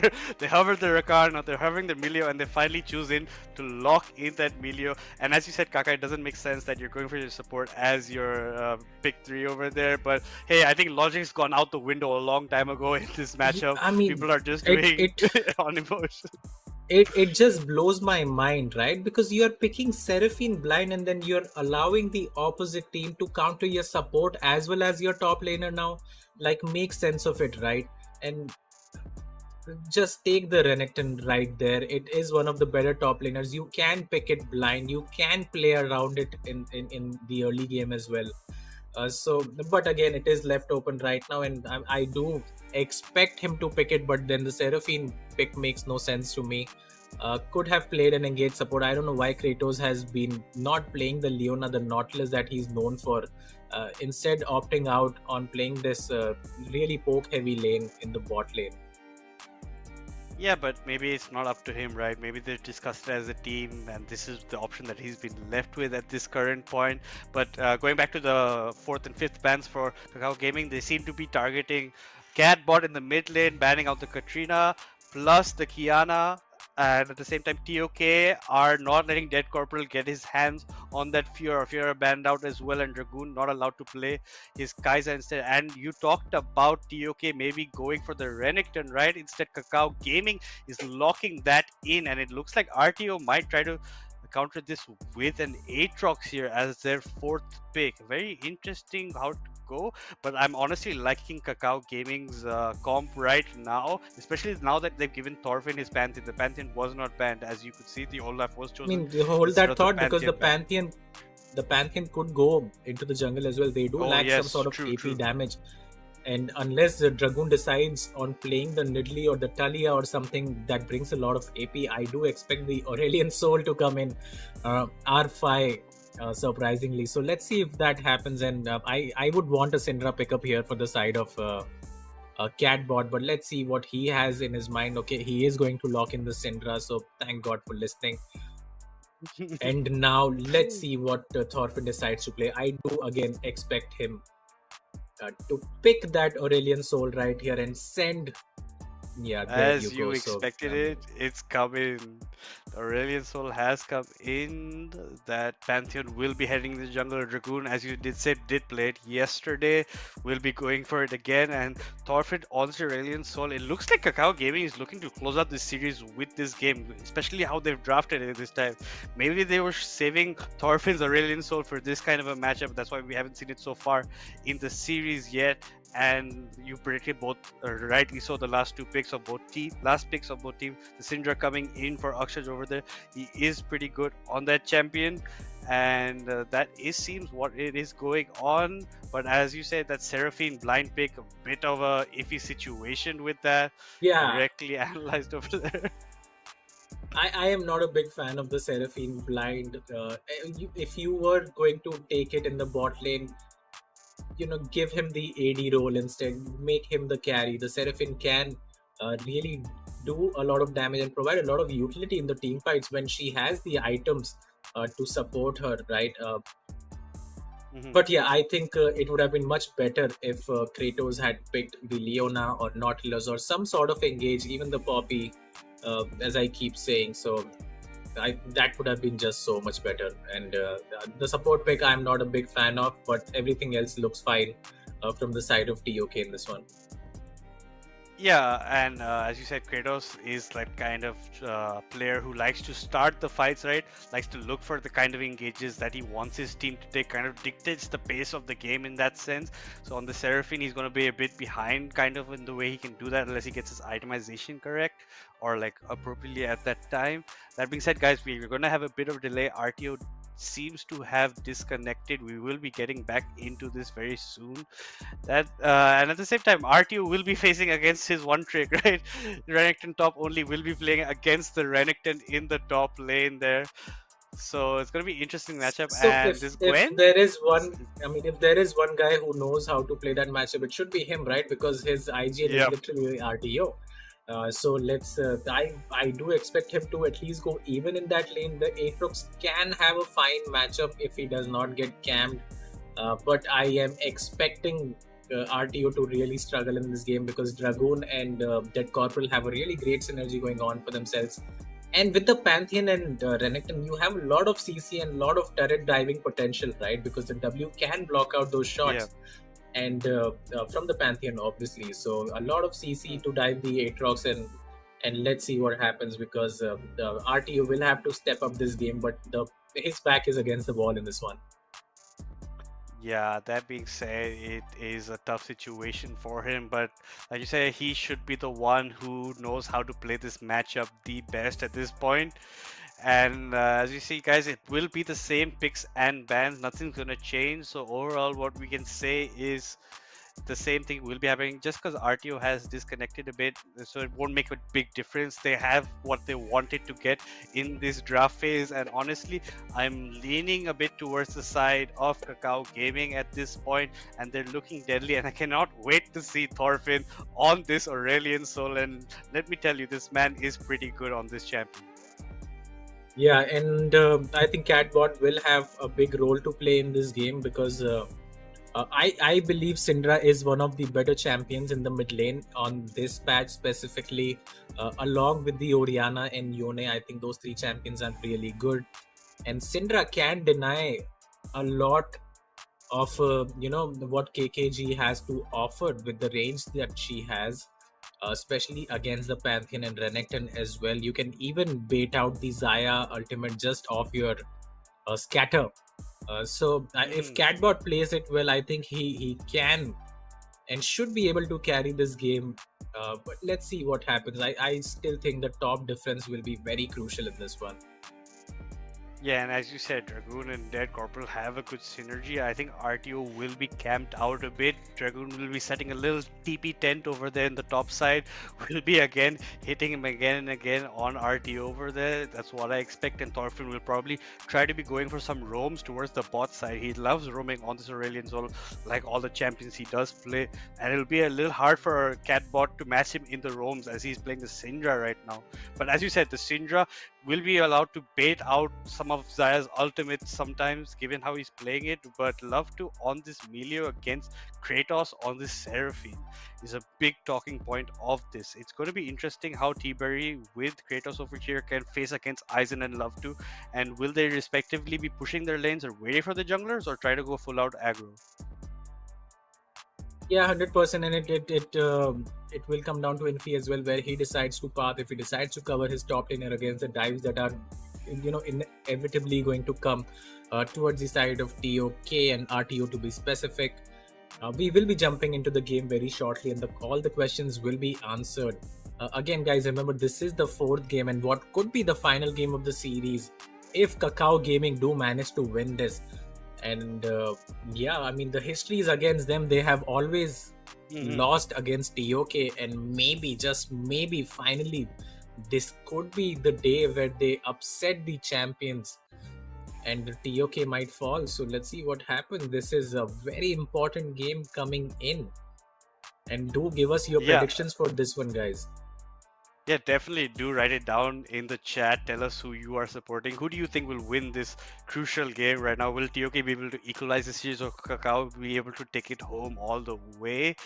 But yeah, as you can say, I think Kakao, after those 2 victories back to back, have definitely had the momentum. That second game was very difficult for them mentally, given that they had almost fallen out of it completely. But they came back strong in it, showing their mental resolution at that point, and the domination that they showed in Game 3 was just beyond expectations, especially against a team like TOK, who have been so dominant in this series. And I just thinking Kakao Gaming might finally get the revenge that they always wanted on TOK, and finally be able to close out and become the champions of this tournament. Yeah, well, I can't wait to find out what happens in this one. Only a minute to go to the game, so we are all waiting in anticipation here. And Kakao Gaming have finally shown up right here, and they are funnily enough playing against their ex-AD carry T-Berry. So how unlucky would he feel to swap from the team that he has always been losing with, right? And then joining the champions that TOK are, and then if he ends up losing, then Oh my god, that must feel like the end of the world. Yeah, TK might be thinking, am I the factor? Am I why we lost? Kind of scenario over there. But yeah, hopefully he doesn't face like that. T-Berry has also been playing pretty well in these series. Both the ADCs have been phenomenal for both their sides. It's been the other lanes that have been kind of ups and downs and a bit throwing in the sense how they've been playing. But hopefully we get to see another game if it's a 2-2 because of TOK winning. But if it's not in that unlikely scenario, KKG wins, it's going to be elevations for them. They will be euphoric in the sense how happy they will be. Imagine, Kaka, for the last 2-3 months, you're playing the same team, same team again and again, and you've always lost. It's going to be like a barrier, mental barrier. Once you can finally win against it, it's going to be such a relief to you that we can actually beat this team. Yeah, exactly. I mean, it can get very demotivating, right? To keep getting to that final hurdle, but just not being able to pass through it. And when they do finally do that, and I hope that happens for them because they deserve it as well, because they have been consistently in the top two teams in the tournament, in many tournaments historically. So if that does happen for them, the confidence will skyrocket as well, and then they will be unstoppable as well. So let's see what happens here. Although we shouldn't count out TOK just yet, because they are the reigning champions and they are the team to beat in this tournament and any tournament that they participate in. So they are still right here. We can't just write their obituary right now. Yeah, you can definitely can't count out a team like TOK at this point, right? They've shown you time and time again why they are the most champions of most tournaments. Pretty much every tournament hosted right here in TSC, they have won it. So they're showing you what they can do, the domination they can show. And this just shows that they're a bit mortal, right? They've lost 2 maps. I don't think they've ever lost 2 maps in a series till now against the same team. So they're just showing a new type of history is being rewritten. Even if Kakao Gaming does not end up winning this series, they will show you that they can do it. They can take a brawl with the best of the best. They can do anything that other teams can, and that also against a team like TOK. Yeah, and they have changed their bot lane, and it looks like that could be the difference as well, because Aizen and Love2 have been really solid throughout these 3 games. They have not lost the bot lane in any of these games. In fact, in the second game, they were getting the kills as well in the 2v2, killing Kratos over and over again on the Nautilus. So it looks like this team is finally ready to win the championship, and let's see, it's just a matter of time if they can, right? This game 4 will reveal so much. Yeah, this game 4 is pretty much gonna decide everything. It's gonna be a banger like the last one, hopefully, but hopefully not a storm. No one likes to see storms, given that it's not that much action. You just see one team dominating the other team. We like to see a fight from both team sides. It's better as the observer. You can see like that. But that being said, guys, we don't want to keep you waiting too longer. We will be heading right now into this highly anticipated game 4. Yes, and this will be, well, hopefully the penultimate game of the series, but it could also be the last game of the series as well. Just looking at the runes really quickly, nothing too extraordinary, Catbot has been trying to put that board ever since game 1. Yeah, standard start coming out. Both these teams don't want to take any risks now at level 1. And yeah, can't wait for the action to unpack. Yeah, and that being said, I think this is the first time we're seeing TOK on the blue side, right? In this entire best of 3 series, they have always been playing the red side. So now with their first pick this time, they have picked the Gwen for their team. So very interesting choice by them. They get the Gwen, they steal it away from Dead Corporal this time, who was playing so excellently last game. Instead of just banning it, they just pick it from the cells. A very smart choice. Save themselves a ban, get the scaling champ for themselves. And RTO seems to be bullying a bit of Dead Corporal here. Right? Dead Corporal should be anticipating what kind of damage RTO can. RTO should definitely know what Renekton can do against you, right? It's one of his favorite champions, the champion he's named after. But that being said, both junglers starting the top side over here. No, actually, Pantheon did start at his wolves and then headed over towards his top side. So an interesting pathing by the Pantheon at this point. Gwen just finishing all her top side camps and then heading towards the bot side. Yeah, I mean, he is looking to play towards that top side heavily. A big trade in the mid lane. Thorfinn coming out on top, bullying this Syndra who might go down. I think he's underestimating the damage that comes out from the Aurelion Soul Cube when he can get stacking up. And at level 2, if you don't have the stun, you have to play a bit passive and try not to trade too much against the Aurelion Soul. Both these guys have burned all their pots down. Catbot does have one remaining still, actually. Is going to push out here, but is behind in CS. So Thorfinn starting off really well on this Aurelion Soul, which we wanted him to pick ever since game 1, right? Yeah, definitely. And finally, Catbot popping that health pot, getting his health back to around the same as much as Thorfinn. At the same time, you can see Aizen and Love2 pushing this lane into the bot side. TBG and Kratos feeling the pressure a bit. CS is okay, but I think where the CS gap is actually happening is in the top side right now. But as we say that, Dragoon flashing over to get Catbot. Catbot having to flash away after stunning Dragoon against the wall. So a flash for a flash traded over there, that'll just mean it's easier for Thorfinn to all-in Catbot after he TPs back into lane afterwards.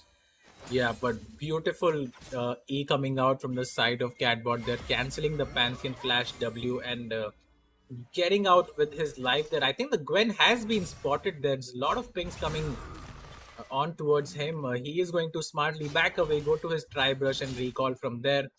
In the top side of the maps, big CS lead for 3 minutes coming out in favor of Dead Corporal right here. He is trading very aggressively towards RTO, but now RTO might gets a really good trade. Oh, I think he flashed the wrong way right there. Dead Corporal flash cues there. I'm not too sure what happened. Both these guys with huge misplays coming out. Let's see.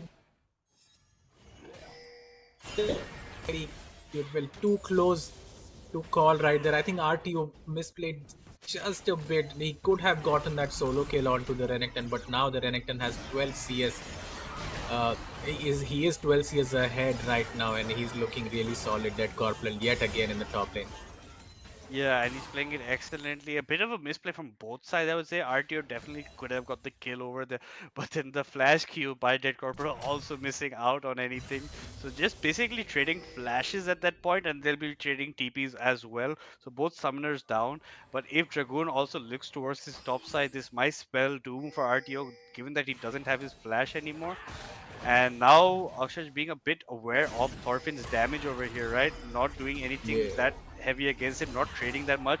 Almost equal in CS across the map right now, except for that top lane where brawls are just going on and on. They just do not stop fighting.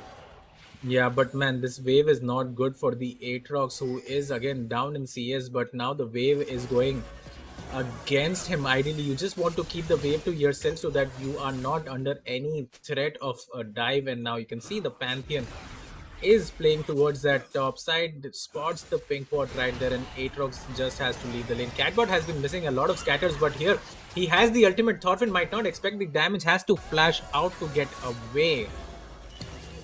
And Aizen might be caught out over here. Aizen is a little bit out. But Aizen still does have his flash and does have to burn it for that to get out. Melio did burn the heal to give him some health back, but the flash in the end coming out from Aizen over there just because of his placement or positioning over there. And as you said, in the mid lane, Thorfinn having to burn that flash just to get out after the Syndra had ulted him. And Thorfinn might die here for the trade, but does survive just about. The stun coming in from the Pantheon, saving him over there.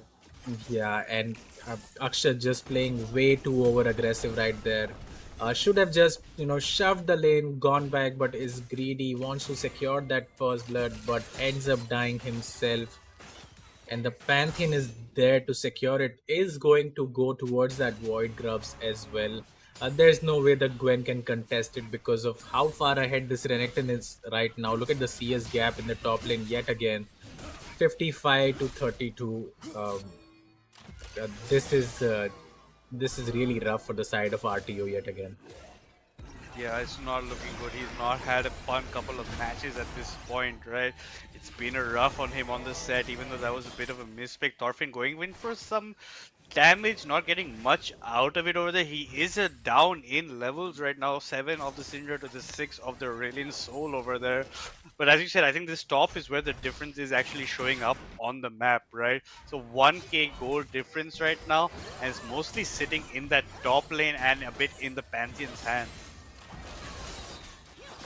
Yeah, and I mean, Dragoon has been wherever their action has been. T-Berry, Aizen does not have flash actually, so they can decide to go Aizen all in is here. Aizen dead will go here. down in the 2v2. Yeah, And the beautiful X- arrow. oh! That, oh my god, you hate to see that flashed onto the arrow. Oh my god, that is just disgusting. He could have just flashed sideways, but instead I know. uh, He ends flashes up in a losing straight his line. life. He flashed in a Yeah. straight line in the light of that arrow. A bit of a misplay by Love over there. And then the Kratos, the Seraphine, flashing in to maybe just hold him down before T-Berry can flash in and secure the double kill for himself over there. So excellent start for T-Berry and Kratos in that bot lane. We've seen that Aizen and Love have been playing very well over there. But this is the first time I think they've fallen behind so far right now. And Ash is also 7 CS up. As we see that, the Gwen is also a couple of CS up, around 10 over the Pantheon right now, but the main CS gap would be in the top lane. But Thorfinn got out over here. Thorfinn does not have flash. He has nowhere to go, and he started channeling to run away a bit too late. By the time the Syndra had ulted him, so while he was running away, he died in midair basically. Yeah, and a beautiful play coming out from Catbot. Had his flash up, uses it, stuns the Aurelian Soul, uses his ultimate, finishes off that kill, and that will be a solo kill towards the side of Catbot. And in the top lane as well, RTO going all in towards this the Renekton. Let's see if he's able to get this kill. I think he should be able to. So for all the good work that was done by Dead Corporal in the early game, finding himself 22 CS ahead, ends up paying for his life, and Pantheon has decided to flash in onto Catbot, and they will finish this kill. A great ultimate from Kratos, but is not able to save his mid laner. The wave is so bad as well, but the Ashe is here to shove that in, and Pantheon is going to come around now. The Ashe does not have flash, but she has the barrier, so we are seeing a lot of fights come here. But T-Berry on this Ashe has been phenomenal so far. The Pantheon will go down as well, and the over-aggression coming out from the side of Kakao Gaming is punished heavily. Yeah, definitely. After they got that first kill with the flash of Dragoon, maybe not look for more over there, because the rest of TOK is coming to back up that mid lane pressure over there. And again, another fight breaking out in the top side for Dead Corporal for RTO, but I think RTO can just walk out of this. He doesn't even have to burn his flash or anything. Easy walks away, but that just again over-aggression, overstaying in that mid lane, causing 2 more unnecessary deaths over there, being the bane of the existence for what Kakao Gaming had achieved early on. Look, I mean, RTO is so greedy, man. He still has not bagged. Ends up burning the Renekton flash, but he got the solo kill, shoved the wave in, but has not bagged still, and now he's going to end up losing such a massive way, or at least will have to blow out his teleport. So I am not too sure why he would do that. Just recall when you get the solo kill. I mean, look at that. He loses 2 plates for his greediness, and that just amounts to the a kill gold as well. And I believe the Renekton, although he died solo, is in the gold lead right now.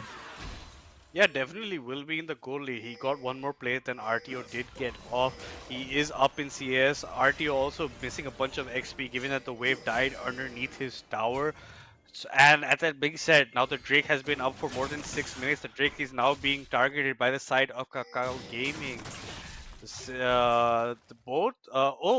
Dead Corporal does have his TP if he needs to go to this fight, and RTO, because of that trading over there, does not have a TP to come to this fight. So this could go in the favor of Kakao Gaming.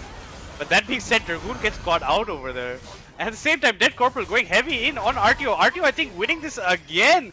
Burns the flash to get the last hit on the Crocodile over there, while his team manages to take down the Ocean Drake for themselves. plus the depth of Dragoon over there, not looking good for Kakao Gaming here in the 4th game. Yeah, I mean the RTO just making amends for what happened last game. And the second solo kill onto the Renekton, and he could have had 3 as well if he had played the early game a little better. But the TP gets burned from the side of Dead Corporal. The Pantheon is here as well to try to secure the kill for his top laner. And RTO unfortunately will end up seeing the death screen.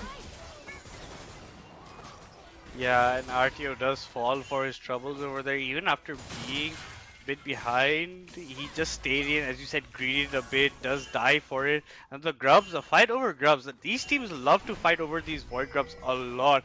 It does lead to a lot certain fights that could have necessarily been avoided. Infi going in, steals that void grub away from Kakao Gaming, and Emilio having to burn his ultimate just to get away over there. Gwen is chasing, but I don't think you can catch that melee over there, Gwen. So it's smartly Infinity choosing to back away after that. And it seems the laning in the bot side is Thorfinn against T-Berry currently over there. That's an interesting matchup going on over there.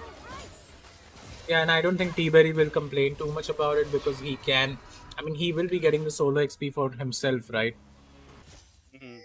So, yeah, I mean, this game is still anyone's for the taking, and T-Berry has been accelerated pretty far ahead in this game, and he should be able to carry this game. He is so far ahead, has the static shiv as well, is farming pretty well, and yeah, I mean, I am not too sure what's going to happen, but I'm very excited for this game. Yeah, definitely, and he is pretty far ahead. The goal lead is around 2k goal lead right now.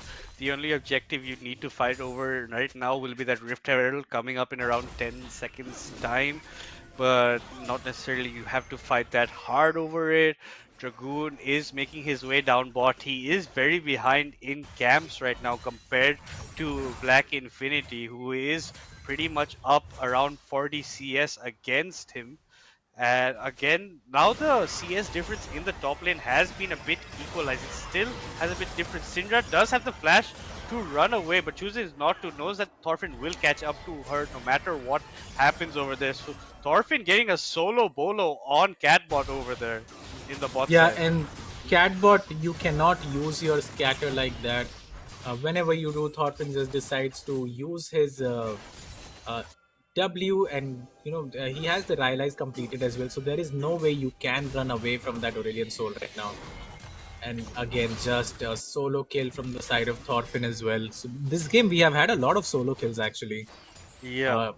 In the mid lane as well, both of these guys have killed each other, and in the top lane, 2 solo kills for RTO. Yeah, definitely, and especially given that RTO was kind of behind at the point he got his first solo kill.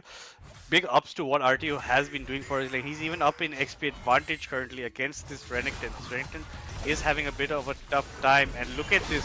The whole blue side is coming for the dive over here, but the TP coming in from the Aurelion Soul, trying to back up his Crocodile over here. That turret has gone down. There's nothing to fight around here. And this Aurelion Soul probably will be going down along with the Crocodile. They get the Gwen for their trouble. Thorfinn is trying to run away, but there's not much way you can go, little dragon. And so goes down the dragon with the Crocodile and nothing more. They had to sacrifice the Gren in that fight. But the fights do not stop in the mid lane. Dragoon going aggressive on Catbot over there, but going to give up his life for his mistake over there. So all in all, if you see both fights combined, it's a 1-for-3 in favor of Kakao Gaming. Sorry, of TOK. Yeah, TOK Messed it up a getting the bit. 3-for-1 right there, getting the first turret in the top lane as well. Are able to save that middle turret as well, and RTO just pushing relentlessly up in the top lane. Let's see if he is able to. Never mind, he's not going to secure that T2 for himself, but yeah, a great play coming out in the top lane, and equally great play coming out in the mid lane as well. And now you see the power of Ashe, how she can, CC the target and can kite as well. Aizen did have to burn his cleanse and his ultimate right there, while T-Berry and Catbot did not even have to use their flash. Do end up getting 2 kills. And now it's looking like we are gonna go into game 5 pretty soon if this keeps on happening. The Infernal Dragon is up right now, and But look at the trap setup. and there is no Oh, trap but to the be hawk had, shot gets honestly. everyone. There was a ward as well behind the wall, so they knew Oh, that yes. there was a trap right there, so they did not want to go there trying to fight them. But all being said, they did manage to scare away Kakao Gaming from coming towards this dragon. There's going to be probably a huge fight towards this dragon unless Kakao chooses to give it up. And I think they are choosing to give up this dragon over here because the dragon is pretty much gone at this point. TOK have melted this thing. They are taking it. And objective bounties are now up for Kakao Gaming. But Kakao Gaming Milio being forced to flash out over RTO, getting aggressive over that wall, and Zaya just walking away, strolling her way to peace. She's like, I don't want any fights with you, leave me alone. And RTO heads back up to his top lane after that turret goes down. And that turret was an objective bounty for Kakao Gaming, so they get a little more extra gold in their pocket for it. Yeah, and RTO just finding Renekton blows his teleport to find some sort of flank, but is not able to do so right there. Yeah. In the mid lane though, that was a great flank from RTO. Hops over the Raptor wall, burns the Milio flash, is going to catch the wave in the top lane as well, and going to shove it out.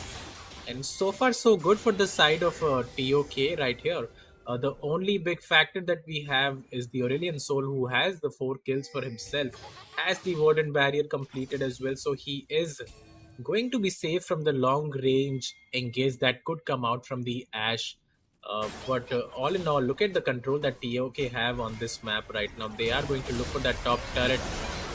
The Aurelion Soul is here, and so is the Pantheon, but a beautiful Seraphine ultimate. They are going to kill Thorfinn.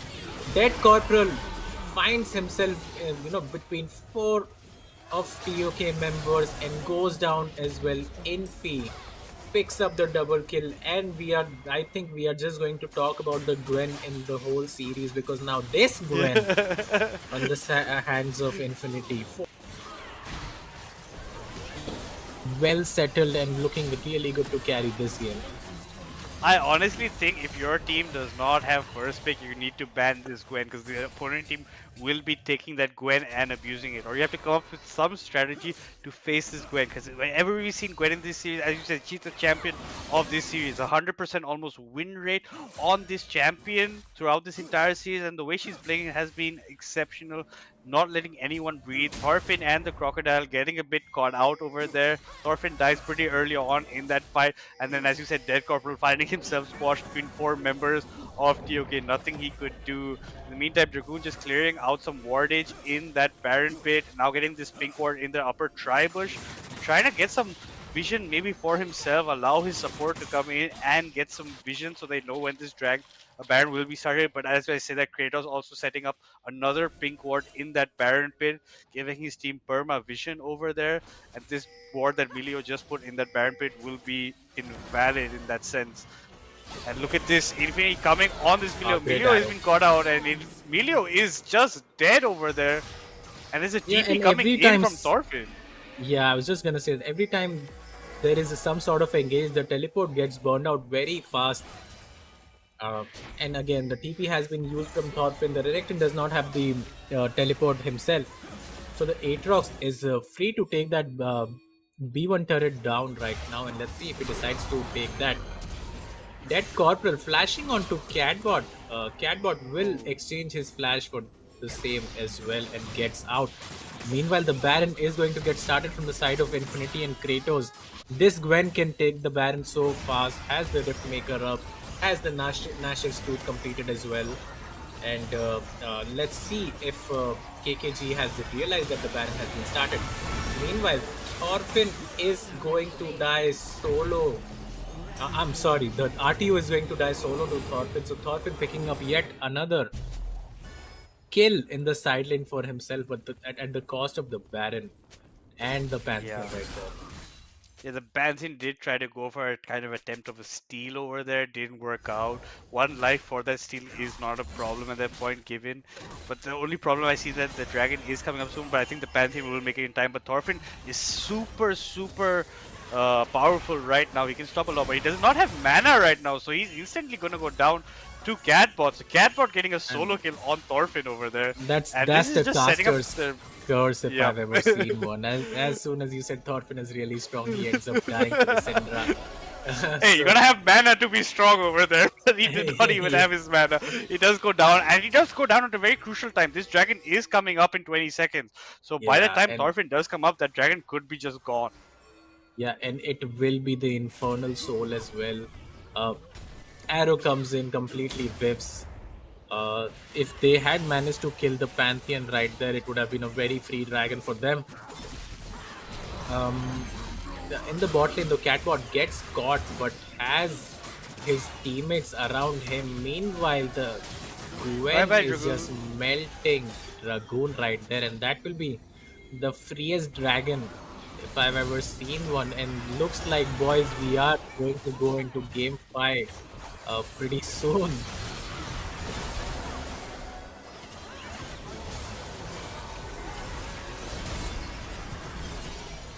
Yeah, and that being said, this fight has been elongated over here. Kakao Gaming is going down. They are not fighting over anything because that dragon was going down anyway. There was nothing you could do over there. So kind of pointless in my mind of what went down here. And as you said, that is Soul Dragon, Infernal Soul Dragon for TOK right now. And I think they're just looking to close out this match just slowly and methodically. Yeah, 100%, and I don't think I don't think Kakao Gaming can put up any sort of comeback here. The bot turret will go down right here. The arrow comes in, completely whiffs. But look at Black Infinity. He is just so strong right now. The Gwen has been such a phenomenal pick for both the sides, and TOK answer back the 22-minute defeat with a 23-minute victory right here. Two really one-sided games. And cue the silver scrapes, guys, because we are going into game 5. And that is it. It's a 2-2, guys. A 2-2 in the series. Kakao Gaming could not close out this series, and they will have to try for it in Game 5 instead of this Game 4 over here. So your victors of this Game 4 being TOK, as Kakao Gaming showed dominance in Game 3, TOK is showing almost the exact same dominance in Game 4. They did not back down for a second, made absolutely almost no mistakes, and there was a bunch of solo fights throughout this entire game, right, Kaka? There were so many solo bolos going on throughout the entire map. Yeah, and RTO is redeeming himself after what was a really disastrous game 3 against Dead Corporal. Comes back, gets 2 solo kills for himself in isolation in the top lane. Standing his ground right here, and we will be going into the crucial moments for this match right now, and let's see what happened.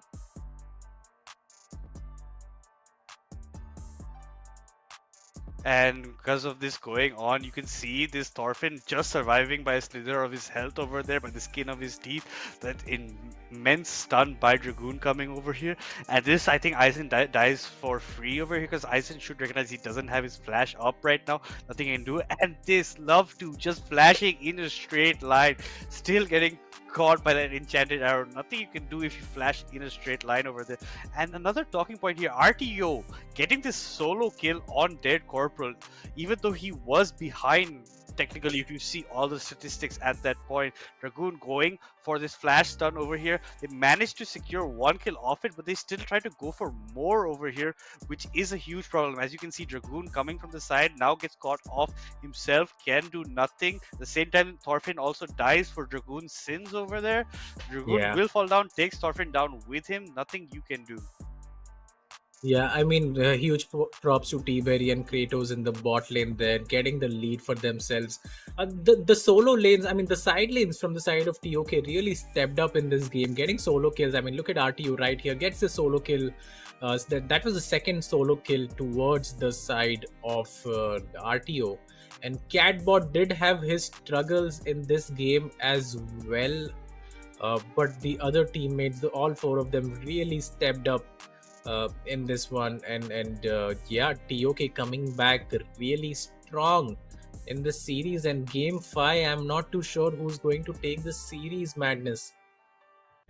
Yeah, now given how the state of the series is right now, even I cannot honestly predict with all my power right now who is going to win it. It depends honestly on this next draft pick that we're going to be seeing, because these draft picks have been dictating the game, and I think there's one champion that comes to mind when we think about which team is winning, right? That Gwen. That Gwen, whichever team has been picking up that Gwen, has been so advantageous for themselves. They've been doing everything right over there. Here, another love to getting caught out. Amazing enchanted arrow coming out from the Ash, getting him down over there, and this another solo kill by Thorfinn over to RT over there. Could do nothing. And by that time that Pantheon comes in for the steal, the Baron is also gone, gets smited away by Infi. He also dies over there. And so many times when these fights started, the TPs come in and the fight just stopped, right? And Thorfinn here caught out with no mana, could do nothing, also gets melted down. At the end of the day, I think the only member of Kakao Gaming that did have maybe relatively good match was Thorfinn, given some of the plays that he made. Yeah, and you say it's the Gwen, I might say it's the Jinx, but really it's the blue side who has won all 4 games so far. So, I mean, whoever gets their hands on the blue side in the next game should be heavily favored to win out the series, because it looks like that first pick that comes out from either of these teams is so essential to what happens in the game, right? The Gwen pick, 3 games in a row. The Jinx pick had come up as well for the side of KKG earlier, which got the pentakill. And just going over the match summary right here, 4 dragons to 0 was the story of the game. I'm pretty sure 24 minutes in, 1 baron, void grubs were shared equally, and the goal advantage, that's a 13k goal advantage at 24 minutes, 10 towers to 2. And this was yet again a very one-sided game.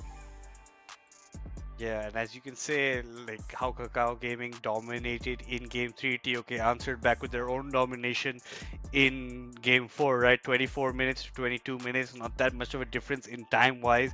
The domination in towers, in drakes, void grubs equally split up, but that Baron going also towards TOK's side. After that Baron choosing to pretty much end the game, they very methodically and very logically dismantled the opponent team, and the only thorn in their side was Thorfinn.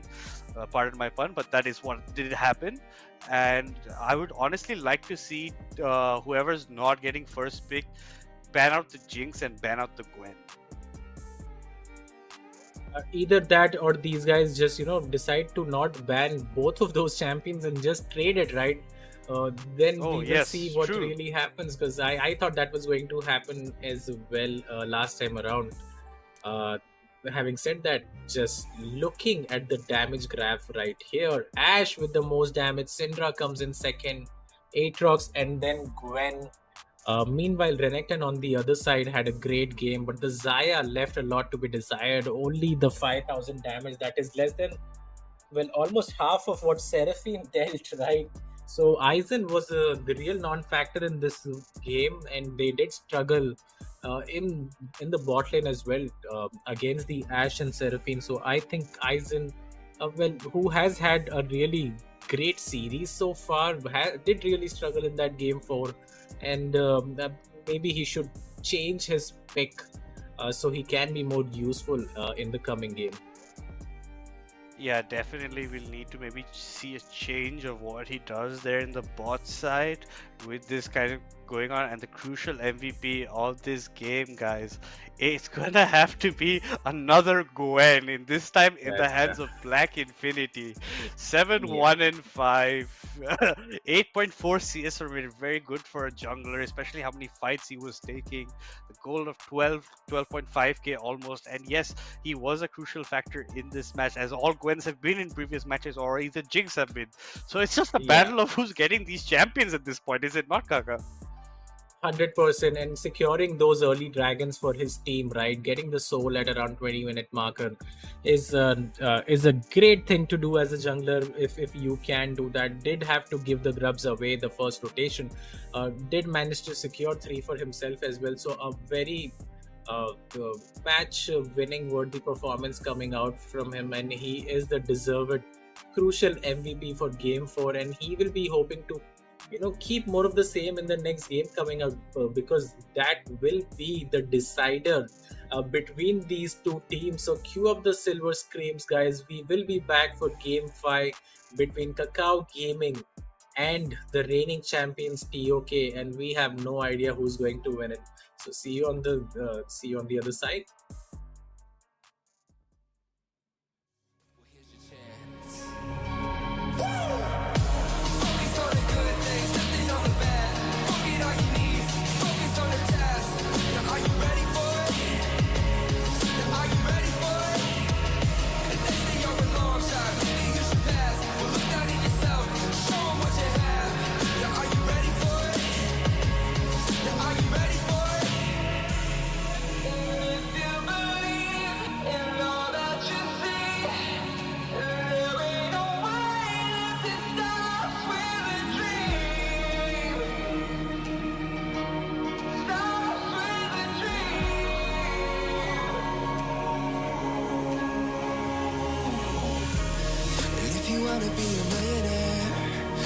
For a superhero, have a house in the center square, and hear your name when the wind blows.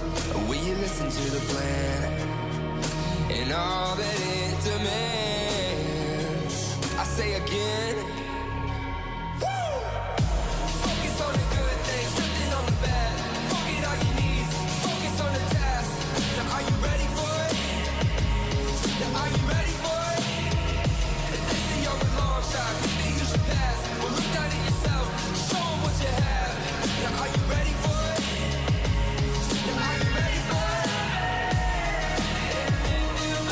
believe in all that you see, there ain't no way not to stop when you dream. If you believe in all that you see,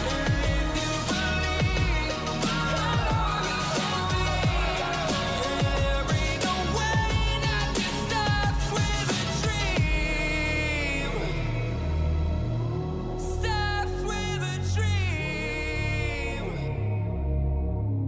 Stops with a dream.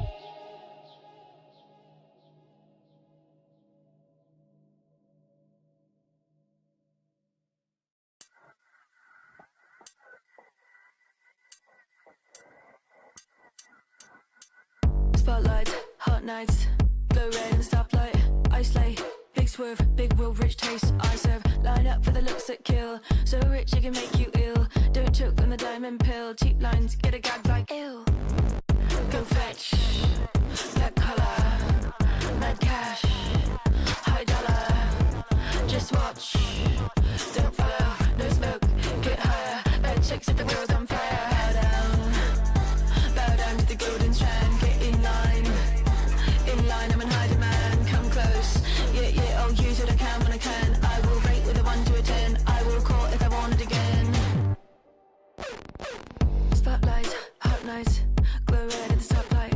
I slay, big swerve, big will, rich taste. I serve, line up for the looks that kill. So rich it can make you ill. Don't choke on the diamond pill. Cheap lines, get a gag like ew. Go fetch, black collar, mad cash, high dollar. Just watch, don't follow, no smoke, get higher. Bad chicks at the world on fire. Bow down to the golden strand. Get in line, I'm in high demand. Come close, yeah, I'll use what I can when I can. I will rate with a 1 to a 10. I will call if I want it again. Bow down.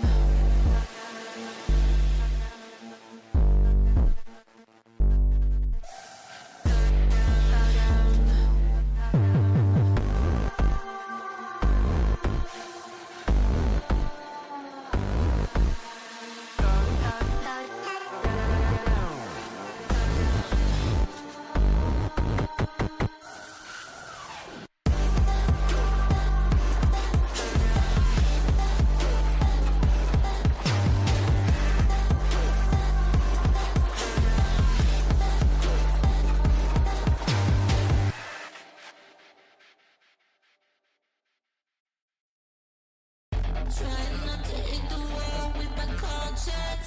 Take me out, take me over like a light switch. Anxiety and me stripped in defenseless. I'm about to crawl on my knees, I'm so relentless. I need a minute to breathe. I'm just waiting to see you. Looking like, baby, come get the keys, making me a believer. Looking like, I need a minute to breathe. I'm just waiting to see you. Looking like,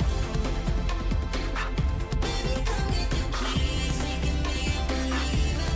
Looking like, busting out, we're falling off the wagon.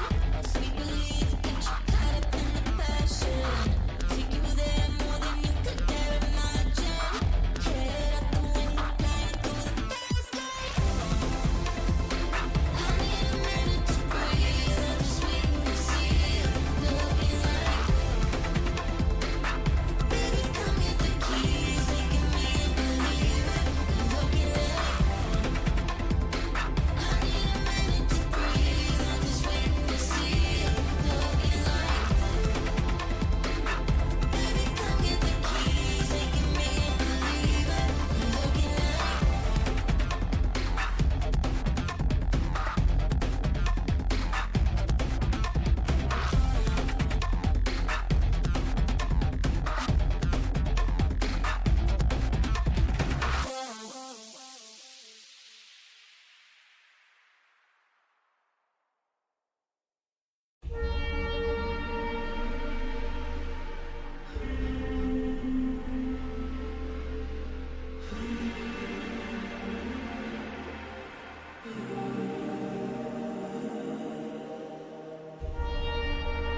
Shadows are calling, the curtain is drawn. How far we have fallen, I'm out on the run. Live in the violence, die by the sword. Deep in the fire, that's where darkness is born. Haunting my dreams, I see the signs. The darkness arise. I watch it all fall. I watch it all fall. I watch it all fall. I watch it all.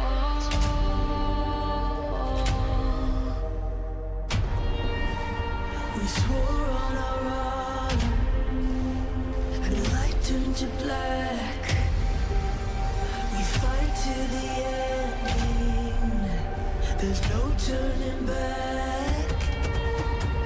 Live in the violence, die by the sword. Deep in the fires, that's where darkness is born. Haunting my dreams, I see the sign. Let darkness arise. I watch it all fall. I watch it all fall. I watch it all. I watch it all fall. Haunting my dreams, I see the signs. Let darkness arise. I watch it all.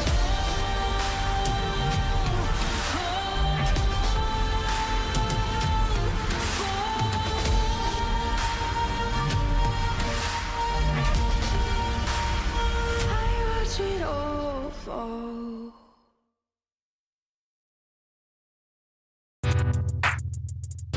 Yeah. Ay.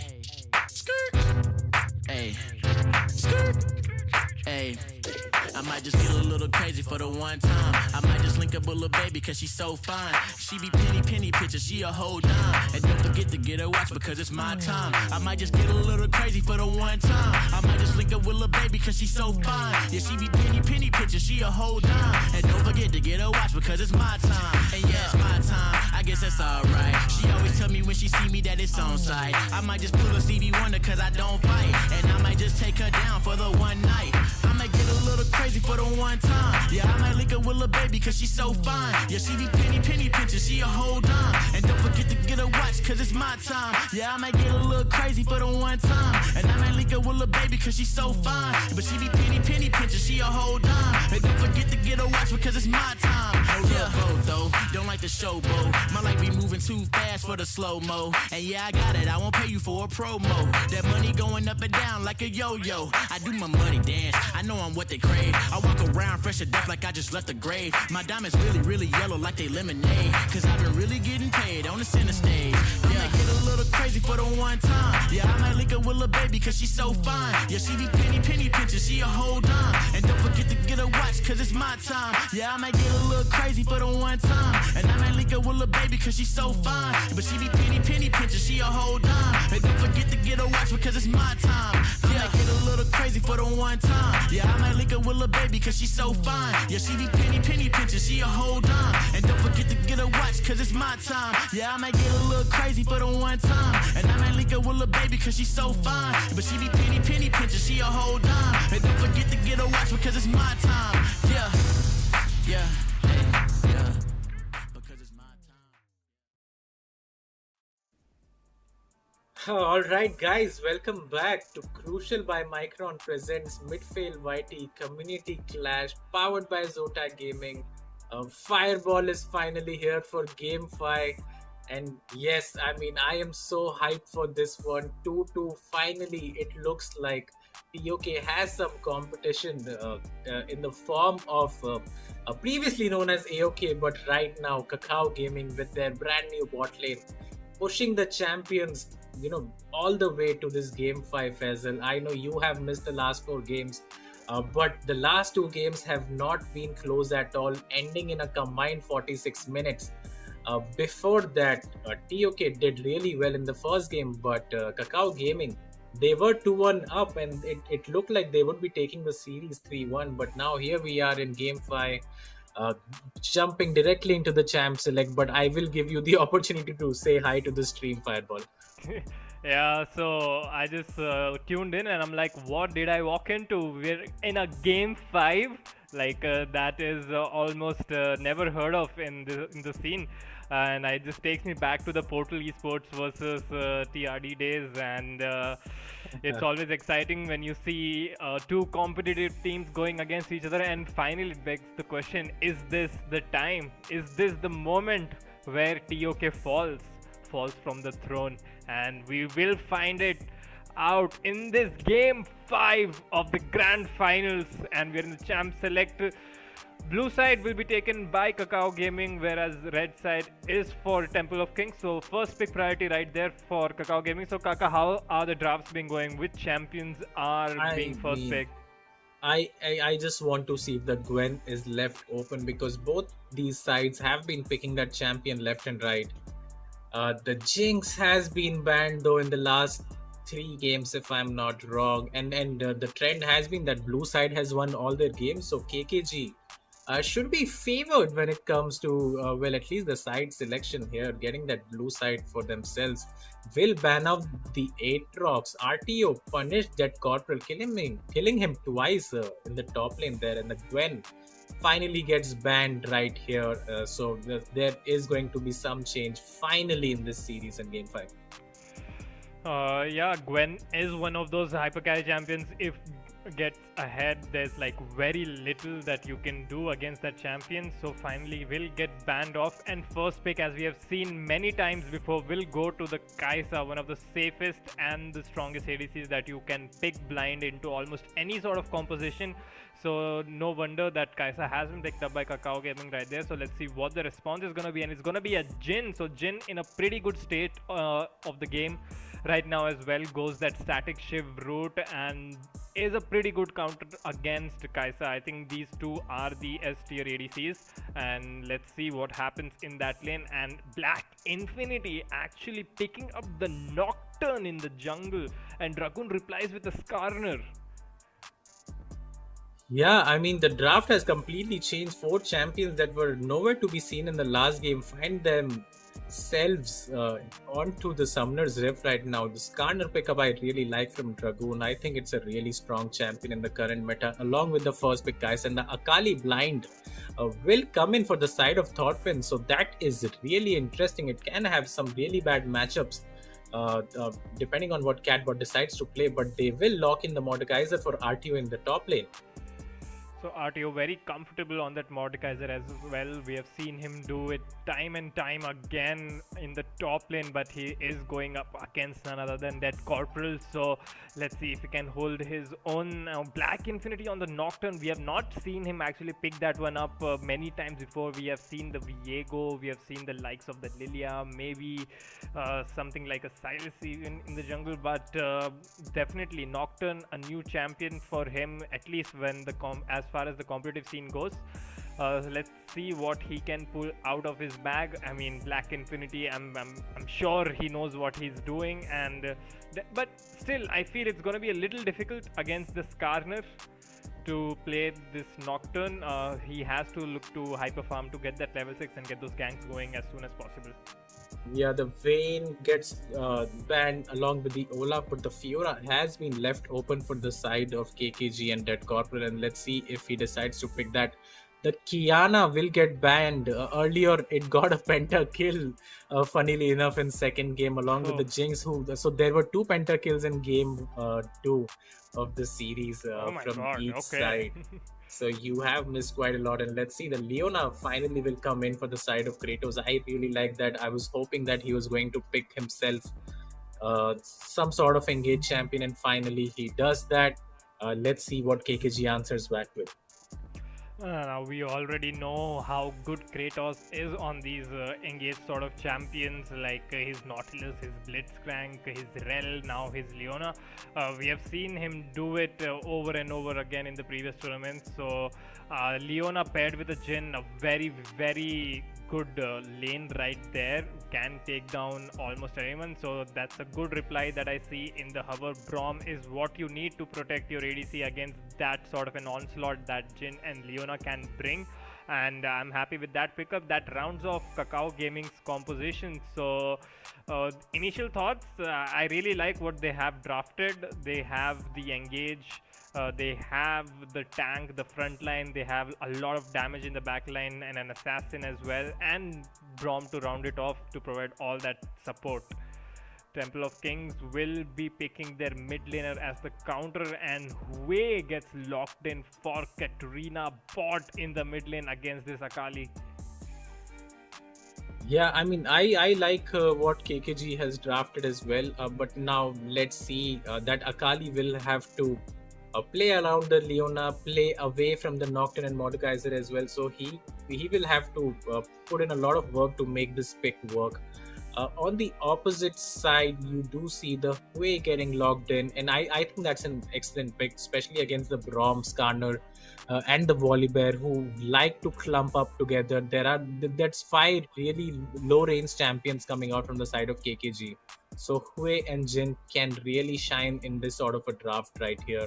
And I think in the late game, Mordekaiser versus Volibear should really go towards the side of Mordekaiser in the isolation and 1v1 along with the Nocturne that is paired up with him. So I like both the drafts. I would slightly favor TOK in this one, but anything can happen. Really? I mean, yeah, I'm pretty 50-50 on this draft. I like Kakao Gaming's draft a little more, I feel personally.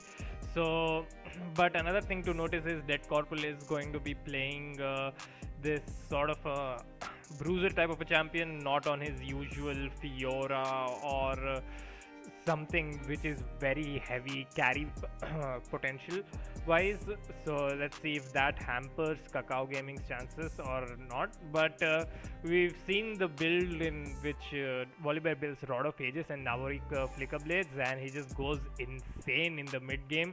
Let's see what Dead Corporal's Volibear can do, because he is the star player of his team, and I'm pretty sure in this final game 5 everyone would be looking up to him for inspiration, and Dead Corporal would be looking to pull something out of his bag as well to finally, be a major part of the game for which he has been trying for so long. Like Temple of Kings was this one team that he was not able to overcome in such a long time, and now finally this might be his moment.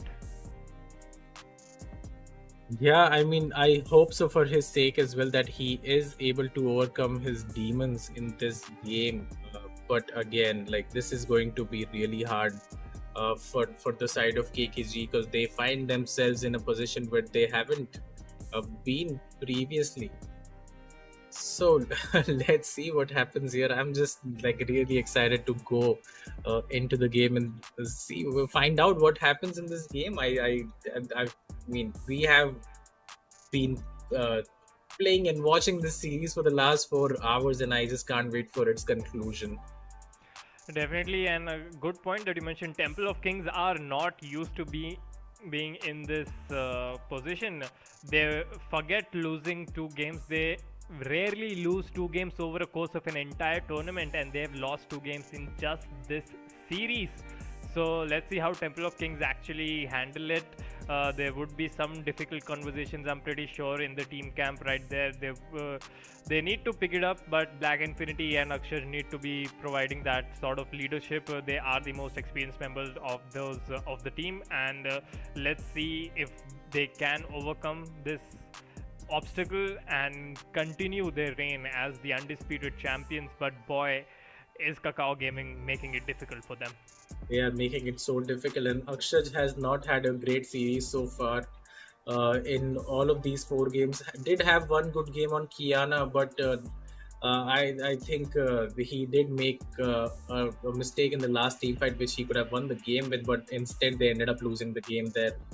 So 4 games in a row, I don't think I have seen Akshaj perform this poorly and really struggle, but he has been struggling so far, and I hope he is the one who can, lift himself up and his team up, as he is the team captain, and find that extra push that will get them the victory here. Meanwhile, from the side of Kakao Gaming, they have been working really hard as well. They have found themselves behind, even against Stealth Flashlight yesterday, but they did come back from behind to secure that victory in the lower bracket final, and they would be hoping to do more of the same as well in this game. And we have started here game 5, ladies and gentlemen. No idea who's going to win. Jumping right into the game, both the teams trying to just guard the jungle entrances do not want to be taking stupid fights level 1 and lose the coin flip of the lane right off the bat. So all 5 members, essentially all 10 members, spread out in the river guarding the entrances, will keep each other away. Now Dead Corporal and RTO will trade a few blows here and there, but I'm pretty sure nothing's gonna come out of that. RTO should say that, start but backing guys, away. Yeah, RTO has. It looks like they're fighting to death right here. I am not too sure who's going to win. RTO does have to blow his flash. Finally. That was really unnecessary. In the game of chicken, RTO blinks first and uses his flash to run away. I mean, he should know what Volibear can do. He should know the shield is gonna come up, the grasp will come up as well. There was no way he was winning that level 1, and will end up losing his flash. And let's see if Dragoon can abuse that. Yeah, let's see And if he gets actually, punished for does it. not RTO did recall not his- actually go back as well. That is Now very stands surprising. his No, Dead Corporal actually did insta recall and started walking towards his lane, saves his teleport as well, and RTO will lose both of his summoners just at the first minute mark, essentially. Yeah, the pressure is getting onto RTO right now, not choosing to flash earlier, just fighting there and not choosing to recall, instead trying to place that ward on the red buff of Black Infinity, loses both his summoner spells within a minute or 2, and now he has to play really safe. Luckily for him, though, Skander has started towards that top side of the map, so he won't be pathing towards the Mordekaiser, but Mordekaiser is going to struggle really hard against this Volibear. You can already see the CS numbers coming in. He's just gonna be getting zoned out, and as he does not have the vision, the constant threat of the Skarner gank is there as well, and Skarner can be so creative with his ganks, can just come through a wall. In the bot lane, we did see Azin and Love2 actually did get the level 2 first and pushed the Jhin and Leona off of the wave quite a bit. But now Kratos gets his engage ability, and let's see if anything happens there, but I'm pretty sure the Kai'Sa should be feeling pretty safe with the Braum behind in front of them.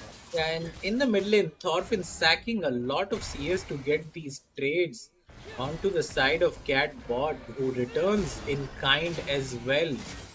I don't think that was a great decision coming out from the side of Thorfinn. Black Infinity is going to get spotted trying to chunk those golems out really early on. That was a bot placed by Dead Corporal, so a good vision control coming out there. A small exchange in the bot lane. I don't think it's gonna amount to anything. Yeah, small exchange in the bot lane. The Guardian did help out Azin and Love2 quite a bit. Now Thorfinn and Catbot actually might be going till the end, but the dash back to the Shroud is there for Thorfinn, and ends up using his flash as well. So Catbot will get the Summoner spell advantage right there. Is out of mana though, will have to recall.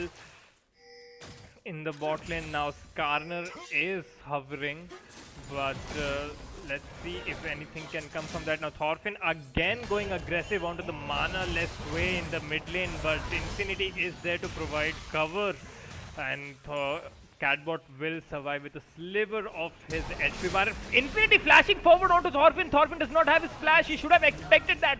First blood secured by the Nocturne. But now Dragoon is there to find something in return. The red buff is there. Dragoon is fighting in the minions. One more auto might do it.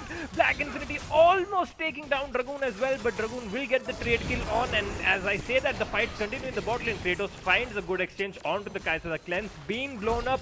The W unfortunately does not connect onto the Leona. Now let's see the return fire is there. Great engage coming on by Leona. Flash forward by Azin will secure the kill in that extended fight in the bot lane. So Kai'Sa ends up getting one kill. All the summoners essentially used up except T-Berry's flash, and action-packed few minutes right there.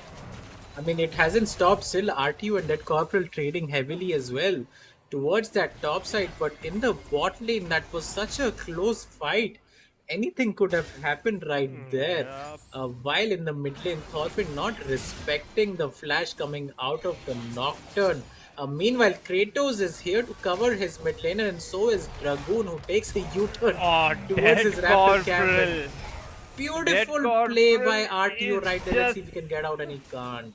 I mean, that was great to knock him back right there, but Dead Corporal, as soon as he got the level 6, that just meant the flashlights were flashing in his head, and he jumps onto the Mordekaiser and takes him down yet again. I mean, it's just looking so bad for RTO. Losing in CS, did not have his summoners up as well. Now Dead Corporal is not the kind of a person you want to give a lead to, and RTO struggling. Yeah, and RTO pays for his mistakes from the early game where he lost his flash and TP. Finds himself behind him in experience and now has died as well in the 1v1. Meanwhile, in the mid lane, Love2 trying to stack up onto the side of now re-engage coming onto the Braum. The Braum going in too deep. He got too ahead of himself. Did not realize that Thorfinn was very low on HP, and there was no way for him to follow up onto that. And just from the top side river, he comes Kratos to get the engage onto Love2 and will take down this over enthusiastic Braum, and Hue gets a much needed kill in the mid lane. Yeah, and it was a little bit of extension coming out from Love2. Did not have the flash for himself. Oh, level Thought 7 he could to get the level kill. 5. Dead Corporal trying to dive RTO yet again. He gets to level 6 now. Will get the heal back.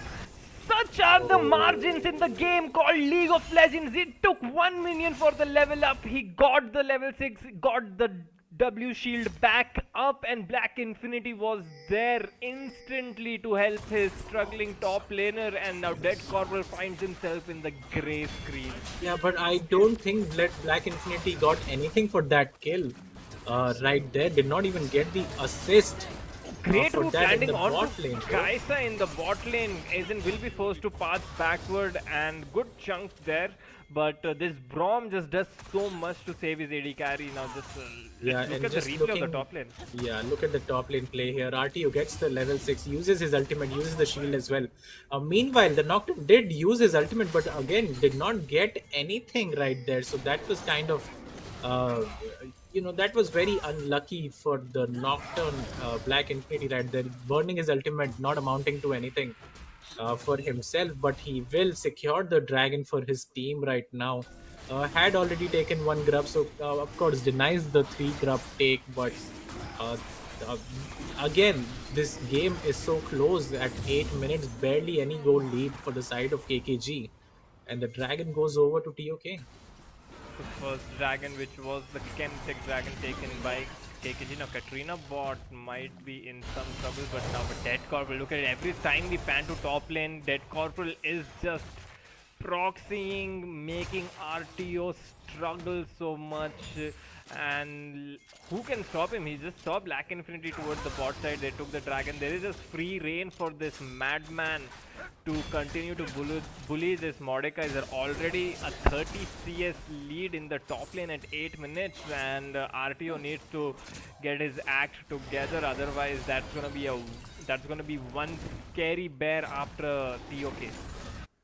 Yeah, 100%. RTO needs to find, needs to wake himself up. This is the game 5. You can't make a lot of mistakes in this one because it can be very crucial, like our sponsors right here. So let's see what happens here. But yeah. So the game, I was about to say the game has slowed down, and Black Infinity had different ideas. The Kaisa, they were tracking that flash timer perfectly. Aizen did not have his flash up, and Infinity casually comes to the bot lane, uses one button and gets 2 kills. So now T-Berry and Kratos should push this wave in and get a good recall timer. Yeah, 100%, and that is the sort of Nocturne ultimate that you're looking for.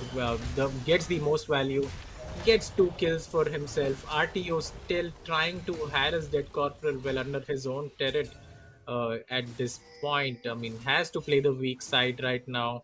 Is down 2 plates and almost 30 CS.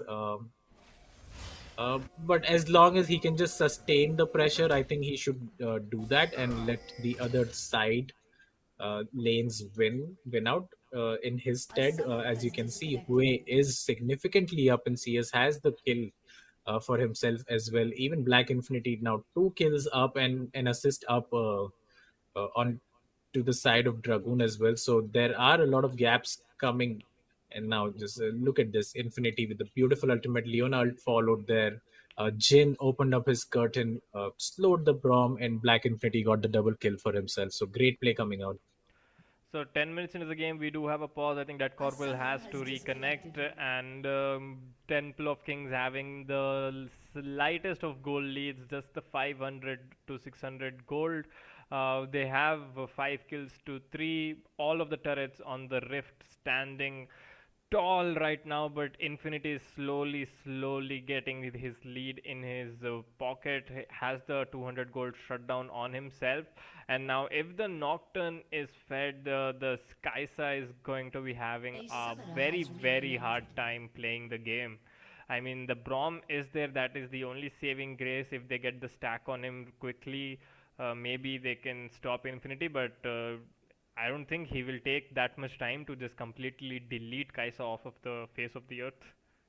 Yeah, and for Kakao Gaming to win, they really have to accelerate this Kaisa, because I do not see any other champion that can carry uh, them to victory other than the Kaisa right now. So even if Dead Corporal, finds himself ahead against this Mordekaiser, the Volibear is not one of those champions that can 1v5 the game, right?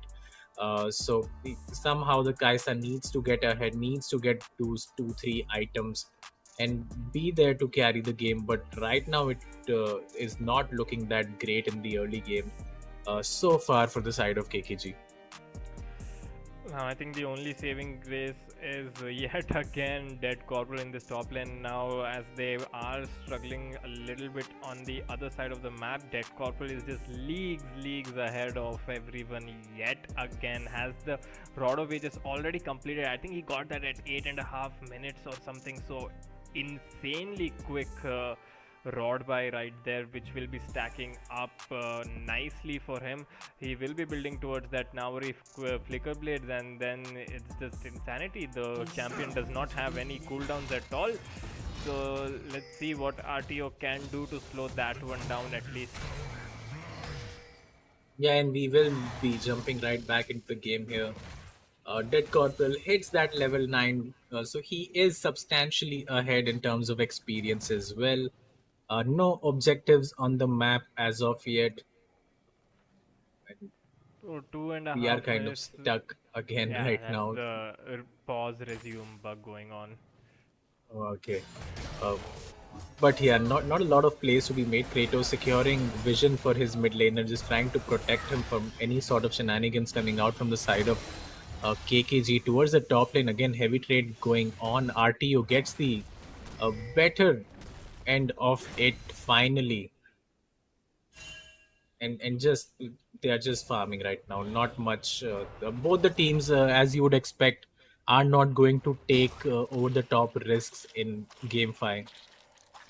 And Jin actually building towards that Infinity Edge first item straight up, not going for the quicker buy in the Static ship. Yeah. So going for flat out AD and just raw damage. Yeah, I mean, if you can get the chance to stack that up early, I think it can be good. Although I do prefer the static shiv into rapid fire personally. I think that just brings out a lot of power the Jin needs in the early game. So I am And a yeah, big fan of build. the way his passive works as well, it's not like he's just building attack speed or critical strike. It will end up Exactly. giving him AD anyway. And you get the extra wave clear, which Jin is lacking quite a bit, and that just helps Jin quite a bit. Now Kratos will be forced to flash away as the Braum stacks were ticking onto him, and a good pickup by Aizen and Love 2 right there. Yeah, they burned the Leona Flash, excuse me, so that is going to come in handy. Right now, Void Grubs getting started, and look here, we might see a huge bot dive come in. Wait, I don't think Catbot should have TP'd there. I am very surprised by that. Now they might just turn on to him. Let's see if they decide to. They are going to back away right now, so a really big misplay coming out from the side of KKG, not being clutch right there. I really think they should have just dove Akshaj, who did not even have flash because the bot lane had left from the Oh, bot looks like lane. they're not done yet. The Skarner Dragoon. completely misses. Great re-engage coming on by the Leona. T-Berry will slay Dragoon. And Dragoon having a complete lapse in judgment goes in yet again, completely whips his ultimate and ends up paying with his life. And now the dragon is spawning in 10 seconds, exactly when Dragoon will respawn. And I think Temple of Kings will just start that one up. Great flash follow to make sure the fear connects on to the Akali, but the Akali, being Akali, will just shroud herself up, will flash away to safety. And now Temple of Kings should be looking to start this second dragon for themselves. Yeah, and burning the Akali Flash and Ultimate before the Dragon is quite important as well for the side of TOK. And in the bot lane, like a huge misplay coming out from the Skarner. Completely whiffs his ult. I don't think that play was needed because the play was over once Akshaj had TP'd in. But KKG, just is being a little bit greedy there, have to pay with their jungler's life and the dragon as well. And now we have some sort of substantial lead coming in as Dead Corporal will disconnect for a minute there, but the Infinity Edge has been completed by the Jin. The Seraph is completely stacked up from the side of Akshaj in the mid lane, and the first items have come through for all of these guys now.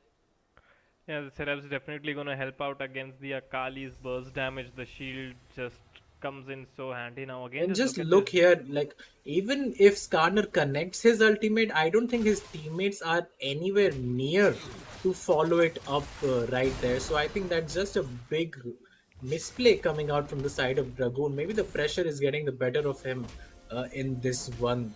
Just having to, feeling the need to make a play where it's not even needed, and yeah, a huge mistake from his side. Now the game will slow down quite a bit. There are no objectives on the map. The Akali does not have the flash right now, so that might be an avenue for Black Infinity to do something. Both the Kaisa and the Braum do have the flashes. Leona lacking that spell.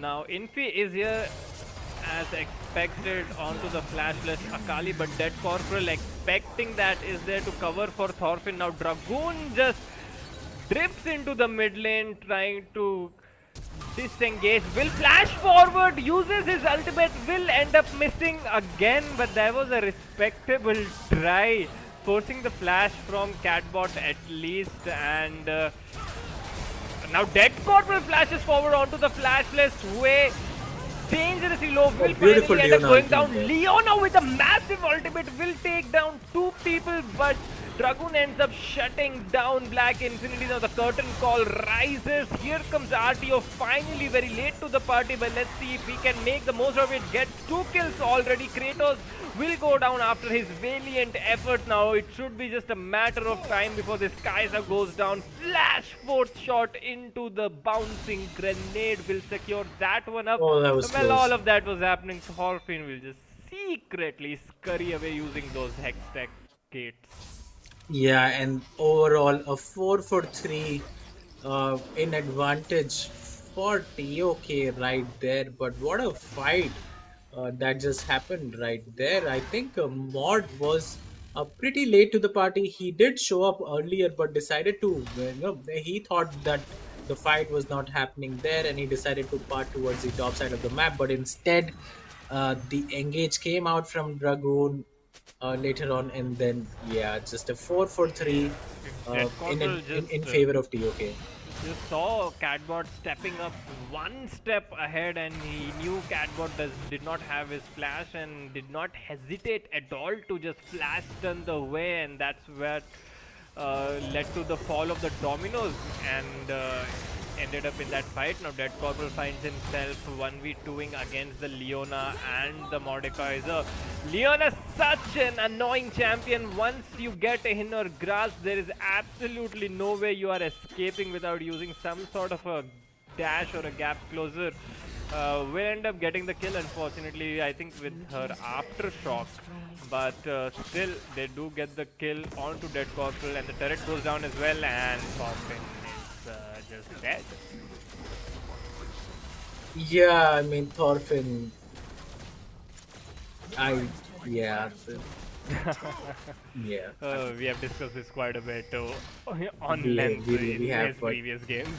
Yeah, but on the other side, though, Akshraj played that very smartly, knew there could be a dive coming on to him, so decided to step back away from his turret, sat under the tier 2 turret, did not end up giving up his life, and meanwhile in the mid lane, T-Berry gets caught. Beautiful engage by Dragoon. Finally, the Skarner ultimate connects, that just provides the way for Kaisa to jump in, get the kill, but he will end up paying with his life because he was between 2 enemy turrets. That one will be picked up by Katarina bot. I think that was still a pretty good trade for the side of Aizen, who did get the shutdown bounty onto T-Berry right there, but they will end up losing their mid turret, which is pretty big. Of course, now the Kaisa has completed 2 items, the Static Shiv and the Gwinsu's Rage Blade, both online for this really strong Kaisa. And as we said, like, this has to be the guy, this has to be the champion to carry KKG towards victory. And so far, he's looking good. He has the items, he has the farm. Let's see if he can carry the game for his team. Yeah, just needs, I think, one more dagger or complete his boots to get the second upgrade on his E as well. And the dragon is up it would be the third one for Temple of Kings, but right now Kakao Gaming have the better path towards the pit. They are already getting the vision, and let's see if Temple of Kings decide to contest this. Now Scorpion will answer that for ourselves as he goes on to T-Berry and assassinates him. Unfortunately, the flash is not clean, but he does end up taking down the Fed ADC. Now most of the damage from Temple of Kings has been gone, and now let's see what happens. Black Infinity gets caught in the pincers of the Skarner, but in the backline is completely unchecked. Catbot, Mordekaiser and the Leona just mowing down the side of Kakao Gaming as they were so tunnel visioned onto Black Infinity, who they did not end up killing as well. Yeah, and this is why RTO was not getting his Mordekaiser. 4 games in a row it was banned. Finally left open, and he is showing why. Of course, did not have the best early game. Did end up dying solo, but in the team fights you can see how effective he is. Essentially running along with the Leona, just killing everyone in his sight. And now TOK, they have a 6,000 goal lead right now at 20 minutes, and they are looking primed to take this game 5 for themselves, along with the 3 dragons as well. So the soul will be coming up in the next 4 or 5 minutes as well. And this is looking really rough for Kakao Gaming already. If you showed me this scoreboard at the 1 minute 30 second marks, I would not have believed you. It is RTO 4-1-3 and Dead Corporal 2-4-2 after the absolutely crappy, that's the word, the PG word that I'm looking for, start to the lane that RTO had, and but props to him to come back and essentially carrying the fights.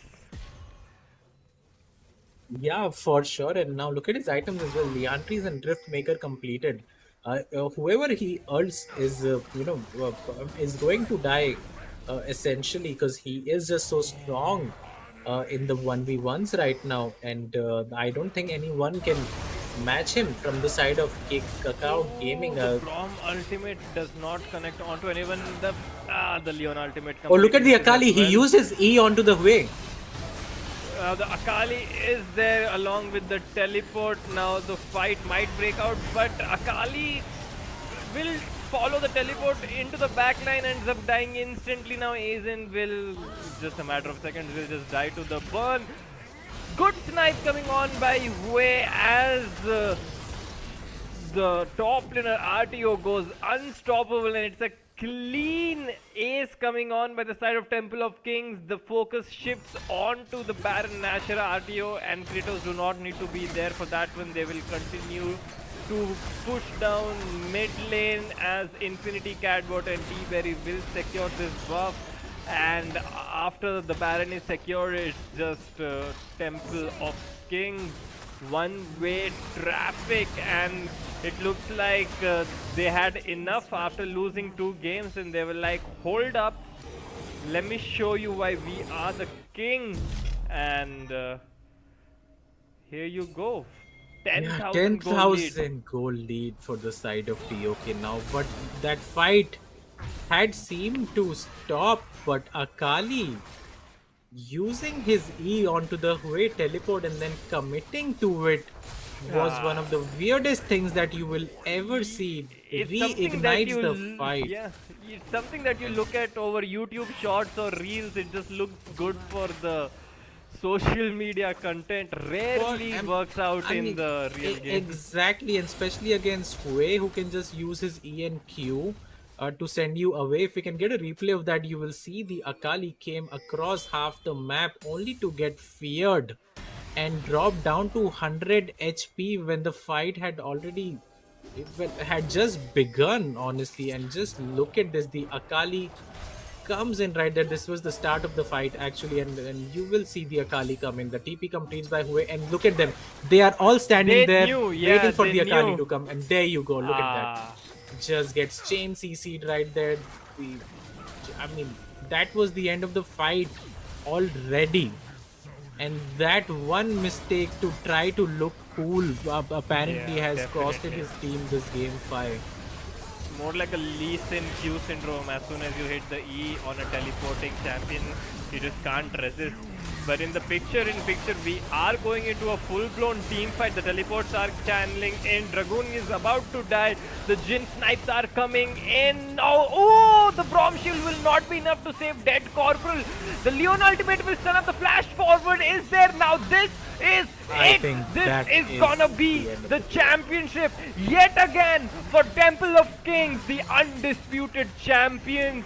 They will take down Kakao Gaming 3-2 as the Nexus explodes and Kakao Gaming press the F and end the game. It was looking clean for Kakao Gaming in the early stages. Dead Corporal was far ahead, but then it's almost like Temple of Kings flipped a switch and it was just all over when Black Infinity, Akshaj, RTO and gang decide to show up. They show up big time.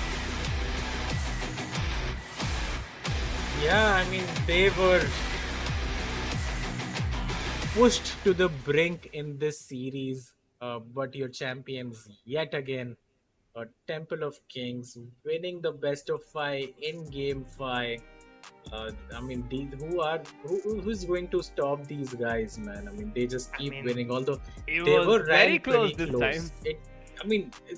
But next time it might not be, right? It does not matter how close you run them. As long as you're not winning it, it does not matter.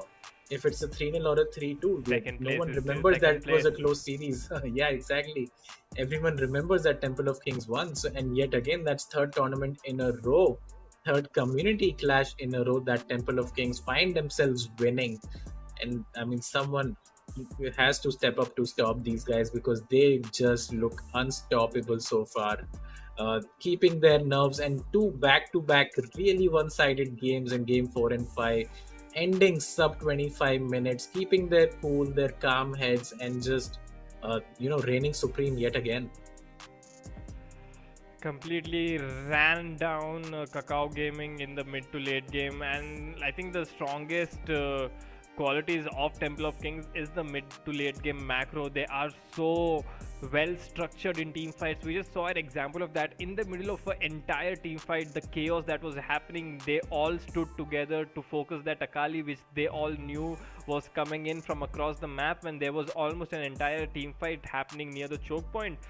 It's just this presence of mind, these decision makings and these team fight decisions that set them apart, classes apart from the other teams, because you saw in lanes Dead Corporal was essentially winning the lane against RTO, and when on his day Thorfinn might go head to head against Akshas as well. So it is not a big difference in the lane, but it just completely falls apart in the decision making difference in the mid to late game. The macro Temple of Kings, they just continue to run like a well-oiled machine, and yeah, I wonder what's it gonna take for anyone to stop them. It's almost like Max Verstappen in the previous seasons of F1. For sure. And I think Kakao Gaming choked this game 5. Honestly, they were looking strong, but then the force plays that came out in the bottom lane, the needless fights that came out from their mid laner as well towards the mid lane, I don't think there was any space for that in game 5. And just looking to make those plays, forcing those plays to try to get ahead, I think it got into their heads that they had to get ahead to win this game, and that ended up being their demise in this one. And you can't do that in high pressure situations, right? Like right here, Thorfinn dies for nothing. They do get the 1-for-1, but he should never have been there in the first place. And this is something that we keep seeing from him, always trying to overextend when you can just go back to the base, recall, and come back with the TP. Eventually had to burn his TP, goes in again here. In the top though, Dead Corporal did so well. He was around 20-25 CS ahead, got the solo kill as well. So he was heavily let down by his team, I have to say, in this series, because all 5 games he was winning his lane very hard. And I mean, except for one game where he did get soloed twice, but 4 games in a row, he did so well, only to be punished by the jungler and an enemy team, and it's not his fault at all, honestly. Yeah, as we see time and time again, that Corporal always does well. Rarely does he lose lane. I mean, there are not a lot of top laners who can go foot to foot against this guy, but unfortunately, is the same sad ending for him yet again. It's just a defeat in the grand finals to Temple of Kings, to Black Infinity, to Akshaj, and I just wonder when it's gonna get better for this guy.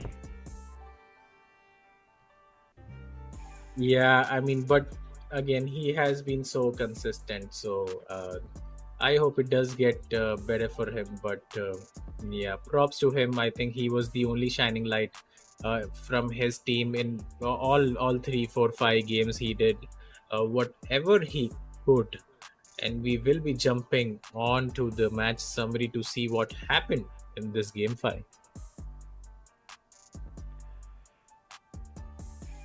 So, Temple of Kings taking down Kakao Gaming in 24 minutes and 21 seconds, ending the game with a massive 14,000 gold lead. Kakao Gaming managing to take just the 1 turret, and Temple of Kings actually ending the game with only the 6 turrets. They did get the 3 dragons. All they needed was 1 Baron buff to secure the win, and it was looking close until it wasn't. Like I said, it was almost like Temple of Kings just flipped a switch and it was all over. Good night for Kakao Gaming. So let's have a look at the damage graphs, and I believe it should be the way taking the bag, and it is indeed 27,000 damage done by Akshaj in the mid lane. I'm sorry, whenever it looks like he is struggling a little bit, but he just comes up so far ahead of the rest of the people in the game. I don't think he had his best series as of yet, but he was still the better mid laner in the series, so that says a lot about him as a player as well. I think he's undisputably the best mid laner in the region right now. Damage. Skarner doing less damage than lower damage than the Braum. Yeah, that's really unfortunate, but let's have a look at the crucial MVP for the final time of this tournament and series, and it's Black Infinity on that Nocturne. He was the MVP in the last game again. Did not have a lot of damage, but I don't think that's his job anyway. He was there whenever his team needed him, getting the first blood onto Thorfinn, then going into that bot lane, securing the double kill for himself with his ultimate. He was yet again everywhere where he needed to be, and deservedly gets the MVP for the final game of the tournament. And that's 2 MVPs in a row for him, so he was essentially the MVP of the series as well. And yet again, this guy just can't stop winning things, and it is down to him that a lot of tournaments that TOK wins are down to him as well. Like, he is just so good at this role, and he is uncontested, and I don't think anyone's coming close to this guy anytime soon. Yeah, the gap in the skill levels of the junglers is just Black Infinity up on the peak, and then there's the rest of the team that follows up. So Black Infinity yet again the MVP, and as is tradition, we have a special guest for you guys. We will be bringing in T-Berry from Temple of Kings for the champions interview. And I think Temple of Kings, every time they win, they just roll a dice on whoever wants to win. So hi T-Berry, it's nice to see you with us. So it was your first time playing with this new team. How was your experience, first of all, in this tournament? Yeah, I have played with them before, but it was pretty good. Akshaj and Black Infinity, I played with them before. RTO, maybe a few years back, but Kratos is something. He's really good. But he, he's kind of silent, shy maybe, but we still make it work. I'm kind of surprised how we make it work, because it's hard to explain the team environment. But in skill wise, I think Black Infi, Akshaj, individually everyone's really good. So that's how we were able to win, I would say. And another thing to ask is that you were playing against your former teammates, most of them, and Yes, yes. how did it feel taking the trophy from them yet again? Because you were on the yeah. Yes, I play with them a lot, and I've lost with them a lot. Really bittersweet. But they've really leveled up. Even the last series, it was a 3-0. The fact that this game went to game 5, it's insane. Well fought series, I would say. I really enjoyed it, and they'll bounce back strong. I am pretty sure. And what are your expectations going forward as well? Now it seems like we have 3 strong teams instead of just the one. You guys were pushed to the brink in this series. A Stealth Flashlight from Pakistan again pushed you guys till 3 games as well. So they are looking strong as well. That was their debut tournament. So what are your expectations from the coming tournament? In a way, it was a wake-up call for TOK maybe. I don't know, because it shouldn't have gone to game 5. I don't know. Even the Pakistan game was really close. They're crazy good as well. When Hammy and their support Zen, their main support Zen plays, they're crazy good. And let's see. We should be the favorites going forward, I feel like. But again, we shouldn't be complacent. Yeah, well, if you can brush up your mistakes or, at least get that synergy going with Kratos, I think you guys can be much better than any other bot lane in the scene for sure.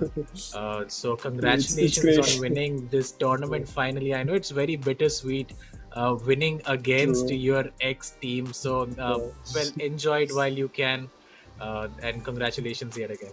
Congratulations. Thank you guys. And, hope you have a good night ahead of you, and best of luck for the following tournaments to come. Thank you guys.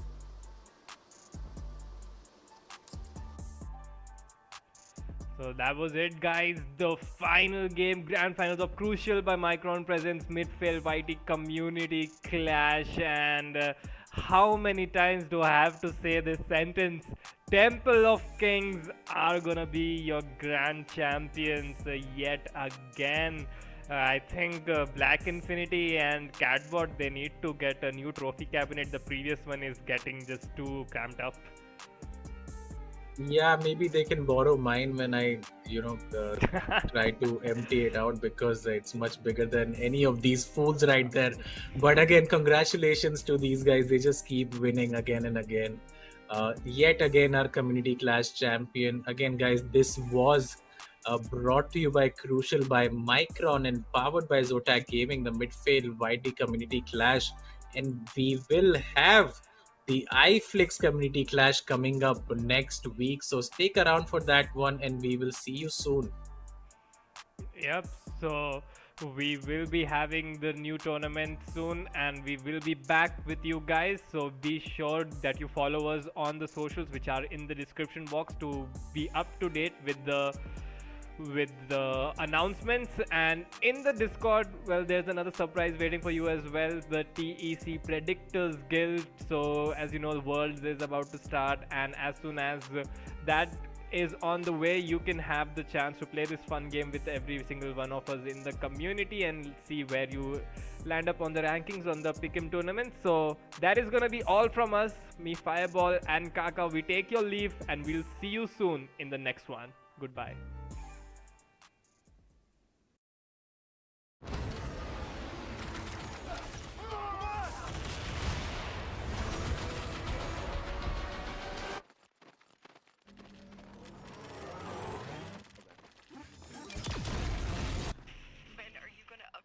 System.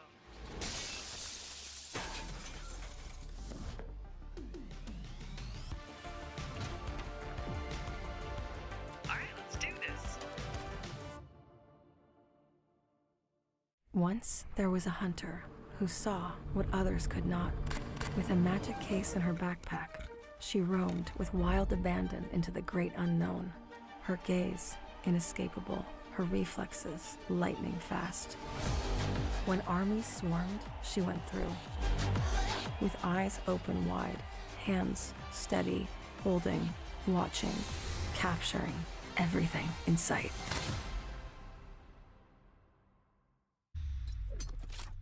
The Crucial Pro DDR5 RAM kit comes with a sleek, modern look that will complement any build. But aesthetics aside, it's the performance that really matters. So let's dive into it. The default JEDEC timings are 46, 45, 45, but it does come with 2 XMP and Expo settings for those looking for a little more performance. With XMP 3.0 Profile 1, you can push the speed up to 5600 megatransfers per second.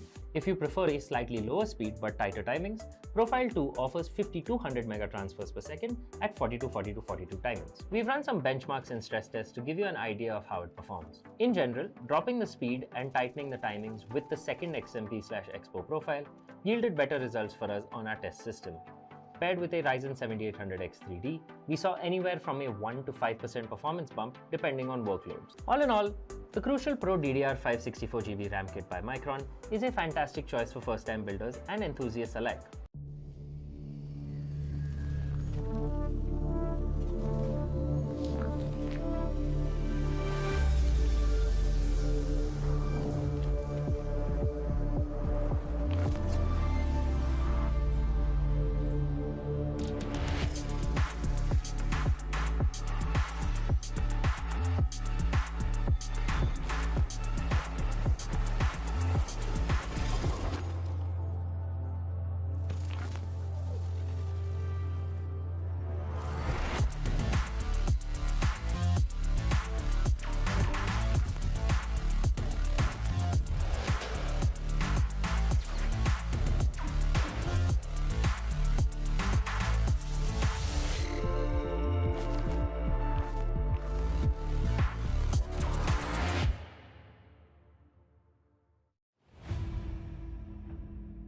You were right, Kate.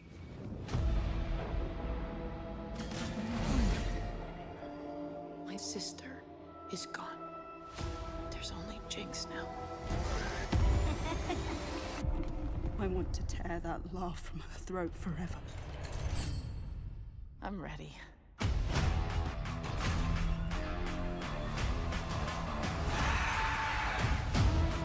To return peace to this city, you must declare martial law. Topside is the real enemy. You have the chance to rally the Undercity together. You're a symbol.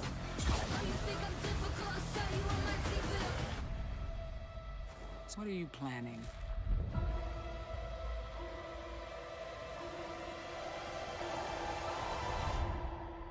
Watch it all burn.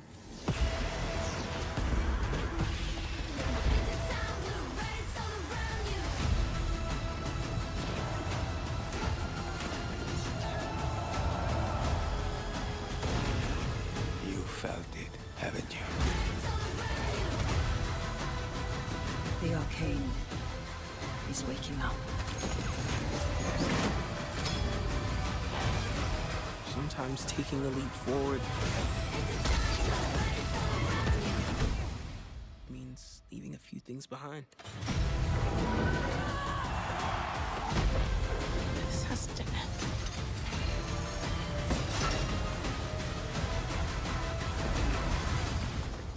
Then stop me.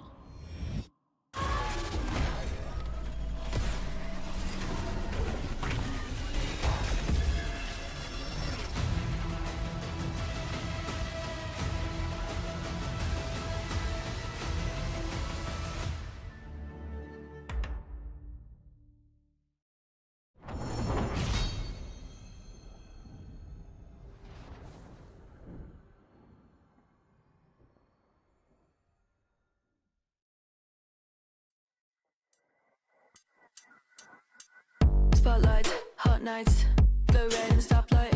I slay, big swerve, big will, rich taste. I serve, line up for the looks that kill. So rich it can make you ill. Don't choke on the diamond pill. Cheap lines, get a gag like ew.